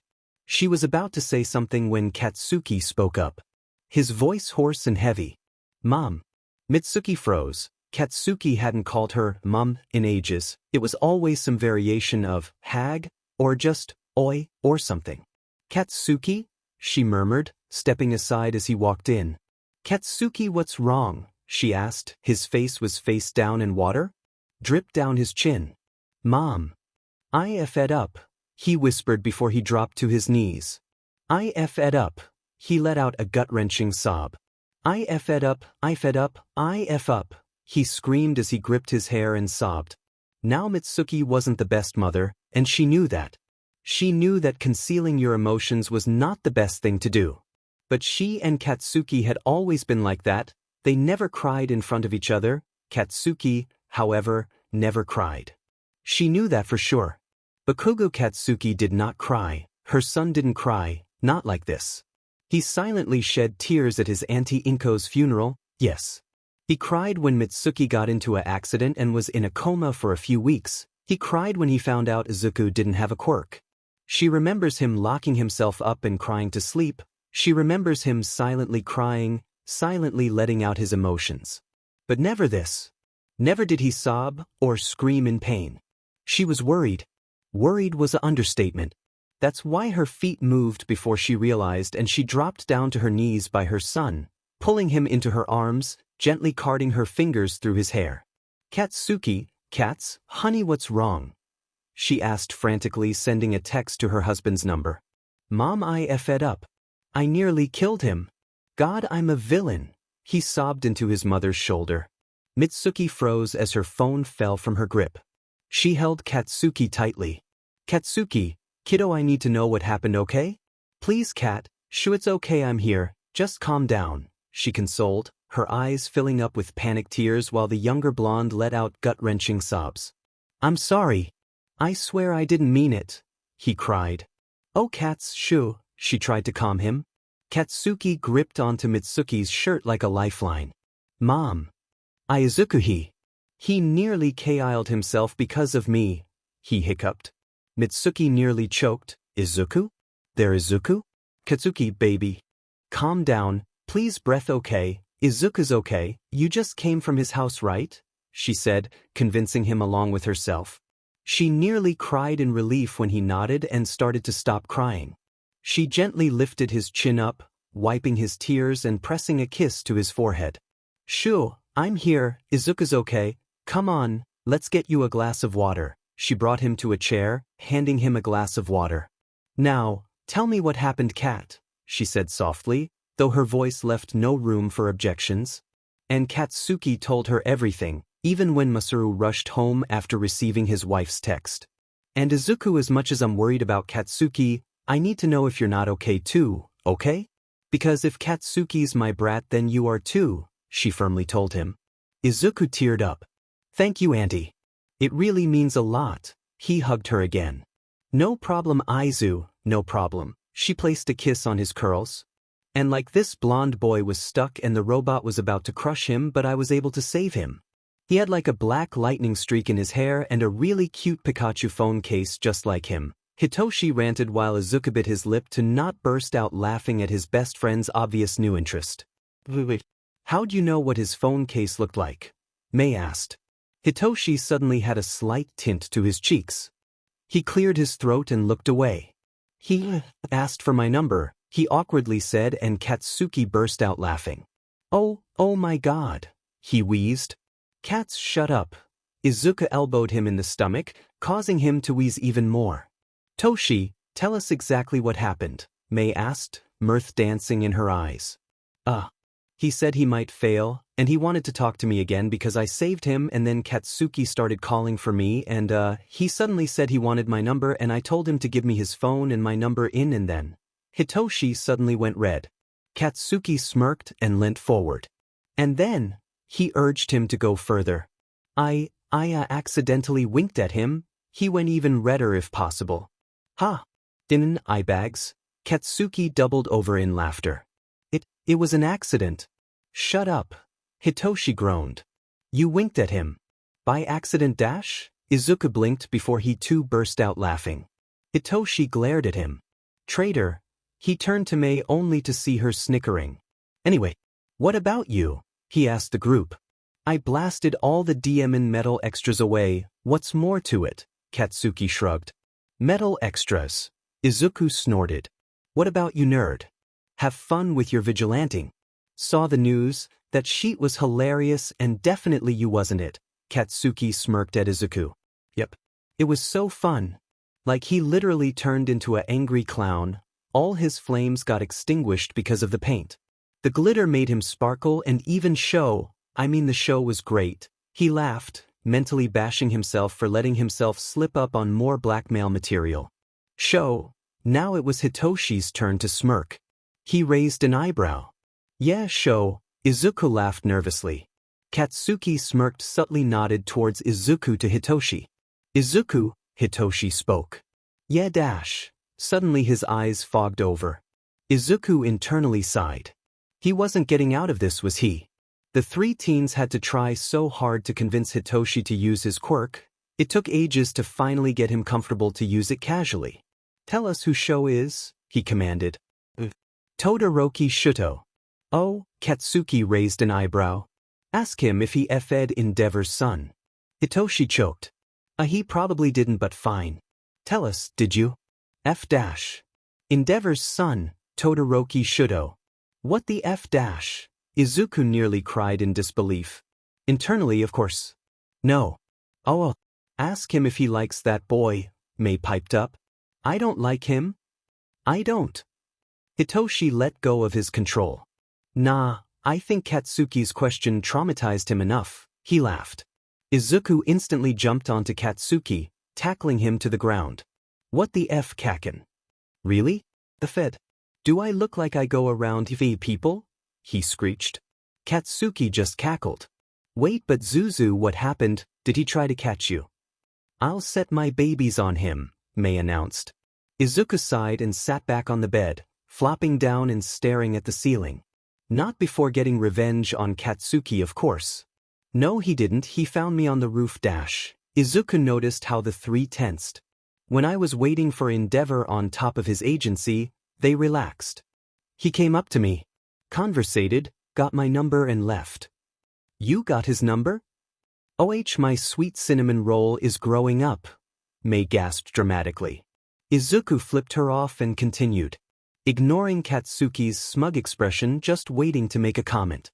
But he seemed off, like cut out from the world. I don't like Endeavor, but the surprising thing was he didn't either. Guess who pressed the activation button of the prank? Izuku smirked. Katsuki gaped. No fing way. Hitoshi's jaw dropped. Sheesh, he muttered. Yep. Turns out the boy hates his dad. I mean relatable, Izuku shrugged. No you don't. Mei tilted her head. You love him, Izu. You always call him Erasered. Izuku suddenly turned bright red. That's a joke, Mei. Erasered?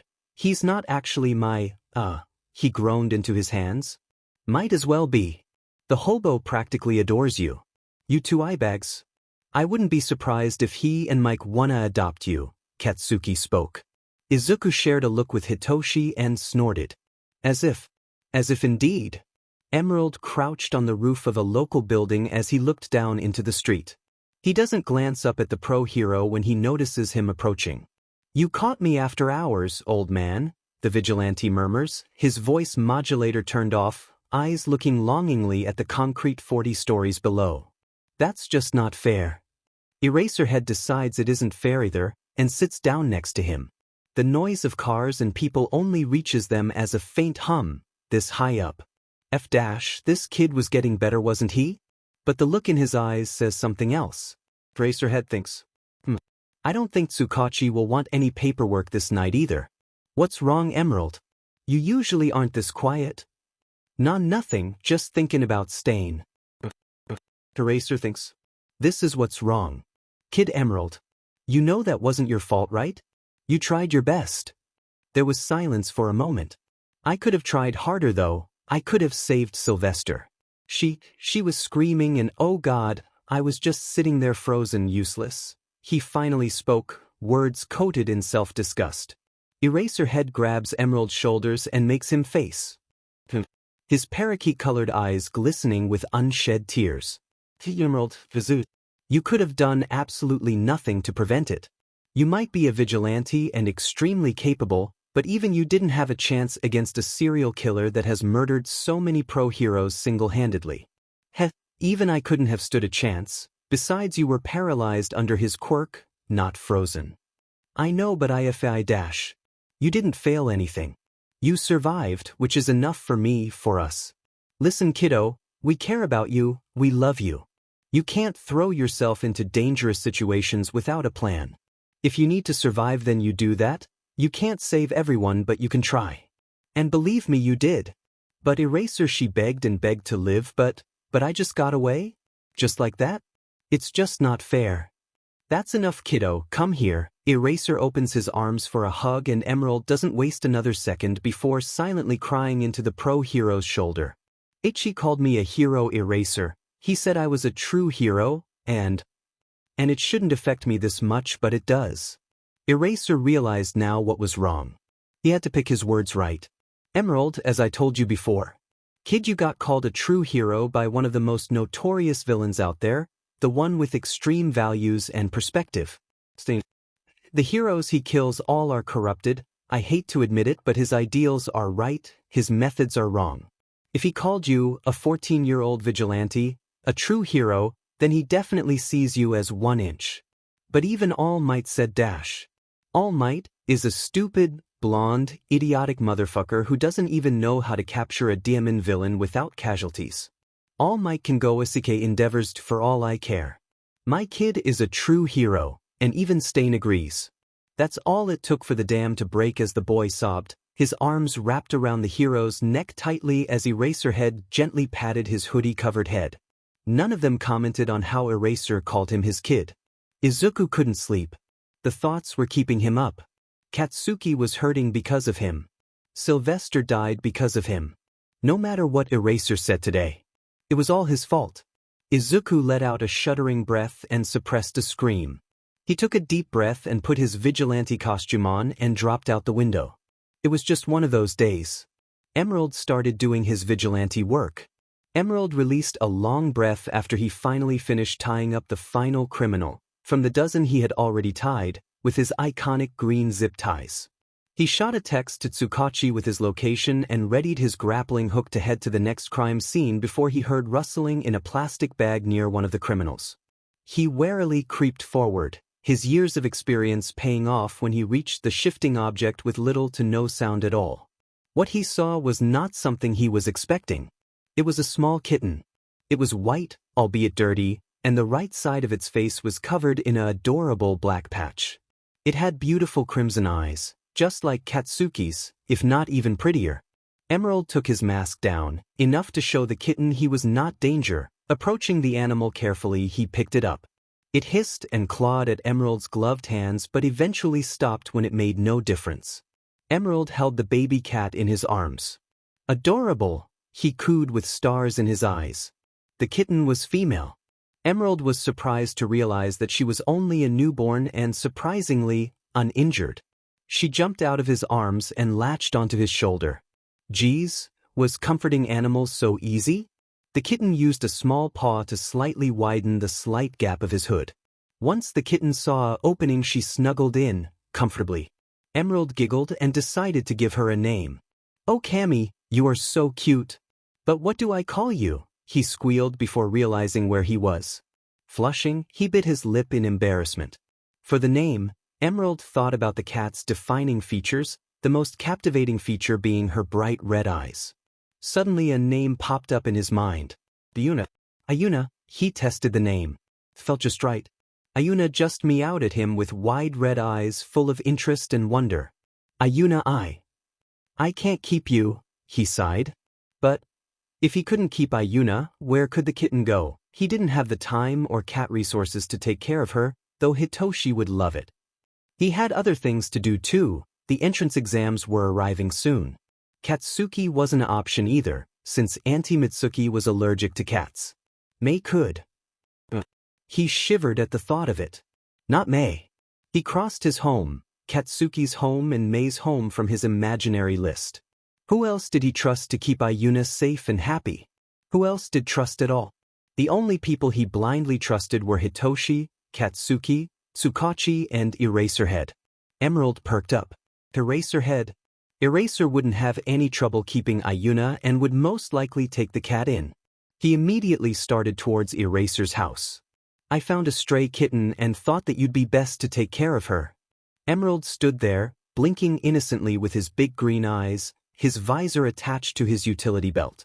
Shoyuta knew how much of a brat the vigilante was behind the facade. 1. Your patrol finished ages ago, you should be sleeping. 2. Why me? And also, why didn't you bring it to the animal shelter? Shoyuta questioned when he suddenly showed up at his door. I couldn't sleep and went on patrol instead. About the animal center. I don't really want her to go to an animal center. Also, you're the closest person that I trust to take care of a cat. Me and Toshi don't have the time or cat resources. Suki probably doesn't have time, May as well. May, and as for Kaken, Auntie Mitsuki has an allergy, Emerald shrugged. Shoyuta knew what the kid meant by not wanting to send her to an animal center. He was attached. Shoyuta nodded because that made sense. Is her name Ayuna? He asked. The vigilante nodded. Why? The kid grabbed a cat from the hood of his hoodie and held it in his arms. Look at her eyes. Shoyuta did, and what he saw was the cutest cat he'd ever seen. She had bright red eyes and a patch of black over the left one. Her eyes are red, therefore Ayuna. But I call her Eu for short. I'll take her, said Shoyuta, trying not to squeal at how cute the kitten was. Emerald handed Ayuna over to him. You better take good care of her. The kid started to walk back towards the fire escape. Remember to send a text if you're in trouble or need help, and go to bed. Now brat, it's 4 in the morning. Shoyuta called out from behind him. Only if you send cat pictures. Shoyuta sighed. Fine. But if don't go to bed now, I'll set Zashi after you. He knows better than to refuse the kid when he's stubborn. Besides, he knew the kid was having one of those days. Emerald gave him the 2-finger salute and climbed down the fire escape. Shoyuta sent Hizashi a text to go get more cat supplies when he comes back after his mission in Fukuoka. After all, he had yet another stray to take care of. She's so cute, Hitoshi whined, looking at the picture on Izuku's phone. Why couldn't we keep her? He mumbled. Toshi, I'll be going to Ketsubatsu, will you be able to take care of her alone? He asked. You're not staying here? He spoke, his voice so quiet and vulnerable, Izuku was about to cry. Toshi, you know that's not what I meant. I'm staying here, but I've to get up so early and come back so late because of the distance. Then I go to patrol. I'd have no time, he tried to explain. Hitoshi just sighed as he looked away sadly. Izuku cuddled into him. Sorry, he mumbled. "Es okay, I'm not mad Aizu, just upset that you won't be with me," he sighed again. Izuku just hummed. The 4 teens grimaced at the sight of the 2 all-mights in their room. I am here. As a projection. I am here. As a projection. My boy. My boy. Izuku groaned at the repetitive annoying voice. Hitoshi was covering his ears. Katsuki was full on scowling while Mei put on her headphones. They ignored the rest and listened when the projection showed the scoreboard. You have scored 77 villain points. You have scored 34 villain points. I failed, Hitoshi murmured. His eyes started glistening. Katsuki and Mei looked at Hitoshi with concern. Izuku kept cuddling him. But that's not all. There were also a special type of points. Rescue points. But that's not all. There were also a special type of points. Rescue points. Huh, the purple-haired boy furrowed his brows and the rest watched in confusion. You have a total of 92 points. You have a total of 67 points. Hitoshi essayed in a breath. Shinsou Hitoshi. Izuku and Katsuki had sheet-eating grins on their faces. Okugu Katsuki. Mei was practically vibrating. This is your hero academia. Hitoshi's eyes filled up with tears as they started streaming down his face. I passed, he breathed. I passed, he said louder, as if to convince himself. I passed, Izuku, I passed, he hysterically giggled. Yes, Toshi. You passed, Izuku giggled. His cheeks hurting from how wide his smile was. Hitoshi turned to Katsuki. We passed, he grinned. Of course we did. Only some dumb extra wouldn't pass, Katsuki smirked. Right? Hitoshi laughed. Can we party? Mei screamed and everyone jumped. Katsuki would forever deny it. Well done, kid. Both of you, Shoyuta smiled, a rare one, not one of his logical ruse ones. Shoyuta was with Katsuki and Hitoshi while Izuku talked to Hizashi about his quirk and Mei kept giving suggestions on her super cool babies. They were walking to the cat cafe downtown because Mei and Hizashi insisted. Izuku and Hitoshi didn't mind and Katsuki was. Well, being Katsuki.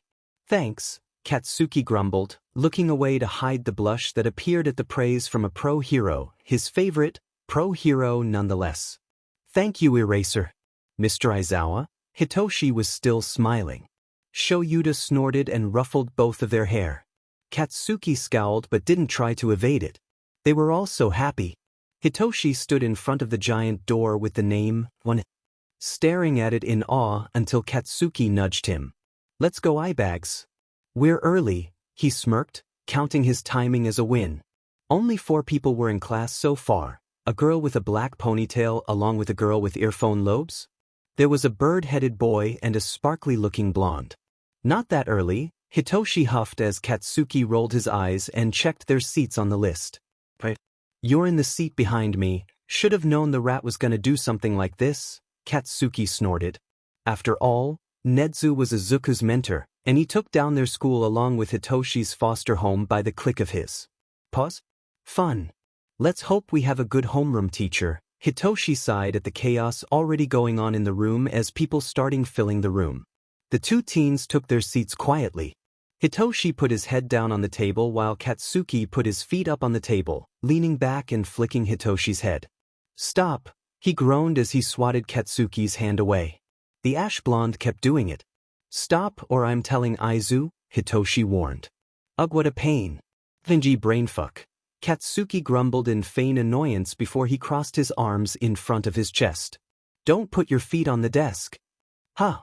He groaned and looked up to see the dude with the glasses who had called him and Hitoshi out for talking in the assembly at the entrance exams. Katsuki smirked as the navy-haired boy went on. Don't you think that's rude to the U.A upperclassmen and the people who made the desk? Nope. Did your old school put a stick up your butt? Or were you born with it? He raised an eyebrow in amusement. Cats, leave the poor guy alone, Hitoshi grumbled, swatting Katsuki's arm, still not lifting his head. Nah, this shit's too fun, Katsuki said smugly. The boy cleared his throat. Let's start over. He chopped the air. I'm Ida Tenya from Sumiai Academy, he bowed stiffly. Sumiai? So, just another extra from a privileged high-end school. I'm gonna enjoy kicking your butt, Katsuki smirked. Kicking I must order you to stop this vile language this instant. It is unbecoming of a he-dash. Shinsou, a blonde with a black lightning streak in his hair, said as he stood by the door. Oh hey. Kaminari, Hitoshi blinked wearily. Thanks for saving me at the entrance exam, dude. He smiled, a little less bright than Izuku's but similar nonetheless. God, there were even more of them.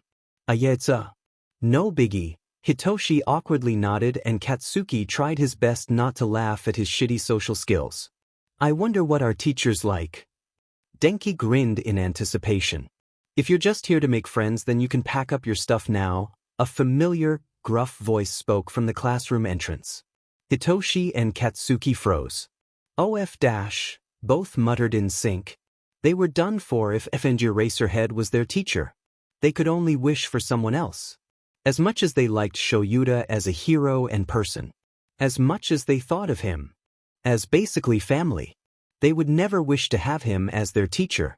Aizawa Shoyuta, the teacher who had expelled his entire class the last year. They had hoped he wasn't teaching them. Alas, their hopes went in vain. Welcome to U.A's hero course. The teacher took a jelly pouch out of his sleeping bag and took a sip. It took 8 seconds for all of you to shut up. That's not going to work here. Time is limited. You kids aren't being rational, he spoke firmly. A teacher? Aren't all teachers at U.A pro heroes? Is he a pro? Some people murmured. I am your homeroom teacher, Aizawa Shoyuta. Nice to meet you, he said monotonously. Hitoshi internally groaned. This man trained them all while they were cleaning the beach. God knows they know how harsh he is as a teacher. Now that that's over, put these on and head outside to the field, Shoyuta said as he pulled out a PE uniform from his sleeping bag. Katsuki wondered how the hell he fit so many things in there. A quirk assessment test, a few of the students asked. Wait, what about the opening ceremony and orientation? We're gonna miss it, a girl with round cheeks and a brown, too long bob cut asked. Now dubbed round face in Katsuki's mind. If you want to be a hero, then you can't waste time with such pointless ceremonies. Here at UA we are not tethered to traditions, and that means I get to run my class however I seem fit. And the fact that he's basically Ned's favorite, but he won't say that out loud. You guys have been doing this standardized test since junior high, right? Ones where you don't use your quirks? He asked gruffly. The students nodded. Alright, Bakugu, you got the highest in the practical exam. What was your best result in the softball throw in middle school? Shoyuta spoke to Katsuki. Murmurs of being the highest scorer erupted behind the ash blonde, but he didn't care. 67 meters.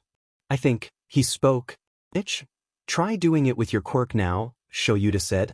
You can do anything you want as long as you stay within the circle. Katsuki nodded and stood in the middle of the circle. He reeled his arm back and threw the ball with a huge explosion. Well then, de, he screamed. That. Hitoshi sighed, Katsuki being Katsuki. Shoyuta spoke a few more things as Katsuki came back to his spot next to Hitoshi. Demon Blasty, couldn't have said it better myself. The purple-haired teen teased and Katsuki elbowed him. Shut up, idiot, he grumbled, slightly embarrassed. Then the girl who spoke up earlier, Ochako, said something about it being unfair after Shoyuta dropped the bomb. However, the words echoed in Hitoshi's ears. Whoever comes last will be expelled. Soon it was Hitoshi's turn. Katsuki nodded firmly at him, an encouragement of some sorts. Shoyuta internally sighed. He could see Hitoshi's hands trembling as he desperately tried to ground himself. It wasn't about places, it was about potential and knowing your limits. He wasn't going to expel anyone with potential. Hitoshi took a deep breath and walked into the circle. He turned to Ochako. Hey Infinity Girl. Can I use my quirk on you? He asked, jaw clenched as the girl tilted her head in confusion before she straightened up in realization. Oh, of course, what do you need me to do? She asked. Hitoshi cringed internally at her reaction. You won't act so kind after I've used it on you, will you? He thought bitterly. He was about to get her to answer him before he remembered what Izuku told him. Try not to let anyone know what activates your quirk, Toshi, it'll be way better that way for underground heroics. You need to come here. He blinked as she immediately came forth without hesitating. He reluctantly poked her hand and spoke. Thanks, he nodded. No problem dash. Her eyes suddenly glazed over and she stood still. The blank face looking wrong on her cheery face. Use your quirk and throw this ball, Hitoshi commanded. She obliged and Hitoshi got the same score as her, infinite. Hitoshi immediately released her from his control.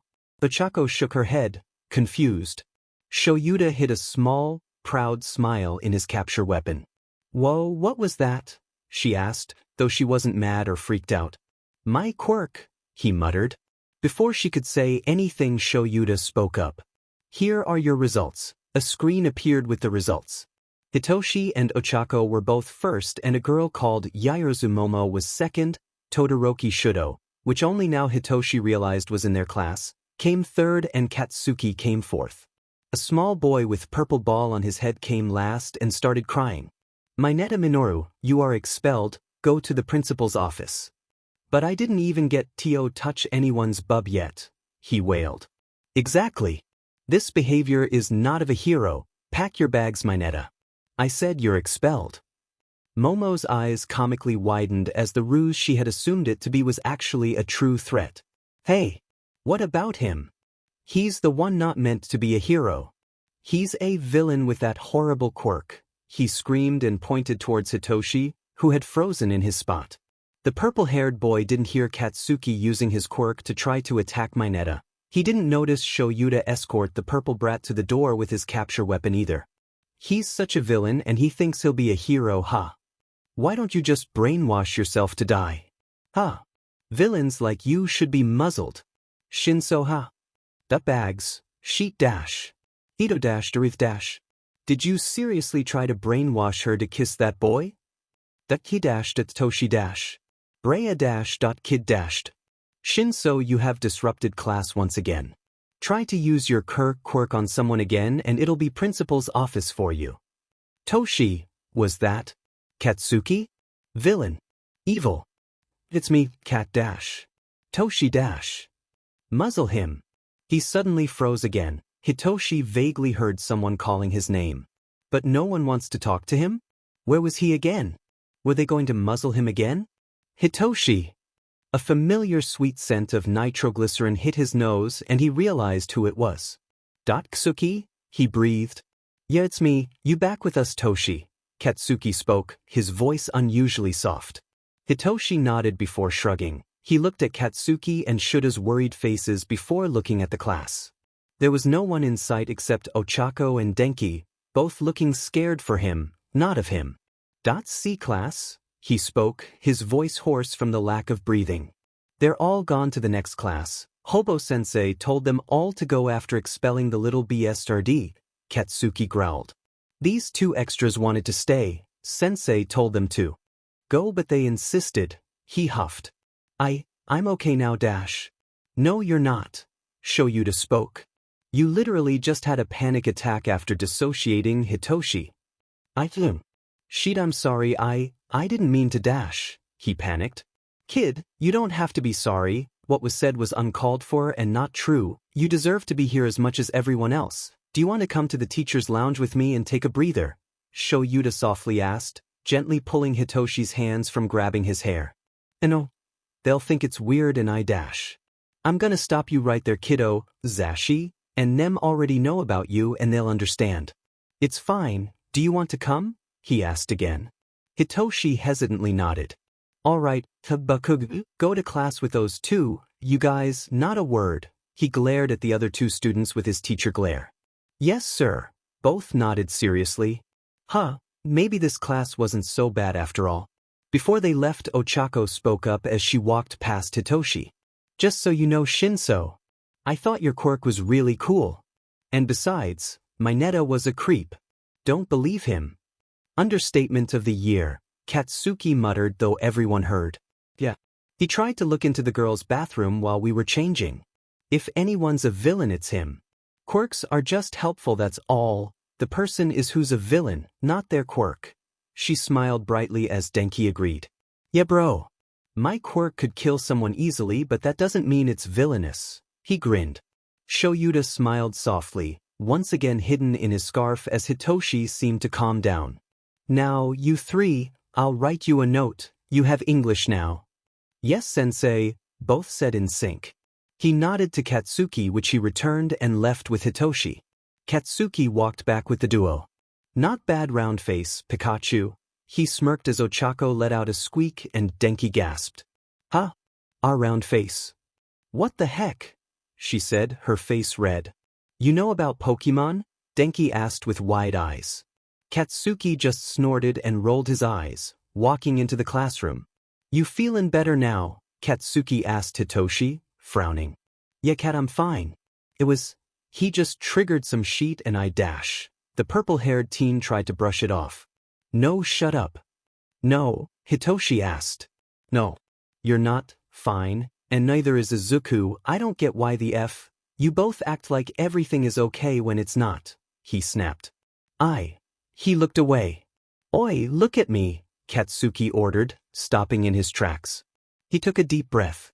I still get nightmares about the sludge villain, Hitoshi, Katsuki whispered, fists clenched and eyes shut. Hitoshi threw his head back and cursed everything out there to be having this conversation right now. He sighed and bumped shoulders with Katsuki as they walked. Thanks for telling me that, Kat, and I know, but it's just that I don't think I'm ready to talk about it, Katsuki. Middle school was bad, like real bad. And it was probably worse than you think for Aizu.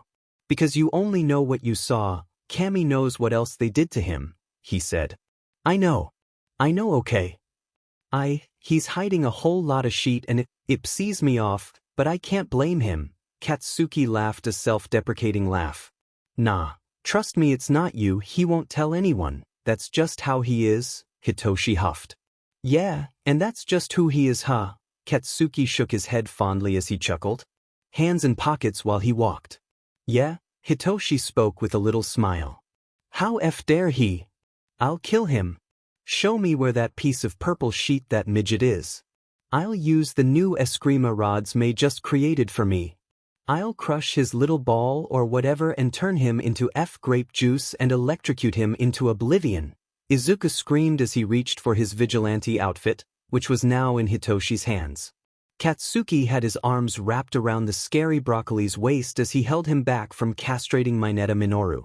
Izuku researched him the minute he found out what happened. Turns out telling a little green gremlin who was running on black coffee and energy drinks since the past 2 days and hadn't even had an hour of sleep was a bad idea. Midget? But Izuku, you can't do that, Hitoshi said. He tried to calm him down using his quirk, but the little sheet knew his way around it and didn't answer any of his attempts. Izuku, guess what? Your little Todoroki Shudo is in our class, Katsuki tried. Thank God for his quick thinking as Izuku immediately stopped thrashing around in his arms. Shudo's in your class. He turned to face Katsuki, who nodded rapidly, still holding on to the boy tightly. Yep, and his hair is red and white. Hitoshi cringed at his friend's awkward attempts. Oh, and he has such a cool quirk, you know, the brainwasher tried. Whoa, his quirk. Izuku snapped his head over to Hitoshi before his eyes went foggy and he went slack in Katsuki's grip. They both sighed in exhaustion. Finally. Eyebags, tell him to go the F to sleep. Rabid, he tried to bite me, what the F dash. Katsuki put Izuku down on his bed. Hitoshi got Izuku to sleep and now was checking the wound on Katsuki's hand as the blonde reluctantly allowed him to. Scowl set on his face. Hitoshi tried his best not to laugh at the bite marks on the explosive boy's hand. He ended up laughing anyway, evading the explosions. Oh Kami, you are so cute, Nemuri cooed at Hitoshi, squishing his cheeks. Ignoring Shuda's quirked glare, she turned to Izuku. Oh my! The green bean is even cuter in person, she squealed, rushing to Izuku and doing the same. Katsuki and Mei stifled their laughter as they stood by the side. Thank you, Ms. Mishnice, Izuku spoke, his voice muffled, which made the thank you sound more like the. Aw, Zashi, come look. She looked at the two teens like a doting mother. I know, and can you believe Sho didn't let us meet the little listeners before? Hizashi said as if it offended him. Shoyuta just rolled his eyes as Izuku and Hitoshi looked at him with pleading orbs. Zashi, Nem, leave the kids alone. You wanted to meet them and you did, now let's go, Shoyuta said, amusement clear in his voice. And midnight's here. Call me Auntie Nem, she grinned. Okay. Hitoshi blinked awkwardly. Shoyuta, they're literally mini-yous just in different shades, Hizashi teased. Aizawa kinnies, Katsuki whispered in laughter to Mei, who just snickered and nodded. But her eyes were assessing the two new people like an eagle, despite knowing and interacting with. Hizashi on call regularly.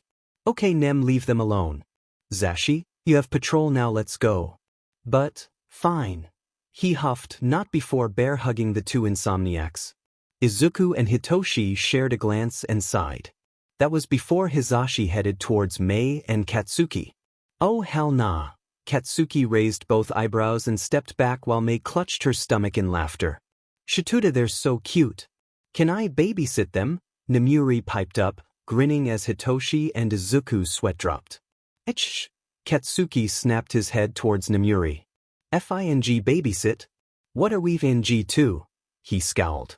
Nemuri, Shoyuta said in his warning tone. Though the amused smirk on his face didn't go unnoticed. Hitoshi mouthed, traitor, to him and Izuku pouted. Katsuki glared at him along with Mei. Alright, I'm going, but Shoyuta, I'm their Auntie Nem now and you can't stop me. She trotted up to the black-haired man and poked a finger in his chest. Shoyuta just rolled his eyes fondly and pushed her finger away. Yeah, whatever. Bye, he said as she huffed in amusement and left alongside Hizashi. Not before ruffling their hair, all of them, including Mei, Katsuki, and even Shoyuta. Once they left, Izuku sighed in exasperation. Eraser, you could have given a warning, he whined. I mean, kid, you have always been her favorite vigilante. You kinda brought it upon yourself, Shoyuta snorted. Izuku just flipped him off and pouted as he leant into Hitoshi. Mei and Katsuki cackled and high-fived. Shoyuta chuckled and shook his head fondly. Oh great. He was teaching today. Hitoshi remembered as his class excitedly debated whether the pro was teaching their heroics class or not. Just as Class 1A, except Hitoshi and Katsuki of course, finally decided on All Might not being a teacher at UDE, the man's boisterous voice silenced them from behind the door. I am Dash. The large door slammed open, revealing no one but All Might hanging off of the frame, cape flowing dramatically behind him as the class went into uproar.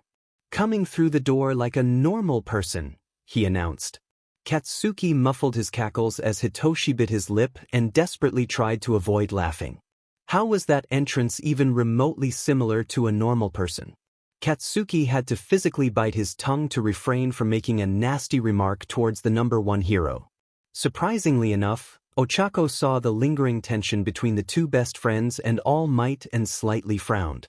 Just as Katsuki took a deep breath and was about to relax, All Might did his dramatic reveal on hero costumes.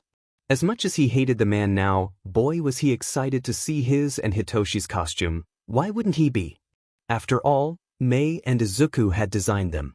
Katsuki stepped out in his costume, black eye mask complementing the red of his eyes. He saw a redhead, the spiky-toothed one from before, staring at him from the corner of his eye. Katsuki subtly raised an eyebrow and watched as the other teen flushed red and looked away. He couldn't help but think of him as a tomato. Everything red. He snorted. "What's so funny, Explodo?" Hitoshi walked to Katsuki, smirking in his all-black jumpsuit that looked all too similar to Eraserhead's. Hitoshi's had purple highlights on his utility belt and combat boots though. He also had a black voice modulator similar to Emerald's but with a purple theme instead of green. Katsuki grinned at Hitoshi's costume. "Nothing brainfuck, just some extra being stupid." "Sheesh, what's with the dress-up, Eraserhead Kinney?" he joked as Hitoshi went slightly red and groaned. "Shut up, Katsuki," he grumbled. "What do you think All Beach is teaching us today?" he added. Katsuki snorted. "All Beach? That's the new one." "I'm not sure. The fucker probably doesn't even have a license. I'd be surprised if he didn't get someone injured." Katsuki had jinxed it. He had jinxed it. Hitoshi was left flabbergasted over this shit show. Who in the hell approved something like this? Someone like this? Hitoshi took his phone out as he gritted his teeth in anger. What the F was that man thinking? He quickly sent a text to Izuku about Katsuki's injury and to tell Shoyuta to check on him and put away his phone.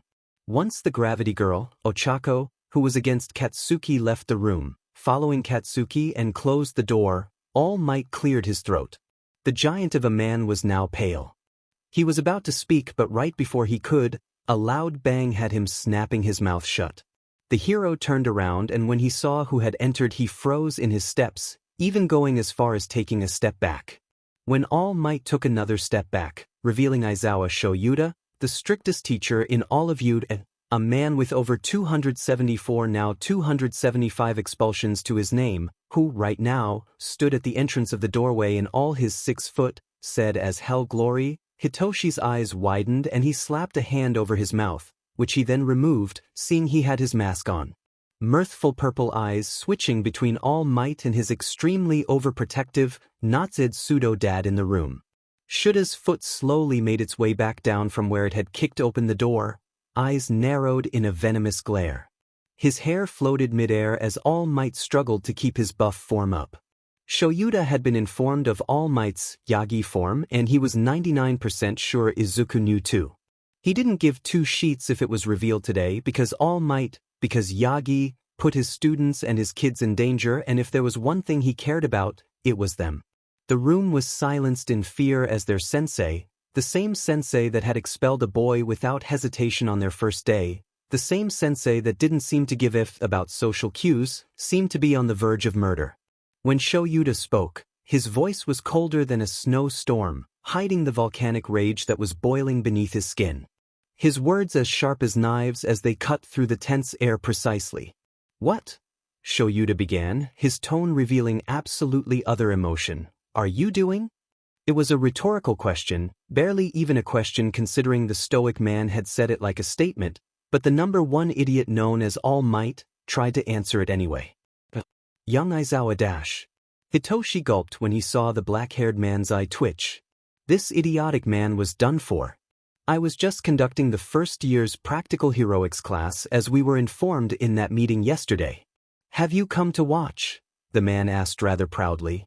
Hitoshi nearly fainted there and then became holy shit, this man had effed up in the worst way possible. Katsuki sighed as Recovery Girl healed his hand, that had, mind you, 3 fractures due to the result of using his gauntlets that apparently were not to be used on the first day. Katsuki did not mean to use it. How the hell was he supposed to know that pulling that trigger was going to let it off? The design he had sent in didn't have a dangling little circle as a trigger. His design had a small key shape as the trigger, which meant it would be easy for a villain or someone who was not meant to be using it to be confused and the item to be locked if done wrong. Chio sighed at seeing her usual patient's best friend, who she had met before and known his nature, sit there silently staring into nothing. "Katsuki? Dearie, are you all right?" she asked, worried. "Yeah, Hag, I'm fine," he spoke with no bite in his words.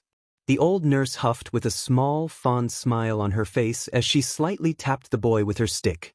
Sure, she jokingly did that to her patients, but she would never in a million years actually hurt them. "Okugu, what even happened back there?" Ochako breathed, feeling all her energy disappear as Recovery Girl healed her burns. "I don't know, Roundface, and I don't think anyone knows," he said emotionlessly. Which looked wrong, so wrong, seeing his explosive personality. Shoyuta stood up from his seat as the chair fell back with a bang. The rest of the faculty members watched in horror as the teacher's eyes glowed red at his phone. Hizashi and Namuri shared worried glances. Shoyuta grabbed his capture weapon and practically sprinted out the door with the speed he was walking in. "Hey! Anedzu?" Hizashi asked his boss, worried. "Do not fret, Yamada, I will see to the issue immediately," the stoat's voice came through the intercom. Hizashi nodded, not entirely sure what to think of the situation. Shoyuta seethed as he read the text from Izuku. "What the F dash?"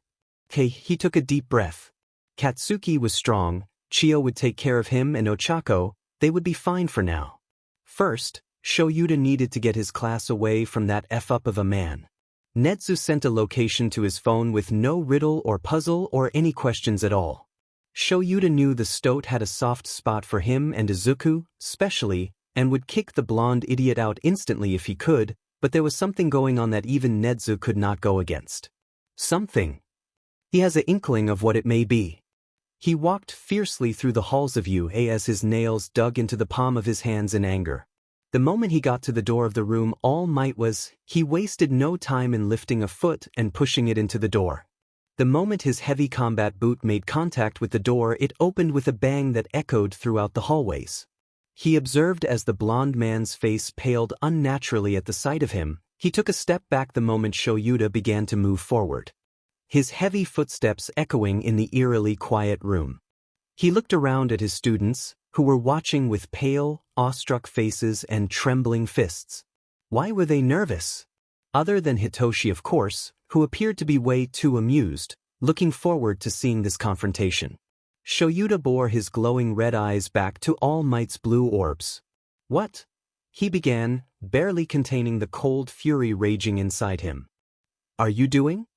It was a rhetorical question, barely even a question considering the stoic man had said it like a statement, but the number one idiot known as All Might tried to answer it anyway.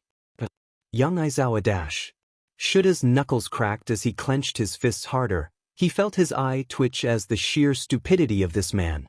He did not just refer to Shoyuta, of all people, with young. "I was just conducting the first year's practical heroics class as we were informed in that meeting yesterday. Have you come to watch?" the so-called teacher announced in pride. Shoyuta smiled, not one of his rare warm smiles that were reserved for precious moments with his family, nor was it the scary, logical ruse he used with his students. This was different. It was a smile barely containing anger, a smile that appeared more like a grimace. "All Might," he spoke through gritted teeth. "Get out." "What?" "But young dash." "Get the F out, All Might," he hissed. All Might's face was confused and offended. "Now, this is no dash." Shoyuta took a step forward. "You have 3 seconds, get out before I make you," he warned. All Might reluctantly stepped forward, heading out of the room before he scurried away with a metaphorical tail between his legs. Seconds later, Nedzu's voice boomed over the intercom. "Will All Might come to the principal's office now?" he commanded, and Shoyuta internally smirked at the lack of pleasantries. On his way, All Might felt a chill go down his spine. Now, Shoyuta turned to his horror-stricken class. What happened? It wasn't a question, it was an order. Tenya was first to come forward. "Sensei, All Might informed us that we were supposed to do battle trials using our quirks. He paired us in teams of 2 and against each other. Bakugu and I were in a team against Shinsou and Uraraka, I was protecting the bomb as Shinsou came to me and Bakugu was against the Uraraka. All I am aware of is that Bakugu's support item had a major malfunction which caused him and Uraraka injuries. He stated with flying hands. Shoyuta had to take a deep breath. Don't blow up on a child. Don't blow up on the child. It's not his fault. Ida, so you mean to say All Might did his first lesson on heroics by making you all do battle trials? Indoors? And not only that, but he allowed such injuries to happen and sat here and watched? He seethed, quirk active and hair flowing. Tenya seemed to be contemplating whether to run for his life or hide behind someone. Waya-sensei, he bowed. Shoyuta pinched the bridge of his nose. Ida, go check if Uraraka and Bakugu are okay. Yaoyorozu, lead the class back to your classroom. Meanwhile, me and All Might are long overdue for a little chat. Shoyuta didn't know what kind of expression he was making. But by the looks of it was scary. Momo instantly nodded and led everyone back. No one was complaining even though Hitoshi looked at Shoyuta, secretly signing. Can I go see Katsuki? Shoyuta seemed to think of it for a while before he subtly shook his head. I'll check on him first, go later, he signed back. Hitoshi nodded and followed the class back as Shoyuta headed towards Chiyo's office. Bakugu, where's Uraraka? He asked as he saw the blonde sitting there. Silently, his arm wrapped in bandages. Left with glasses, Katsuki answered, not looking the black-haired man in the eyes. Shoyuta went and took a seat beside the teen. Katsuki, what's wrong? Nothing, hobo, go teach your class, he gruffly spoke. Shoyuta kept staring at him expectantly, until Katsuki became uncomfortable. This was a tactic he learnt not a while ago. Katsuki sighed in defeat. I hurt her. I promised Izuku I would never hurt anyone with my quirk again and I hurt her, he whispered, looking at his hands. Oh kid, Shoyuta frowned at him. I didn't know it would do that. Katsuki panicked. Kid I didn't mean to, I swear. I didn't know. I was trying to get her away and that thing was getting in the way and I thought it was just an extra piece of trash and I pulled it. I swear I didn't fucking know and I didn't mean to hurt her, I promise I didn't, the ash blonde shouted. Shoyuta knew the beginning of a panic attack when he saw one. That's why he calmly took Katsuki's hands and unclenched them, preventing him from hurting the injured hand any more than it already was. Kid, Katsuki, listen to me, that was not in any way your fault. The department effed up your costume, you were not aware, it was a malfunction, Uraraka is alright. She's fine now, relax, he consoled him, internally planning to make the number one's murder more and more brutal every passing minute. But I burned her, he exclaimed, tears already pricking his eyes. Shoyuta sighed. Kid, do you want a hug? He asked softly. And when Katsuki leaned a bit forward, scowling and looking away, Shoyuta took it as a yes as took the teen into his arms. He pretended to not notice the small sniffles coming from the kid. Katsuki pulled back a few minutes with an amused huff. You're such a dad hobo, he snorted, eyes still a bit red. Shoyuta just rolled his eyes and looked to the side, a slight tint to his cheeks as he spoke. Shut it, brat. He reached out a hand and ruffled the blonde's spiky-looking soft hair and left the room, already leaving Katsuki feeling almost 100 times better. All Might, Shoyuta growled as he entered the teacher's lounge. He saw the skeleton figure of the number one's gaunt body and almost grinned at the sight of his pale face and trembling hands. He knew his sensei wouldn't disappoint him. Somewhere a stoat cackled hysterically in glee, staring at a laptop screen. Yagi felt another chill go down his fragile spine. The rest of the staff looked at the black-haired man in apprehension. Yes, Aizawa? The blonde asked. What in the world were you thinking? Shoyuta seethed. Whatever do you mean? The skeleton of a man frowned in question. Yagi, you jeopardized the safety of 19 students by conducting an unauthorized training lesson using quirks, which was, may I remind you, for second years. Not first years. Nemuri softly gasped as Hizashi's eyes widened behind his glasses. That's why Shoyuta left in such a hurry earlier. Oh. I was unaware of the fact that the instructions were for second years. Yagi bowed his head in embarrassment, but Shoyuta wasn't done. Not only that, but regardless of the year. You conducted the battle trials indoors. So you could have gotten any of the first years seriously injured. No, you did do that actually. Bakugo was hurt because of you. Concern filled Nemuri's eyes as she stood up. Bakugo? She asked. Yes, she had only met the kid officially today, but she'd known about him months ago. Nem, he's all right now, I had a chat with him, Shoyuta reassured her. She hesitantly sat back down, glaring at Yagi as she done so. Shoyuta turned back to the BSD. So, All Might, pray tell me what was going on in your pea-sized brain when you decided to give second-year lessons to amateur first years on their first official day. The black-haired man stepped closer to Yagi, towering over his seated, skeletal figure. I wasn't aware, I thought Yagi stammered. But you didn't. You didn't think, and do you realize how big of a mistake that was? Shoyuta growled out as Yagi cowered under his glare. Finally the blonde sagged. I see. I apologize, Aizawa. I believe. It was, in fact, my mistake for not properly making sure if what I had been doing was right. I am extremely sorry. He stood up and bowed at a 90-degree angle, ignoring the way his injury screamed at him to stop. Shoyuta felt a pang of guilt at the man's wince of pain, though it disappeared as soon as it came. Sorry won't cut it next time. Learn from your mistakes, because we, unlike you, have had training for this.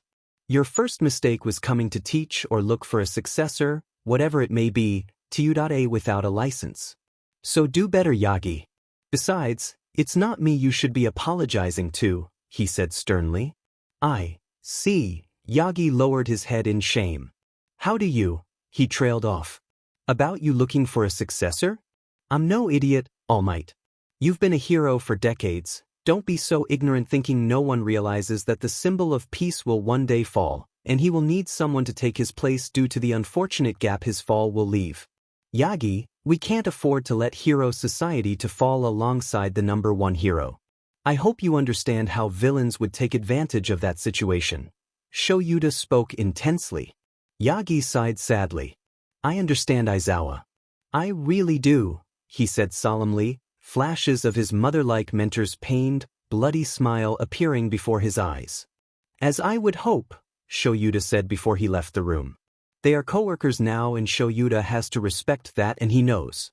However, if Yagi All Might or whatever hurts any of his kids again, he won't be this lenient. Izuku scowled when he hacked into his mentor's cameras to watch the footage of the battle trials. How the number one hero of all people could not know basic safety precautions was something he could not comprehend, though he really shouldn't be surprised after the sludge accident. He now paced back and forth in front of Katsuki's house in anticipation, waving his aunt's invitations to come enter the house off as he waited for his two best friends.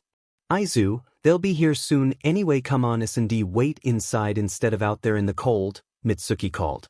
It's okay, Auntie, I'll be fine.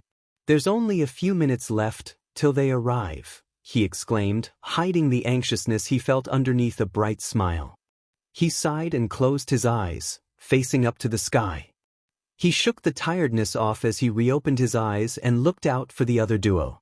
Again. As soon as he saw a spiky blonde and fluffy purple hair turn around the corner, he lit up like a star. The two boys sighed fondly and prepared themselves for the inevitable bear hug. Kaken! Toshi! He ran to them, wrapping both in a hug tightly, though noticeably being careful of Katsuki's injuries. Hey Aizu! Hitoshi snorted as hugged the boy back, already used to this. Hey Zuku!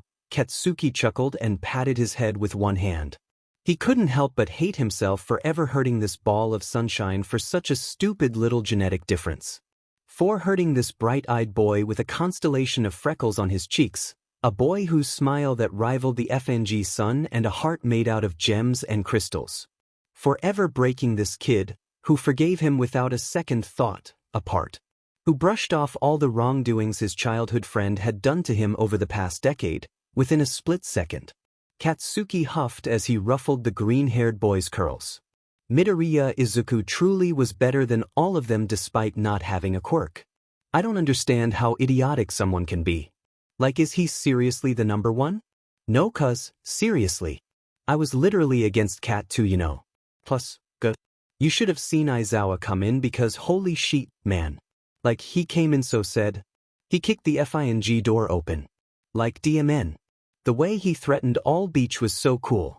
This is why he's my favorite hero, Hitoshi ranted. Katsuki choked on his water and it went everywhere. Izuku rushed to help him with his bandaged arm. Tari threatened? All Might? Katsuki coughed out. Izuku bit down a laugh. He, of all people, knew how Shoyuda acted in Dadzawa mode. Thus, he literally kicked the FING door open and went up to But Might and told him to get the F out. Hitoshi laughed. Good. He deserved it. Izuku muttered as he rebandaged Katsuki's soaked bandages. Katsuki felt his heart sink at the realization that Izuku learned all this because of the injuries he was mostly getting from school. Thanks, Zu, he murmured. No problem, Kaken. Izuku smiled brightly. Katsuki's lip quivered as he bit it and looked away. Kaken? The green-haired teen frowned as he saw the blonde's eyes slightly glistening. Katsuki? Hitoshi asked, worried. How? Katsuki choked out as tears welled up in his red eyes. How? What, Kaken? Izuku tilted his head with nothing but concern and curiosity in his viridian eyes. How? How can you still be so nice to me, Izuku? Katsuki breathed. After all I've done to you, how can you still look at me and smile like that? He whispered in disgust with himself. He looked up at Izuku with teary eyes. How? Izuku's eyes softened and he moved to Katsuki's uninjured side without a word. Lifting the blonde's arm, he tucked himself into his brother's side and got Katsuki to face him. Are you pushing me away, Kaken? He asked. Katsuki opened his mouth to answer, but Izuku put a finger to his lips. Katsuki sagged in defeat and shook his head. Then are you hurting me right now? Punching me? Or using your quirk on me? Izuku asked. Katsuki flinched at his words but shook his head again. That's why I can still smile at you. Because I know you can never hurt me on purpose ever again, Katsuki. Because I know you. I can still look at you and smile like that because you're my Katsuanai. I could never be mad at my Katsuanai. I could never hold a grudge against you for that, Kaken. So please, don't hurt yourself over it. You've changed so much and I'm so proud of you for that. Izuku smiled warmly and snuggled into Katsuki's side. The ash blonde wiped his tears with his uninjured hand and rested his head on Izuku's, sighing. A second later he slightly lifted up his sling. Oi eyebags, what the F do you think you're doing? He asked Hitoshi, who stood there awkwardly. Get in here, brat. He rose his arm higher. Hitoshi raised an eyebrow. Katsuki rolled his eyes. You have 3 seconds. He playfully narrowed his eyes before Izuku huffed and pulled Hitoshi into the hug. Katsuki tightened his grip on both of them. Shaking any thoughts of what could have happened or what nearly happened out of his mind, he snorted. You two are idiots, you know that? Izuku and Hitoshi grinned at him identically and spoke at the same time. But we're your idiots. Shoyuda sighed after finally getting that goddamned alarm off. Some stupid reporters trying to get in and interview All Might. This man was seriously getting on his nerves. Getting a cup of coffee, Shoyuda leaned against the countertop, only to be disturbed again. Aizawa, a panicked voice said. Shoyuda groaned, fully expecting it to be Sekijiro. What? He snapped, looking at the speaker. To his surprise it was Higuri, pro-hero power loader, who was standing there, looking slightly disheveled. What? He forced the irritation from his voice. Aizawa, I have a, as you call them, problem child this year and she's attacking, well not physically but still, a 3rd year and I am not able to control her. I need your help, Higuri panted. Shoyuda stood up straight and put his half-empty coffee on the table. He sighed. Let's go, he gruffed out. He walked after Higuri in a steady speed, already hearing a ruckus a short distance away. His eyebrows rose drastically when he heard a familiar voice screaming obscenities. Are you blind? Or can you not read instructions, you stupid beach? I could make much better babies than you and I'm a 1st year, you little faulty but motherfucker. She got right into the boy's face, gripping his collar tightly, almost choking him. Katsuki was holding her other arm, surprised by the muscle in her arm, the same arm which was millimeters away from breaking the 3rd year's nose. Hitoshi was struggling to hold her back by her waist. This girl was FING strong. No doubt she would start kicking the other support student if able to. Who do you think you are? Adding your own modifications to my Izuku's amazing blueprints. Your stupid baby injured my best friend. How dare you? You ugly baby making beach. Katsuki sent a glare in Hitoshi's way. The purple-haired boy wasn't using his quirk on purpose. Of course. May you can't just dash. No Toshi. This little sheet decided to, with the designs Izu sent in for Ki, she screamed. I was just trying to improvise, I swear, the boy stammered. Hitoshi sent a glare his way. This idiot. Improvise? May screeched. You call that improvise? Wow, mister. Him is F dash. Improvise my butt. You literally couldn't have improvised those. Dumb dornum. Besides Katsuki was hurt because of you, I'll set my babies on you. You freaking short, stubby, soggy French fry wannabe. I'll punch you to dash. That's enough, handsome. Shuda's gruff voice, full of amusement, said. He was so proud of this girl because DMN, those insults. Unfortunately, he was also a teacher. Nakamura, go back to your class. Your teacher will discuss the rules and protocols you must follow before altering approved designs, Shoyuta told the third year in a disappointed voice. Hatsum, please refrain. Attacking other students. Physically or verbally, he said, hiding a smirk in his capture scarf. The black-haired man said physically or verbally. Doesn't mean she can't attack people otherwise. May, the clever girl she is, realized that and grinned. Yes, Aizawa-sensei. Besides Shoyuta, Higuri felt a chill go down his spine. Was it too late for him to retire? Today's training will be slightly different. There will be 3 instructors there to supervise you. All Might, me and another person, Shoyuta informed his class. The disdain in his voice revealing the fact that he was still unhappy about what happened in the battle trials. Excuse me. What is this training going to be, sir? Shiro Hanta asked. Shoyuta pulled up a blue card that said, Rescue. We will be dealing with disasters, shipwrecks and everything else. It's called rescue training. He informed them. The class headed out to the bus as Tenya instructed them to walk in a line and whatnot. Katsuki and Hitoshi sat next to each other while Ochako and Denki sat opposite them. Seeing his class arise in murmurs about what it'll be like and how cool it is, Shoyuta couldn't help but bury the sinking feeling he had in his stomach. Getting onto the bus with the students, he ignored that unpleasant gut feeling. He shouldn't have done that. Emerald let out a shuddering breath as he finally got out of the warehouse boxes. He came here for information on some villain gathering. He wasn't expecting this. We will attack the USJ and kill All Might. We will attack the USJ. Attack the USJ.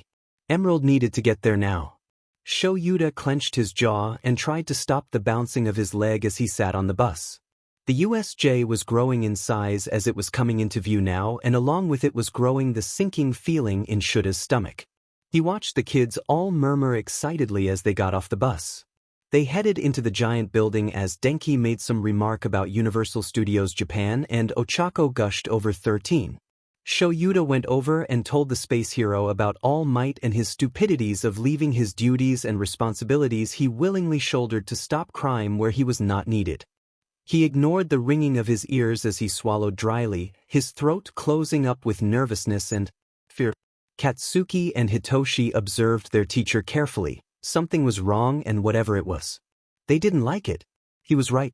Of course, he just had to be right the one time he had desperately wished he was wrong. Now, he was fighting villains back and forth as his students and his kids were left to fend for themselves. All Might had fed up and endangered his students. Why did he even come to UA in the first place if he didn't even want to teach? If he couldn't even arrive on time to protect his students? If he couldn't even be the hero people see him as? Shoyuta, no. Eraserhead looked at the hand villain, who kept delivering monologues about how he'll kill All Might and whatever. He couldn't give 2 sheets about All Might. Eraser focused on who was probably the final boss, the one who had orchestrated this entire attack. Final boss, the Erasure hero breathed. Just as the villain grinned under his hand mask and was about to say something, A crash echoed in the USJ and a huge ray of light came through the ceiling, along with shards of glass and a certain green-haired vigilante. Eraserhead's eyes widened underneath his goggles as he realized just who had gatecrashed this fight.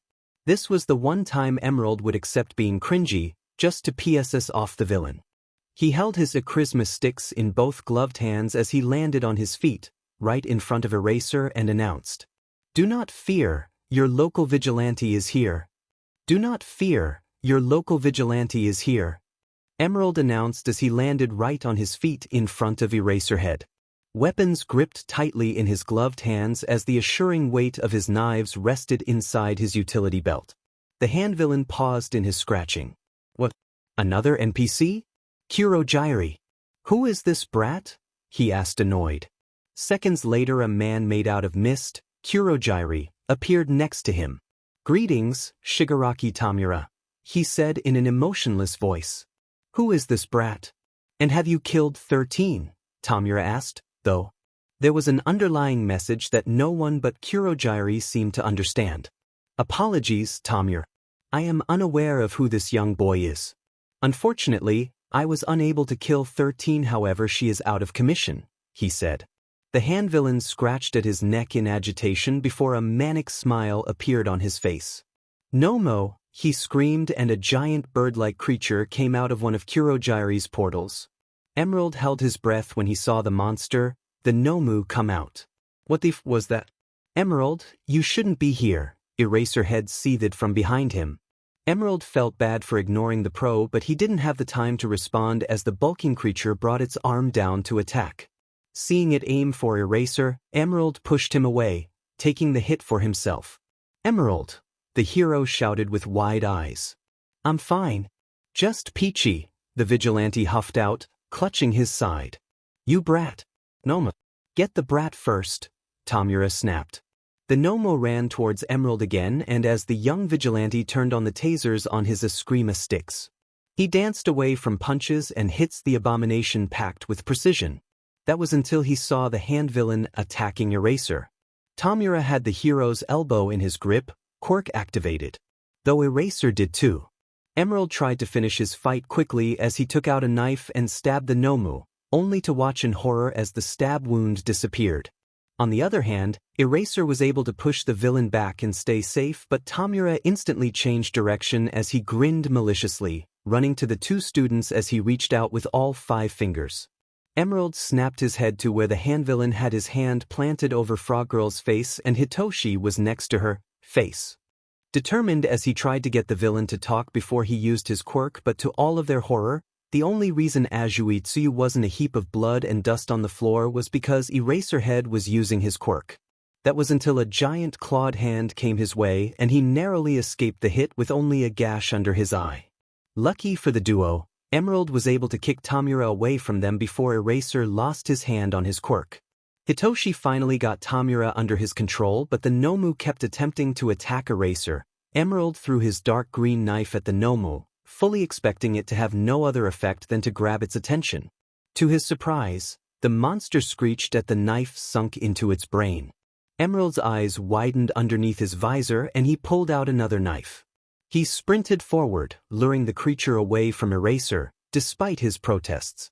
The pro couldn't do anything because Hitoshi lost control over his quirk due to its exhaustion. The vigilante avoided most hits as he leaped around the monster until he heard Eraser curse.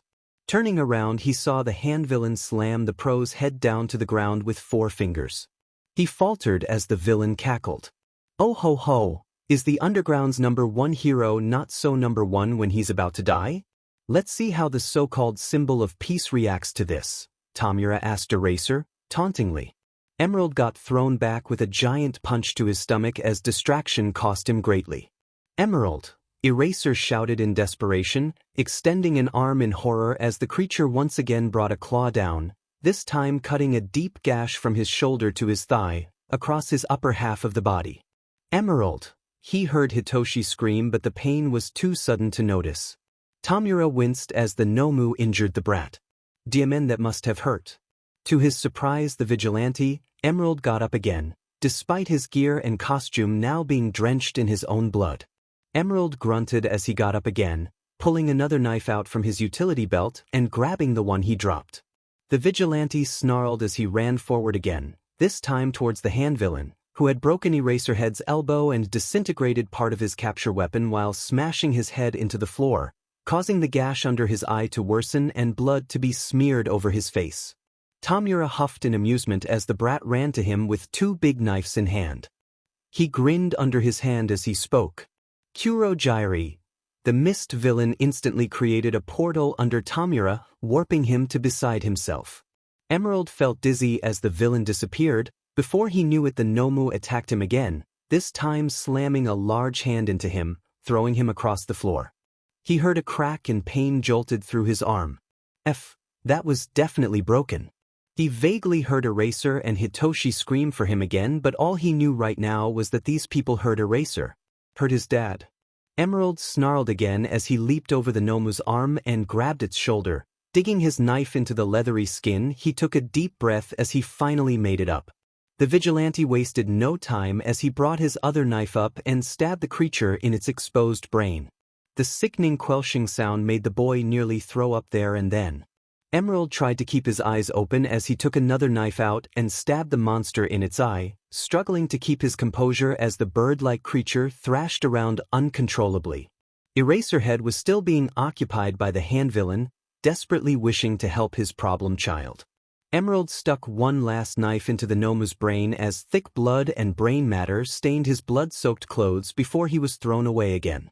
He tried to get up again and succeeded before his vision went blurry again. The Vigilante barely heard the USJ doors slam open and sounds of explosions and ice rush towards him. Struggling to stand, he held his head with his non-broken arm. As he stumbled and fell forward, he braced himself as much as his semi-conscious, broken body could for the inevitable fall.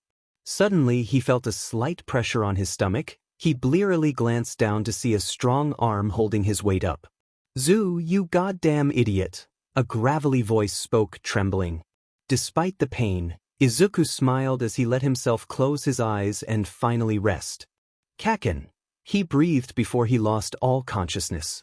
Shoyuta sits and lets one of the nurses treat his injuries as Hizashi sits next to him, letting him rest his head on his shoulder. The light above the operation theater goes green as a doctor steps out. Shoyuta instantly gets to his feet. "How is he?" he asks. The doctor sighs and Shoyuta feels his heart drop. "Tell me," he snaps. The doctor lowers her head.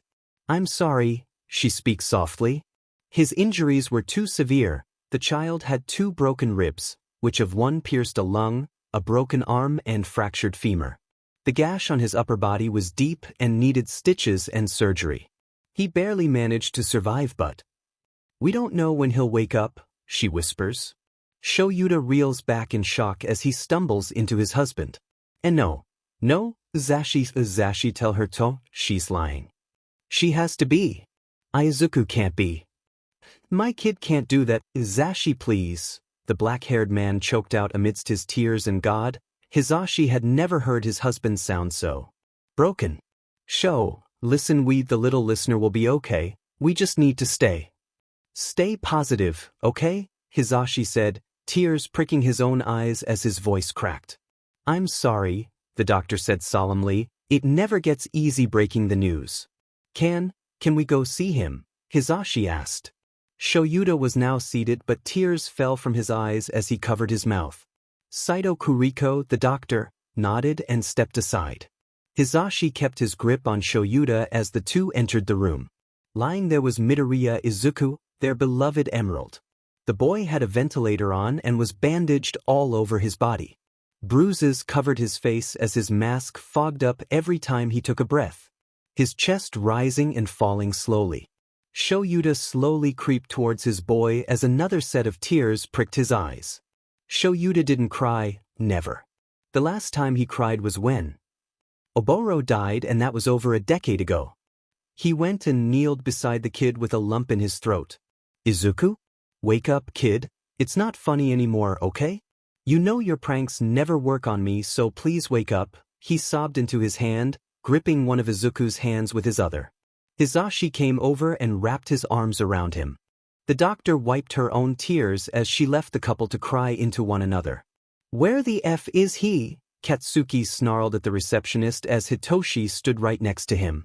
"I'm so sorry, sir, but I cannot reveal any private information about our patients to you," the man said. "Katsuki, he can't dash." "Sure he can't, listen here you piece of ifing dash." Katsuki spoke again until a hand rested on his shoulder. He looked up to see Nemuri standing in civilian clothes. "Katsuki, it's okay. Sir, we're here to see Midoriya Izuku. I am his aunt and can see him along with these two. If that's not enough, then here." She put forward her hero license. The man's eyes widened and he gaped at the woman before he handed back her license and nodded. "Room 293, ma'am," he informed them. "Finally," the blonde spat. The receptionist flinched at the volume. "Thank you," Nemuri said as she glanced at the man apologetically and took Katsuki and Hitoshi along with him up. They walked in silence before Nemuri spoke up. "You kids okay?" she asked. They nodded but didn't say a word. Katsuki froze as the blood in his veins turned to ice.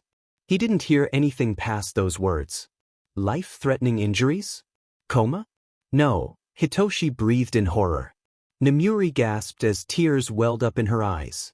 Instantly, she turned and enveloped the two kids into a hug. Katsuki didn't know what to think. He finally had his best friend back after so long, only to lose him again. Izuku had forgiven him so easily and smiled his 1,000-watt smile without second thought.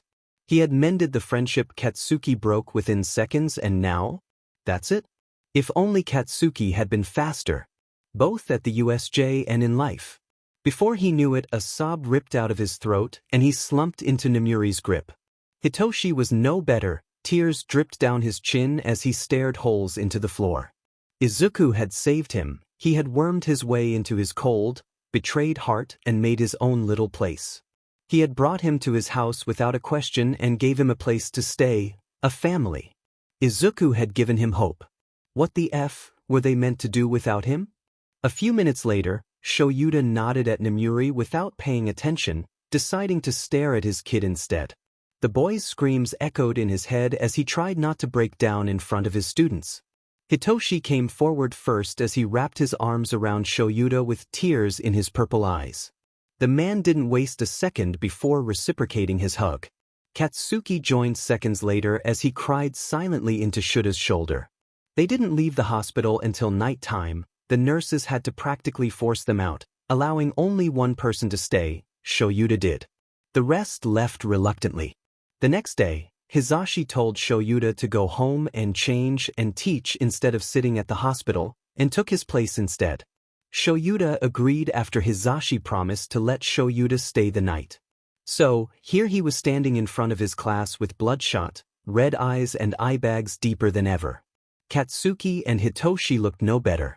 "Sensei, should you be here today despite your injuries?" Tenya stood up and asked, not sensing the thick tension in the classroom. Ochako hissed something to him and pulled him back down into his seat. "Apologies," he muttered. "Sensei, is the other person Emerald okay, Karo?" Sue asked, worried, though the look on Shuta's face was clear. He sighed. "You don't need to worry about him. It's irrelevant. Your fight isn't over yet," he said bitterly, for some reason. Sue frowned but didn't pry. "Is there more villain attacks?" Denki asked warily. "The Udata Sports Festival is coming. As much as I hate this, the HPSC are urging us to go through with it," the teacher said, clearly not happy with the decision. No one really cheered, but some people had small smiles on their faces. "Now let's get to work. First we'll be learning about." The rest of the class went through like that, though Hitoshi didn't really notice. All he could focus on were the images of Emerald, bloody and broken, flashing in his mind. "Hey Shinsou, Bakug, do you guys want to sit at lunch with us?" Ochako asked as Denki stood beside her. "We'll see," Katsuki said, and Hitoshi nodded. He knew what the blonde was talking about. They had to tell Mei. When Shoyuta entered the teacher's lounge, Nemuri instantly got up and walked up to him, putting a hand on his shoulder. "Shoyuta, how are you feeling?" she asked. The man shrugged her off. "Fine," he gruffed out. Nemuri sighed but nodded, handing him a cup of coffee. "Thanks, Nem, he said. They sat in silence for a while before the rest of the faculty members walked in. All of them knew what happened. They knew that Midoriya Izuku was in a coma. They also knew whose fault it was. Yagi, as oblivious as ever, walked in laughing and trying to start a conversation with Sekijuru, who was clearly clenching his jaw to bite back a nasty response. Aizawa, how have you been? The blonde asked, as boisterous as always. Shoyuta clenched his jaw but didn't respond. The symbol of peace didn't get the memo. Aizawa? Is something the matter? He asked again. Shoyuta gritted something out under his breath. What was that, my boy? Yagi questioned, and that was the last straw. Do you think that something's the matter? Shoyuta spat, putting his coffee down on the table with more than necessary force. WLI. I thought dash. Do you think that something is wrong? Do you think before you say something? Do you think before you teach at a school of future heroes without caring for their safety? Do you ever think? Shoyuta growled, storming up to Yagi. I'm unsure of what you mean, Aizawa. Everyone at the E was near to unharmed. Thush, the blonde spoke. Within a split second, Shuta's fist made contact with Yagi's face. He reeled back in shock, holding his nose. Unharmed? The black-haired man snarled. You call that unharmed? My kid is in a coma and you call that unharmed? He grabs the blonde by his collar. See coma? Yagi stammers out while Nemuri comes and pulls Shoyuta off him. Shut up, Yagi, and leave. We don't need you here right now, she said bitterly. Yagi frowned and looked around to ask someone about what happened, but seeing the looks on their faces he decided against it. The moment the blonde exited the room, Nemuri turned to Shoyuta. Sho, do you want to go to Izuku? I can take your classes for the day, she offered. Shoyuta nodded and put his hand on top of hers, which was on his shoulder, and looked into her eyes. Thanks, he breathed with bloodshot eyes. Nemuri's heart ached at the sight of her best friend. Quick, get the defibrillator. Saito, the kid's fading, one of the nurses said. The beeping abruptly stopped, and it was as if time slowed around them. Hand me the defibrillators, Kuriko shouted, and the nurse handed her the devices. Kuriko took a deep breath and shocked the boy with a low voltage once, twice, 3 times. It worked. The kid took a deep breath which shook his entire form. The monitor beeped normally for a few seconds, but something was wrong. Kuriko stayed prepared in case anything happened. The room erupted into a frenzy as the monitor suddenly started beeping uncontrollably, then stopped. Kuriko cursed as she readied defibrillators once again, giving the kid another shock, this time stronger. Please, kid, don't do this, she murmured as she tried to get him back. A few seconds later the beeping restarted and Kuriko, along with the other nurses, breathed a sigh of relief. A few minutes later, when they knew it was over, the nurses left the room. Kuriko placed a hand on Izuku's head. You are one troublesome kid, aren't you? She huffed. The moment the doctor left the room, a blonde instantly rushed to her.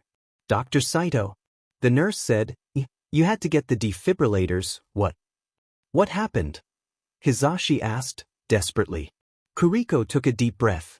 Sir, your kid flatlined twice before we were able to get him stable. Hizashi froze. Flatlined? He breathed. Suddenly, the sound of something dropping echoed in the hallway. Hizashi looked to the side to see Shoyuta standing there, cups spilling on the ground. What? He said, voice no louder than a whisper. They said that Hizashi trailed off and covered his mouth. He's stable now, but I understand how you guys feel, Kuriko sighed. Shoyuta was now standing next to Hizashi. The blonde hummed. I had a kid too, same age as him. He looked exactly like Midoriya, except with black hair and red eyes, she said fondly. How is he now? Hizashi asked in courtesy, the words, flatlined, still ringing in his head.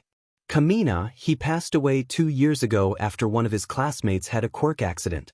It wasn't the girl's fault, but my boy was gone, Kuriko told them solemnly. They were quiet for a few minutes. I'm sorry for your loss, Shoyuta said quietly and bowed his head, similarly to Hizashi. It's okay now, I hope he's happy wherever he is. I hope Midoriya gets well soon, he's a strong kid, I would never have imagined for Emerald to be a child. Kuriko smiled sadly. He's a fighter, isn't he? She added. The two men nodded. He is. The corners of Shuda's lips slightly quirked up, knowing how his problem child is. Midoriya Izuku is a fighter, and they could only hope that he fights his way through this. The teachers in the lounge were all sitting quietly. This was an outcome of their failure to protect their students and kids. Yurare was supposed to be safe. They were meant to be the heroes, they were meant to save people. It was supposed to be Yurare who was protecting the students, not a 14-year-old vigilante who had no regard for his own security. When a single tear silently rolled down Shuda's cheek, no one in the room questioned it. Mei stood there, unblinking as Katsuki told her the news. She shook her head and laughed. Esti. Stop, Katsi, this isn't funny. Izuku never gets hurt that much on a patrol. You? Stop joking, it's not funny dash. She backed up, hitting a wall. Crazy, dash, Katsuki tried. No, Mei shouted as she started giggling. He can't. Izuku can't dash. Tears fell out of her eyes as her smile dropped, along with her balance as her knees buckled. Hitoshi caught her in time before she hit the ground, allowing her to bury her face into his chest and cry. Katsuki crouched beside her and placed a comforting hand on her head. We're going to see the idiot now, that dumbass better wake up or we'll beat his butt, okay? He said, his voice softer than ever heard.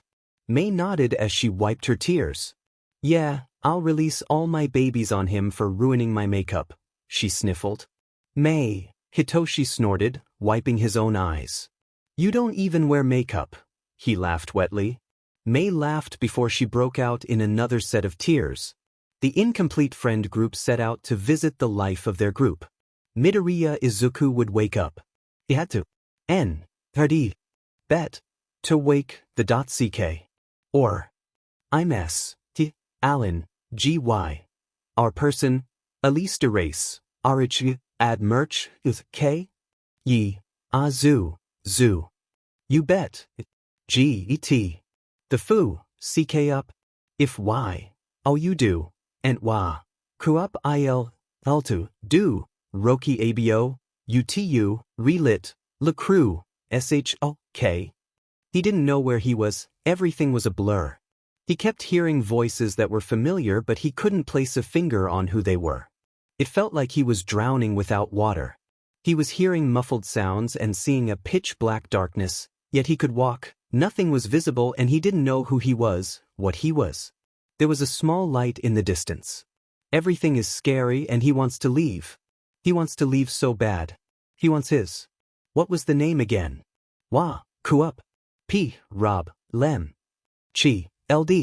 He felt himself be pulled somewhere and the voices get clearer. Aizu, Kui, I'll need. Izuku? Who's Izuku? It's not long before he once again fell back to the same void with muffled, weird sounds. The voices have disappeared. 3 days have passed since the USJ incident, Shoyuda would know. He's been counting every second. He doesn't believe in God, not after Oboro. Yet he's desperately praying to whatever entity is out there to bring back Izuku, to bring back his kid. Katsuki and Hitoshi cope by being closed off to others, minding their own business and not speaking to anyone other than each other and Mei. When the other students came, scouting for competition, Katsuki can't help but snap at them for being so insensitive and selfish. On the 4th day, the duo fight the urge to scream at the number one hero when they see him. Once they left the curious and questioning eyes of their classmates, full of queries and curiosity from their odd interactions with the infamous Vigilante, a red and white-haired teen confronted the two boys after their heroics lesson. You guys know Emerald, Shudo said to them as a matter of fact, not a question. Hitoshi nodded, seeing that it was pretty obvious and that Shudo was one of the people Emerald interacted with. So what if we do? Icy hot. Katsuki stepped forward. With a scowl. Hitoshi gripped his bicep. Zu trusts him, Kats. I think he deserves to know, he sighed. Katsuki grit his teeth but didn't disapprove. Yes, we know Emerald. Is there a problem, Todoroki? Hitoshi asked. No, I had a question, Shudo spoke. Is Emerald all right? Katsuki instantly scoffed and looked away. All right, he snorted mirthlessly. Shudo didn't know what it was. But he felt something like his stomach dropping. What? He questioned. Todoroki. Emerald he's in a coma? Hitoshi breathed and Shudo stilled. Oh, I see, he said bluntly. Shudo isn't a fool. Isolated and closed off, maybe, but not a fool, never a fool. He knows what many things were due to his own experience. Shudo remembers Fuyumi being in a coma for 3 months after Endeavor released a fireball at her when she tried to defend Shudo from a hit. He remembers how she looked, lying there pale and unconscious. Looking too lifeless. He knows how losing a sibling or a family member means. Shudo never wants to go through that again. Will he wake up? He asked, voice a lot less colder than when he first met his classmates. Of course he will, Katsuki snapped. The nerd is a FNG badass. A shitty coma won't stop him, he hissed. Hitoshi sighed again. Blondie, he didn't mean it like that. He blinked. Or maybe he did. Oh well. The purple-haired boy shrugged. His eye bags way more prominent than usual. Zul wake up soon. He has to, the tired teen said firmly, his voice steady and full of conviction. Yeah, he does. Katsuki huffed, side-eyeing Shudo, who nodded in acknowledgement. He's back in that place, he wants to go home, wherever that is. He feels his feet move, reaching towards a light far away. As he gets closer and closer, the voices become much clearer. P. Lia, S-E-wa, Kuyu, P-I, Zu, Ku. Warily he gets a bit closer. I'm. So. R-Y. F. Or no. T-Bay, Engablu. Prot. C-T-U. K. Ido. As the voices clear up, the figure moves more towards the light. The warmth enveloping his conscience. Izuku. P. S-E. Who is Izuku? P.L. Ease try. 2. Company. Me B.A. C.K.I.Zu. Izuku. He's Izuku. Isn't he? The figure, named Izuku, finally touches the light. Wake up. Please, problem child, wake up, he hears a desperate voice plead, holding his hand gently but firmly. Slowly, after a moment Izuku tries to open his eyes, trying to wake himself. His eyes flutter open as he winces at the bright light. A groan leaves his mouth. Instantly, the person next to him got up and gently touched his face. Kid? Izuku? A hoarse voice called. The person, a blurry figure with black, chin-length hair, gently cradled his face. Within a split second, only one thing came to the tip of his tongue. Dad. Shuda's eyes teared up in overwhelming relief. Yeah, I'm here, kiddo, I'm here, the man choked out. He looked into the bright green eyes which held so many secrets, so much sadness, too much pain. He glanced into the viridian eyes of a boy too young and a heart too big. Oh, how glad he was to look into those familiar orbs which looked like emeralds underwater, always glinting with unsatisfied curiosity and filled with innocent mischief. Izuku blinked at him slowly, his coherence gradually returning as recognition shone in his eyes. As soon as he saw his father figure looking at him like he was his whole world, Izuku let a small smile rest on his face. He was finally home. Shoyuta smiled back at Izuku with red-rimmed eyes. His kid was finally back with him, and Shoyuta would never let him out of his sight again, not if he could help it. The man didn't move from his kid's side as nurses came filtering into the room, checking the boy's vitals. Izuku looked up at Shoyuta in confusion, frowning at the sight of tears in his onyx eyes. Why? He mumbled, slowly blinking. Shoyuta huffed out a laugh as he wiped his tears with a free hand. The man shook his head fondly as he brought his hand up to the kid's hair, gently carding his fingers through the soft curls. Why what, kiddo? He asked. Izuku pointed towards his eyes. You're crying. Why, you crying? His voice cracked and he let out a small cough. Shoo, hold on. I'll get some water, Shoyuta said as he poured some water into a glass, helping the green-haired boy up into a sitting form. Shoyuta gently put the glass to Izuku's lips as he slowly took a few sips. Izuku would never have thought how much he'd loved water until he felt the cool liquid go down his dry throat, satiating his thirst. Shoyuta set the glass aside and Izuku waited a moment before speaking. Why are you crying, Eraser? Where's Kaken, Toshi, and Mei? Are they okay? He rasped out. And Shoyuta could have cried in relief from finally hearing that familiar nickname from his problem child. He took a deep breath, looking into those swirling, vivid, green eyes, full of confusion and uncertainty. Because, Izuku, I thought I lost you. I thought Shoyuta choked up. I thought I would never see your eyes again, that I'd never hear you again, that I would never be pranked by Emerald again, and that I'd never be hugged by Izuku again. I thought I'd never see you awake again, problem child. By the time he finished, tears were once again making their way out. Yes, the other three are just fine, but were not. Izuku's eyes were no different as he SE in a breath, remembering the events that lead up to his moment. The memories of the situation came rushing to him as he looked up to Shoyuta and covered his mouth as he let out a sob. Shoyuta paused and gripped his shoulders, looking him directly in the eyes. Izuku, you're okay? Is everyone else Izuku choked out as he scanned Shoyuta for any injuries. The man in question didn't hesitate, even for a second, before he immediately wrapped Izuku in a tight but gentle hug. I'm okay? He asked incredulously. FNG God, problem child. I thought I even lost you when you flatlined 2 FNG times. Izuku blinks wearily, huh? Sorry. Eraser, But before he could finish that sentence, he was interrupted again. He closed his eyes and sighed, sinking into Shuta's chest, and he breathed in the familiar smell of coffee. Shut up, Izuku, you almost died. And with that the man hugged him tighter. He could hear Shuta's voice breaking. Izuku didn't try to muffle his sobs as he cried into the teacher's chest. I'm sorry, Eraser, I'm so sorry, he cried as the man held him tight in his grip, arms wrapped around him protectively. Shoyuta let the boy cry it all out as he silently let out sobs. Yes, I'm mad. Because I nearly lost you. But I'm also so proud of you, Izuku, Shoyuta breathed out after a few minutes of Izuku calming down. I'm so proud, he said, making the kid's breath hitch. Proud? Before Izuku could respond, Kuriko opened the door with a binder under her arm and glasses over her head. Hi, Izuku, or would you prefer Midoriya? She asked as she walked in with a large smile at the sight of the conscious boy. Izuku is fine, the teen said, eyeing the doctor skeptically. Izuku didn't have the best experience with adults, especially teachers and doctors.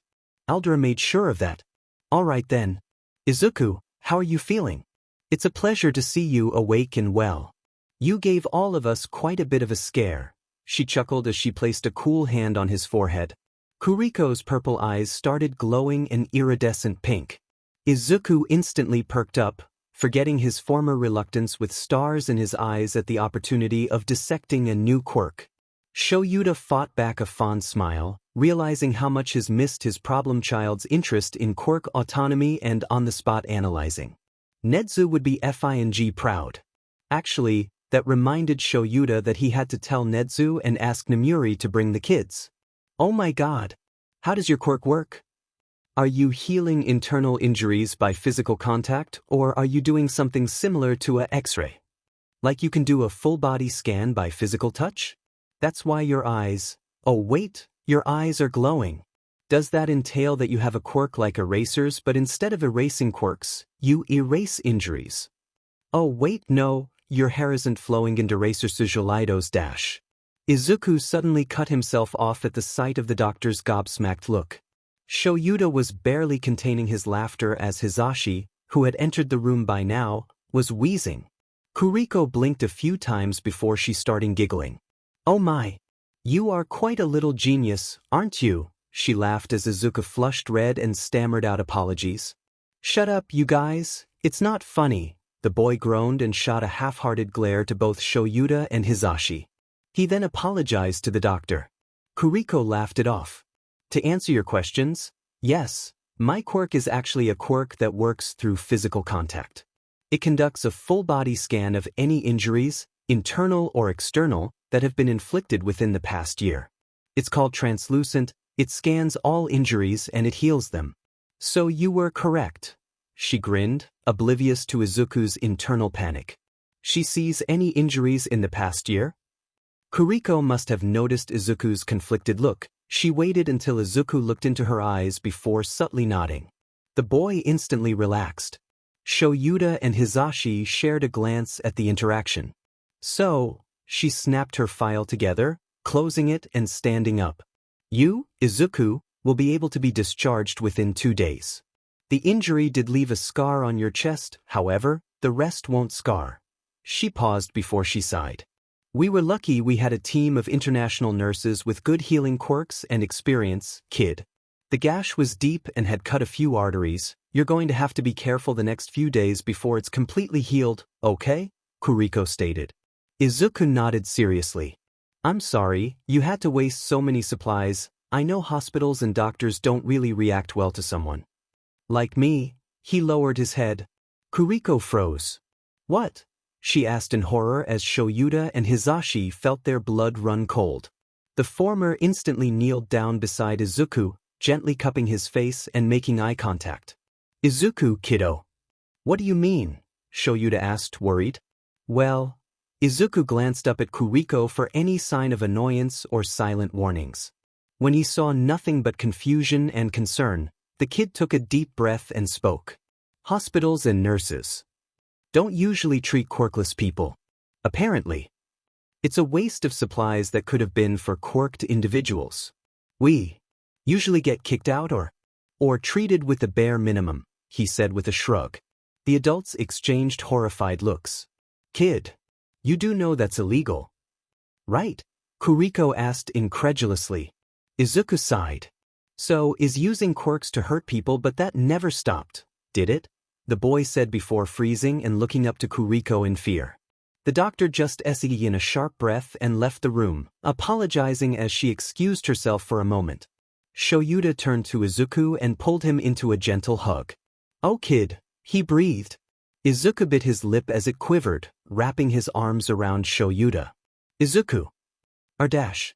Can we not talk about this, please? The boy said, voice no louder than her exasperation, eyes shut and face buried in his mentor's shoulder. And oh, Shoyuta could feel his heart crack and shatter at the pain in his boy's tone.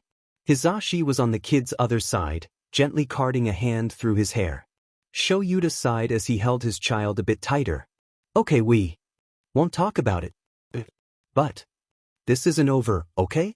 We will have this conversation later, he promised, and Izuku reluctantly nodded. No one noticed the hooded figure by the door step away into the shadows. Nemuri burst open the door to 1A's English class, which was being taught by Ishiyama Ken, pro-hero Cementos, who was subbing for Hisashi. The entire class startled, and Nemuri gave the teacher an apologetic gaze before she took a deep breath and spoke. I need to borrow 2 of your students, is that all right? She grinned. Ishiyama nodded quietly. Alrighty. Can I have Deku and Shinsou? You guys can bring your bags and stuff, she winked dramatically. Of course, the building hero said without any questions or complaints. God, he was a FNG godsend. Katsuki shared a confused look with Hitoshi. The 2 boys followed with their belongings as Nemuri led them out. Once they left the classroom, Nemuri turned to them with a grin. She clapped twice to get their attention. Izuku is awake, she said bluntly, and the duo froze in their steps. What? Both Katsuki and Hitoshi shouted. Yep, and now we're going to get Mei and head to the hospital. Shoyuta had signed special permission slips for you guys ages ago, in case of this exact situation. Okay, the R-rated hero asked. Katsuki and Hitoshi instantly nodded as they eventually reached the support labs. Once Nemuri knocked on the large door and told Higuri about collecting Mei, the man instantly understood, and within a split second, a ball of pink came crashing into Katsuki. Is Izuku okay? Why am I being collected? What's wrong with Izuku? Mei was interrupted by a hand covering her mouth. She instantly bit it. Hitoshi cursed as he retrieved his hand. Crazy! Izuku's awake. Katsuki shook her shoulders back and forth. The nerd's finally awake. He barked out a laugh as Mei stilled. Zuzu's awake? She breathed and Katsuki nodded. Zuzu's awake. Zuzu's awake, she said, convincing herself as she started giggling as well. Nemuri patted her head. Yep, kiddies, Broccoli Boy is awake and Shoyuta told me to bring you three to see him. He's been asking for you guys since he woke up. Then what are we waiting for? Let's go, Mei shouted. Nemuri nodded and took them down to her car. But Izuku, I've been meaning to ask you. What the f***? Were you thinking? Shoyuta hissed, holding his shoulders in a firm but careful grip. Hisashi had left a while ago to change and check on the cats. After finally getting a good look at him, Izuku felt his heart break at the darker-than-normal eye bags under his mentor's eyes. He knew this was coming after what he pulled at the USJ, but it's still SCG. That I'm sorry, Eraser, I couldn't let him kill you, he tried to explain. So you thought it'd be just fine if you died instead? Shoyuta interrupted harshly. When Izuku didn't meet his eyes, Shoyuta got his answer. He exhaled loudly. Izuku, kid. You can't keep doing this. The boy's head snapped up. Shoyuta raised a hand, as if to silence him. Listen, brat. You might not care if anything happens to you, or you might think no one else gives a f-. But listen to me, Izuku, if anything ever happened to you, we don't know what we would do. Me, Hitoshi, Katsuki, Mei, Zashi, how so many people? We need you, Izuku. You're a part of our family and we can't lose you. Izuku trailed off as tears formed in his eyes. I didn't mean to, I'm sorry, Eraser, he breathed. I know, kiddo. Shoyuta pulled him into another hug. I know. I was so scared, kid, when I saw that thing throw you around like that. I was so dim and scared, he whispered into the kid's hair. Izuku held Shoyuta tighter. I'm sorry. I just couldn't lose you. Not like how I lost Mom, he hiccuped, and Shoyuta felt his heart break. Oh, kid, he breathed. The two sat in silence until the door burst open and four-voiced shouted one thing at the same time. Izuku! Izuku barely had a chance to look up before Mei joined the hug. Shoyuta didn't move away. Instead, he lifted an arm and included the pink-haired girl in the hug. Mei. Izuku hugged the girl. Katsuki didn't run and join the hug, and neither did Hitoshi, instead deciding to walk up slowly, staring at the boy. Izuku looked up at the two with teary eyes and extended an arm out. Kaken Toshi, he breathed, and the two instantly pulled him into a hug. Shoyuta moved away while Mei stayed attached to Izuku. You're such a idiot, Ku. What were you thinking, taking on that shitty bird like that? Huh? Katsuki growled, his voice heavy with emotion. Ku? Izuku asked with a sly smile. Katsuki swatted at his arm. That's what you got out of that sentence? He spoke with a scowl on his face, and Izuku could see tears forming in his red eyes. Katsuki clearly hadn't been sleeping, if the bags under his eyes said anything. Sorry, Kaken. I wasn't really thinking. Izuku started before he got interrupted. Well, that's a shocking answer, Hitoshi murmured, one hand on Mei's head and one arm around Izuku's shoulders. Toshi! Shut up, Zuzu. Toshi's not wrong. Mei mumbled into Izuku's shoulder. I'm sorry, you guys. I didn't know I'd be so hurt. If I knew about the Yujis beforehand, I would have told Eraser or Nedzu so you guys wouldn't go. I didn't know I'd have to find a giant bird that looked like it would eat you, or that I would be sleeping for. Wait, how long has it been? Izuku snapped his head to Shoyuta, who just sighed. Problem, child, it's been 4 days. You were in a coma, he informed the teen, and Izuku felt all the air leave his lungs. 4 days? He glanced up to Shoyuta again, eyes zeroing on the new scar right under his eye. It's been 4 days. I've been sleeping for 4 days, he breathed. Someone flicked his forehead. You were unconscious, not sleeping, Ku, Katsuki huffed. Izuku subconsciously leaned into the blonde's shoulder as Hitoshi patted his head from behind. Again, Ku, the green-haired boy giggled, and it was the most beautiful thing they had heard in the last 4 days. God, they missed him so much. They all had been so lost without this boy. Izuku was their best friend. Their family. And they knew they couldn't live without him. Figured Zuku was too long, Katsuki smirked. Izuku narrowed his eyes. Fine, he smugly said, and Katsuki groaned. Nah, that won't cut it. Fine, whatever, I won't call you Ku. He rolled his eyes. No, I like it. Izuku whined dramatically and Katsuki cackled. Shoyuta stood next to Nemuri as he watched the kids. His kids finally be happy again. Nemuri sighed fondly and lay her head onto Shuta's shoulder. The man didn't even bother to shrug her off.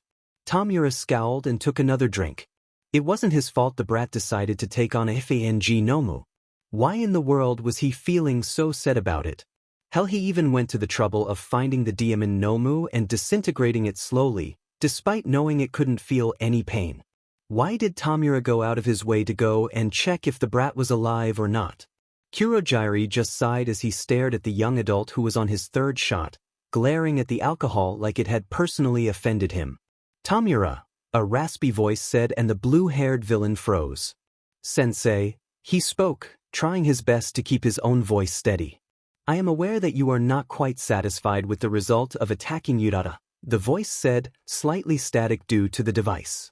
Tamura glanced down in his hand and shoulder and nodded. He knew he failed to kill All Might, but God, did everyone have to be so rude about it? Yes, Sensei, he answered monotonously. All for one. The boogeyman of the underworld. The supervillain that has reigned the world unseen to common civilians with terror since the start of quirks. Shigaraki Tamura knows not to mess with All for One. He had learnt that years ago. Sensei? A meek voice murmured after the white-haired man arrived through the door of the large mansion. The house felt warm and comfortable, it almost felt like a home.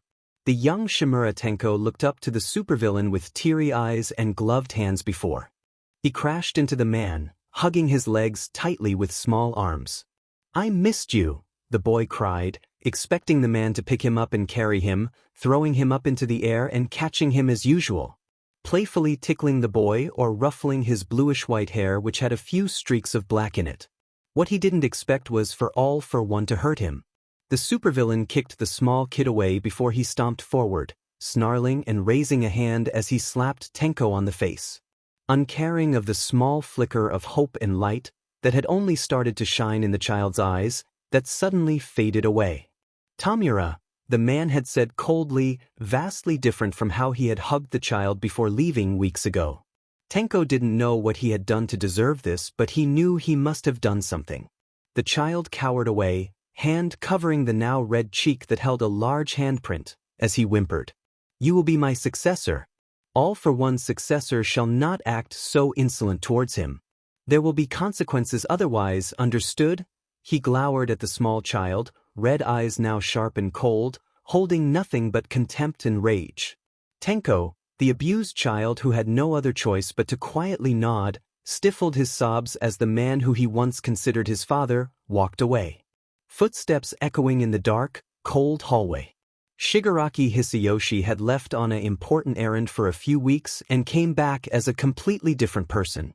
The once protective, evil but kind man known as All for One to everyone, the man with soft red eyes and fluffy white hair who had gently carried the small form of Tenko away from the dirty slump of an alleyway and gave him a loving home without abuse or mistrust, had now turned into a monster of a man, no different from Tenko's real father. The man trained Tenko like an animal, every session resulting in blood and bruises. Tenko forgot what it was like to not constantly be in pain. Shimura Tenko turned into Shigaraki Tamura and years went by, but the light never returned to his crimson eyes. Love and hopefulness was replaced with hate and coldness. The hero hopeful was now a manipulated villain who was trapped in a web of death and destruction. Tamura clenched his jaw as All for One reprimanded him. I do hope you can live up to your sensei's expectations, Tamura. The supervillain sighed, unbeknownst to the fact that Tamura had heard none of that. Once the television switched off and the green light went red, the decay villain turned to Kurogiri. I need more, give me more, Kurogiri, Tamura demanded. The bartender sighed. I'm afraid I cannot do that, he said patiently. The blue-haired boy glared at the mist villain. Kurogiri, I said, give me another drink, he gritted out. Kurogiri nodded and poured Tamura a glass of water, ignoring the agitated screams as he walked away, eyes flickering in slight amusement. Tamura was not a force to be messed with when he was drunk. Kurogiri did not want to replace any more glasses. Izuku sighed again as he hung upside down on his hospital bed. He was completely fine. They didn't need to keep him there, under observation, for so long. Recovery Girl had healed any remaining injuries, so he was completely good to go. The boy lowered down till his curls brushed the ground, thinking about the events that had happened so far. First he was on that rooftop, staring down at the ground in fascination and then leaning back, falling. Then he suddenly gained a family that would die for him and he for them. Now, he was in the hospital after nearly dying, after fighting a Nomu that was manufactured to kill All Might. The same All Might that had crushed his dreams on that rooftop. Suddenly, the door opened with a click. Shoyuta walked in with a bento in hand along with 2 cups of coffee. He halted in his steps when he saw Izuku and sighed. The boy was lost in thought as he hung upside down from the bed. His eyes were slightly teary and unseeing. "Problem child. What are you doing?" he asked in exasperation, setting aside the food and drinks on the counter next to him. Izuku froze like a deer in headlights as he noticed Shoyuta. "Ah. Eraser. You see I was trying to find my phone." He nervously laughed. It wasn't completely a lie. Izuku couldn't find his phone so he was bored, which led him to overthink everything. The black-haired man rolled his eyes fondly before he pulled a device out of his pocket and threw it towards Izuku without warning. Izuku scrambled to sit straight up and barely caught his phone as he got into a crouching stance on his bed. "Good reflexes, kid." Shoyuta grinned his logical ruse smile. "Come on. Eraser." Izuku whined before he opened his arms for a hug, pouting. Shoyuta huffed and ruffled his hair. "You're on pain-reducing drags, problem child." "Calm down," he chuckled. "Drags?" Izuku squawked. "I promise I don't do drags. You can ask Kaken," he panicked. Oh, how Shoyuta wished he could record his. The man suppressed a laugh before sitting next to the kid, placing a hand on his head. Izuku leaned into the touch as Shoyuta pulled him into a hug. Eraser?" the green-haired boy mumbled into the teacher's shoulder. "Yeah," Shoyuta nuzzled his head, gently. God give him some slack for being too clingy with his kid. The boy nearly died. Shoyuta nearly lost his problem child, so sue him for checking on Izuku every few hours, just to make sure he's okay. Izuku took a deep breath before burying his head in his mentor's shoulder and wrapping his arms around the man's neck. "Do I go to jail now?" Izuku blurted, genuinely confused. Shoyuta snapped his head up, pulling away from the hug. "What? No," he said in exasperation. Izuku let out a sigh of relief. Izuku could feel his mind clearing a bit. The pain meds were probably wearing off now. Thank God. But then, he furrowed his brows, looking up at the pro in question, who just grinned. "Tsukachi and Nedzu have talked to the higher-ups. The HPSC allowed to let you go without a case on one condition." Shoyuta had a certain glint in his eyes. He seemed way too smug about this condition. Izuku didn't like it. "And that is?" He narrowed his eyes, suspiciously. Shoyuta just smirked before he continued. "You attend U.A's hero course in Pro Hero Eraserhead's custody and get a provisional license." He stood in front of the huge building, clutching the hems of his sleeves tightly as his heart thumped rapidly in his chest. Izuku stared up U.A with a shine in viridian eyes, his mouth slightly parted as he felt a familiar pricking in his eyes. He was at U.A, his dream school. Izuku was here to fulfill his dream. Izuku was here to be a hero. Izuku took a deep breath and turned his back to U.A. He looked at Shoyuta and slightly shook his head before turning to Tsukachi. The green-haired boy moved forward and wrapped his arms around the detective. "Thanks for not being a bigoted a-hole and always being nice to Emerald, to me, in your own shitty way." He sniffled and even Tsukachi had a strange shine to his eyes as he patted the boy's head. "No problem, kid. I'm just glad you get to be a hero, a legal one-inch," he joked, and Izuku choked out a wet laugh. The detective ruffled his hair and waved at him as Izuku stepped foot into U. As much as Izuku trusted Shoyuta enough to know the man wouldn't put him in a difficult situation, he couldn't help but be paranoid.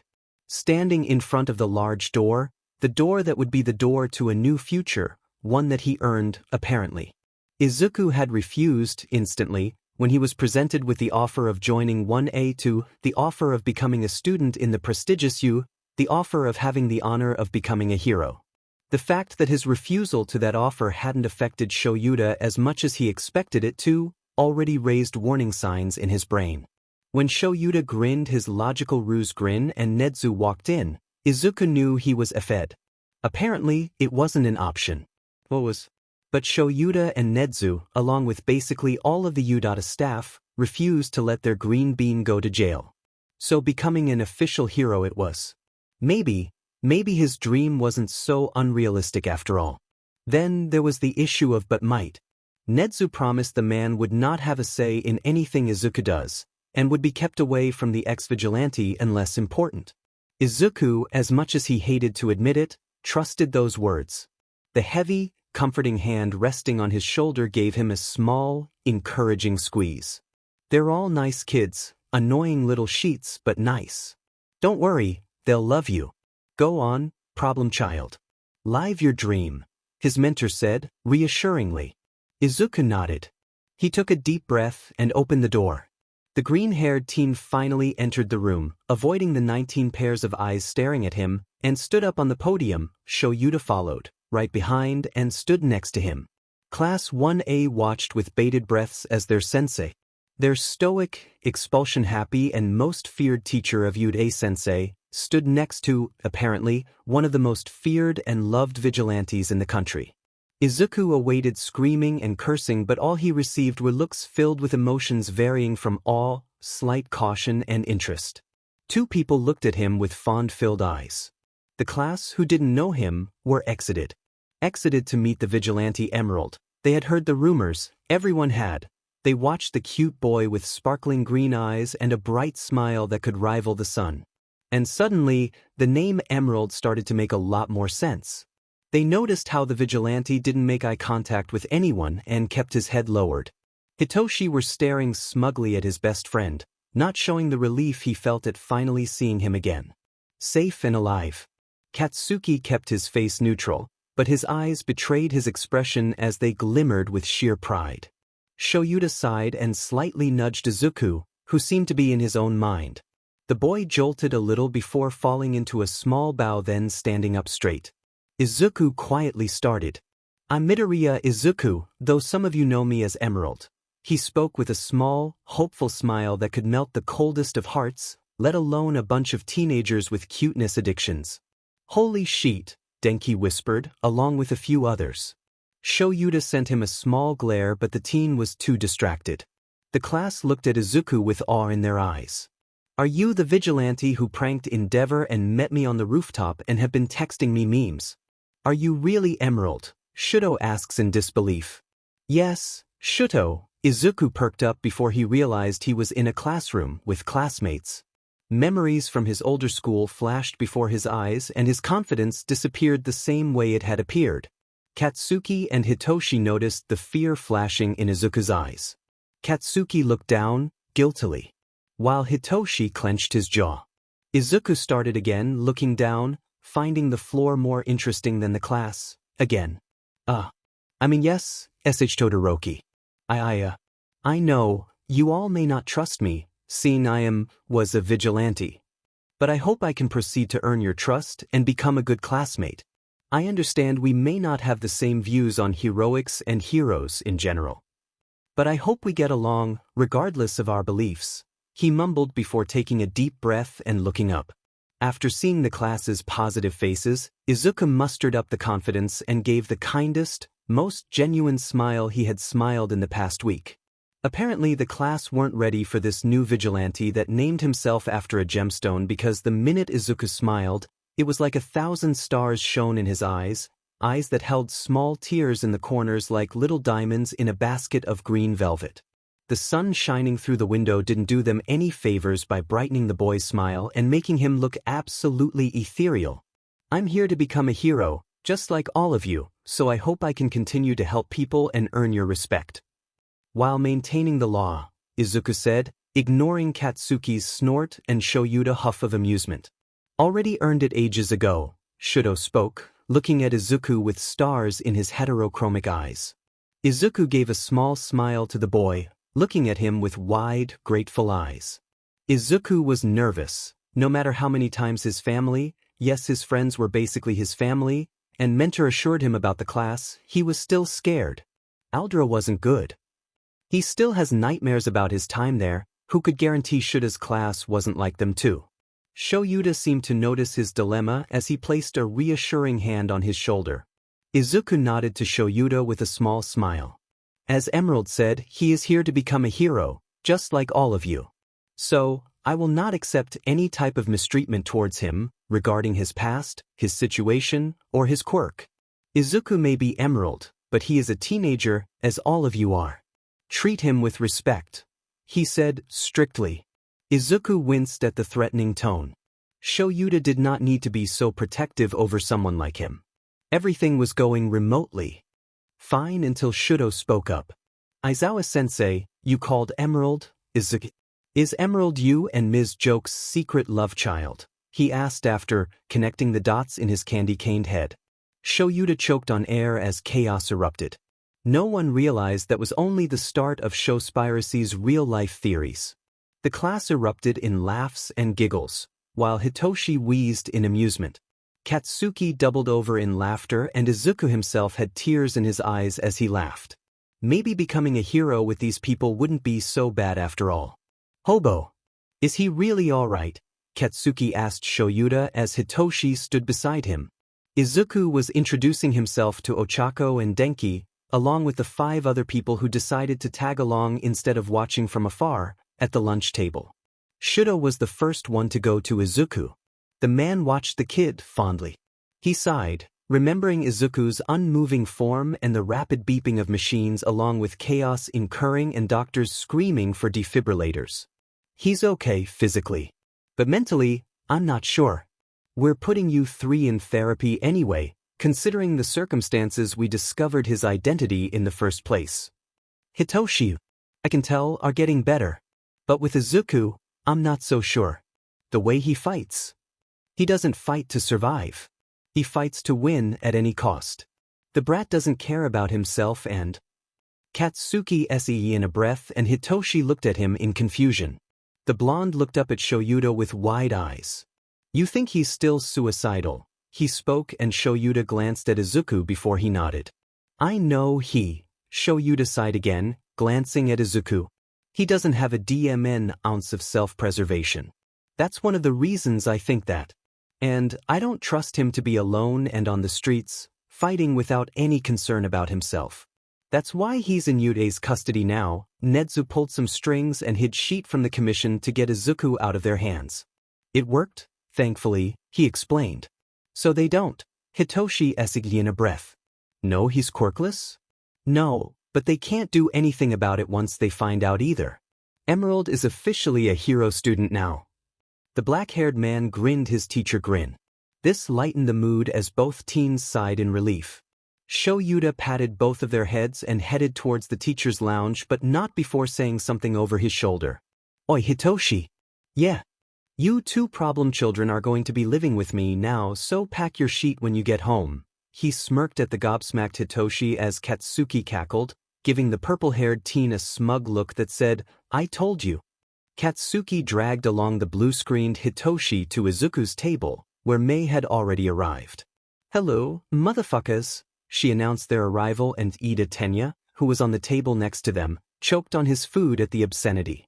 Before the engine boy could say anything, Izuku threw his arms around the pink-haired girl. He cried. I missed you, Izuku choked out and Mei laughed, despite the slight shine in her eyes. Me too, Zuzu, she whispered before she pulled away by grabbing him from his shoulders and grinned. I heard you used my babies at these J? She had a predatory glint in her eyes. Izuku delved into a long conversation about possible improvements and etc. as he and Mei finally sat down from over Katsuki and Hitoshi. Ochako sat next to Mei and Denki sat next to Hitoshi. Somehow that didn't surprise anyone, especially not Izuku, Katsuki and Mei. Katsuki and Hitoshi shared a glance at the 2 geniuses' conversation and let out a long-suffering sigh. Shudo stood to the side, holding his place and not knowing how to react. Hitoshi noticed and he slightly frowned before he neutralized his expression. Todoroki, do you want to sit with us? The purple-haired teen asked, nonchalantly. Shudo seemed surprised for a second before taking a seat next to Izuku. Hitoshi ducked his head down to hide a sly smile and Katsuki noticed it before rolling his eyes with a small smirk of his own. I want to go to sleep, Izuku whined, throwing his head onto Mei's shoulder, who didn't even bat an eye at his antics. Then sleep? Hitoshi deadpanned. Not that you ever do, he added as Izuku squinted at him. You say that like you do, he sassed. At least I don't look like a purple panda, Izuku grinned and Hitoshi snorted. Yeah? Well, you look like a feral green cat, you and bit cats, you brat, he said with an exasperated expression. Izuku had the mind to look ashamed as he buried his face in Mei's shoulder. Tashai, that doesn't count, he whined as Mei patted his head, feigning sympathy as she shook her own head with amusement in her cross-haired eyes. Katsuki went red and scowled. Shut the F up, you troll doll-looking bee, he glared at Hitoshi, who just smirked before making eye contact with Izuku. Hey, Kaken, the lavender-haired teen spoke, voice practically coated in mirth. You little dash, Katsuki started before his eyes went foggy and mind went black. Tell me who your favorite person is out of me, Mei and Izuku, Hitoshi asked and Izuku snapped his head up, no trace of sleep in his green eyes as he gaped at Hitoshi. Izuku shook his head at Hitoshi frantically but till then Katsuki answered. Mei, he said and the two boys froze. Hitoshi instantly let go of his control and sulked while Izuku pouted, crossing his arms as he glared at the blonde. Said blonde just shrugged and continued eating his food. What? He snapped when everyone kept staring at him. I'm your favorite? Mei asked with a sheet-eating grin and Katsuki rolled his eyes. What you think? He deadpanned at her then looked at Izuku and Hitoshi. All three of you are brats, you are a crazy idiot, but you're smarter than the rest and the only badass beach in our group, he pointed at Mei with a chopstick. And you are a snarky piece sheet that needs to be humbled way too much and I hate you, he pointed at Hitoshi. And you are a self-sacrificing little sheet that acts like a brat 24/7 and bites like a feral animal and you constantly annoy me after getting high on coffee and energy drinks, Katsuki pointed at Izuku with his chopstick. Shudo watched silently with Denki and Ochako who were muffling giggles. The red and white-haired boy himself watched with well-concealed interest. Eyes, despite appearing cold and calculating, watched with a hint of confusion. Was this how friends acted? Katsuki sighed. Crazy is the youngest and the second best, after me of course so. Obviously she's everyone's favorite. That doesn't mean I don't. The blonde wrinkled his nose before he murmured something under his breath. Izuku and Hitoshi tried to muffle their laughter because they knew that too, Mei was everyone's favorite. I didn't hear you, Kats. Izuku grinned and Katsuki glared at him before he spoke. That doesn't mean I don't. Oh no. That I don't tolerate you brats. He scowled though the rest knew what he meant. He loved them and he knew they loved him too. Mei was the first one to jump over the table and wrap her arms around him, Hitoshi was next and then it was Izuku. Katsuki groaned but didn't push, instead, he had a small smile on his face. No one questioned it when Nemuri dropped out of a vent and took a picture of the four in that position. Izuku, for not the first time after his mom died, felt complete. And this was only possible because of his Kaken, Toshi, and Mei. The boy who had lost everything, gained what he had longed for his entire life. Katsuki knew he could never undo what he had done before and he knew the scars on Izuku's body would never fade, but maybe he could allow himself to enjoy little moments like this without letting his guilt break him apart, bit by bit. Hitoshi had never imagined he would have a family but now, looking at Katsuki's small smile, Izuku's squinted eyes, Mei's grin and their small hug. Hitoshi couldn't help but hold his family tighter and quirk his own lips up. And Mei could never be happier as an only child because she had gained 3 older brothers in the form of 3 best friends, who she knows would do anything and everything for her.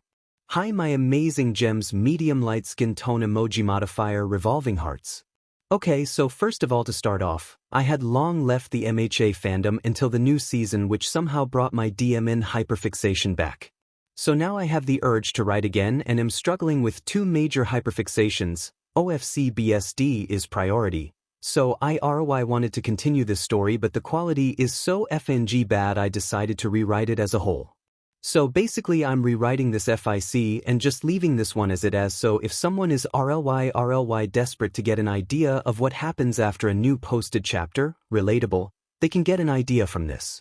The name is still the same, but I swear the writing is RY different and I hope better. Bye guys, love.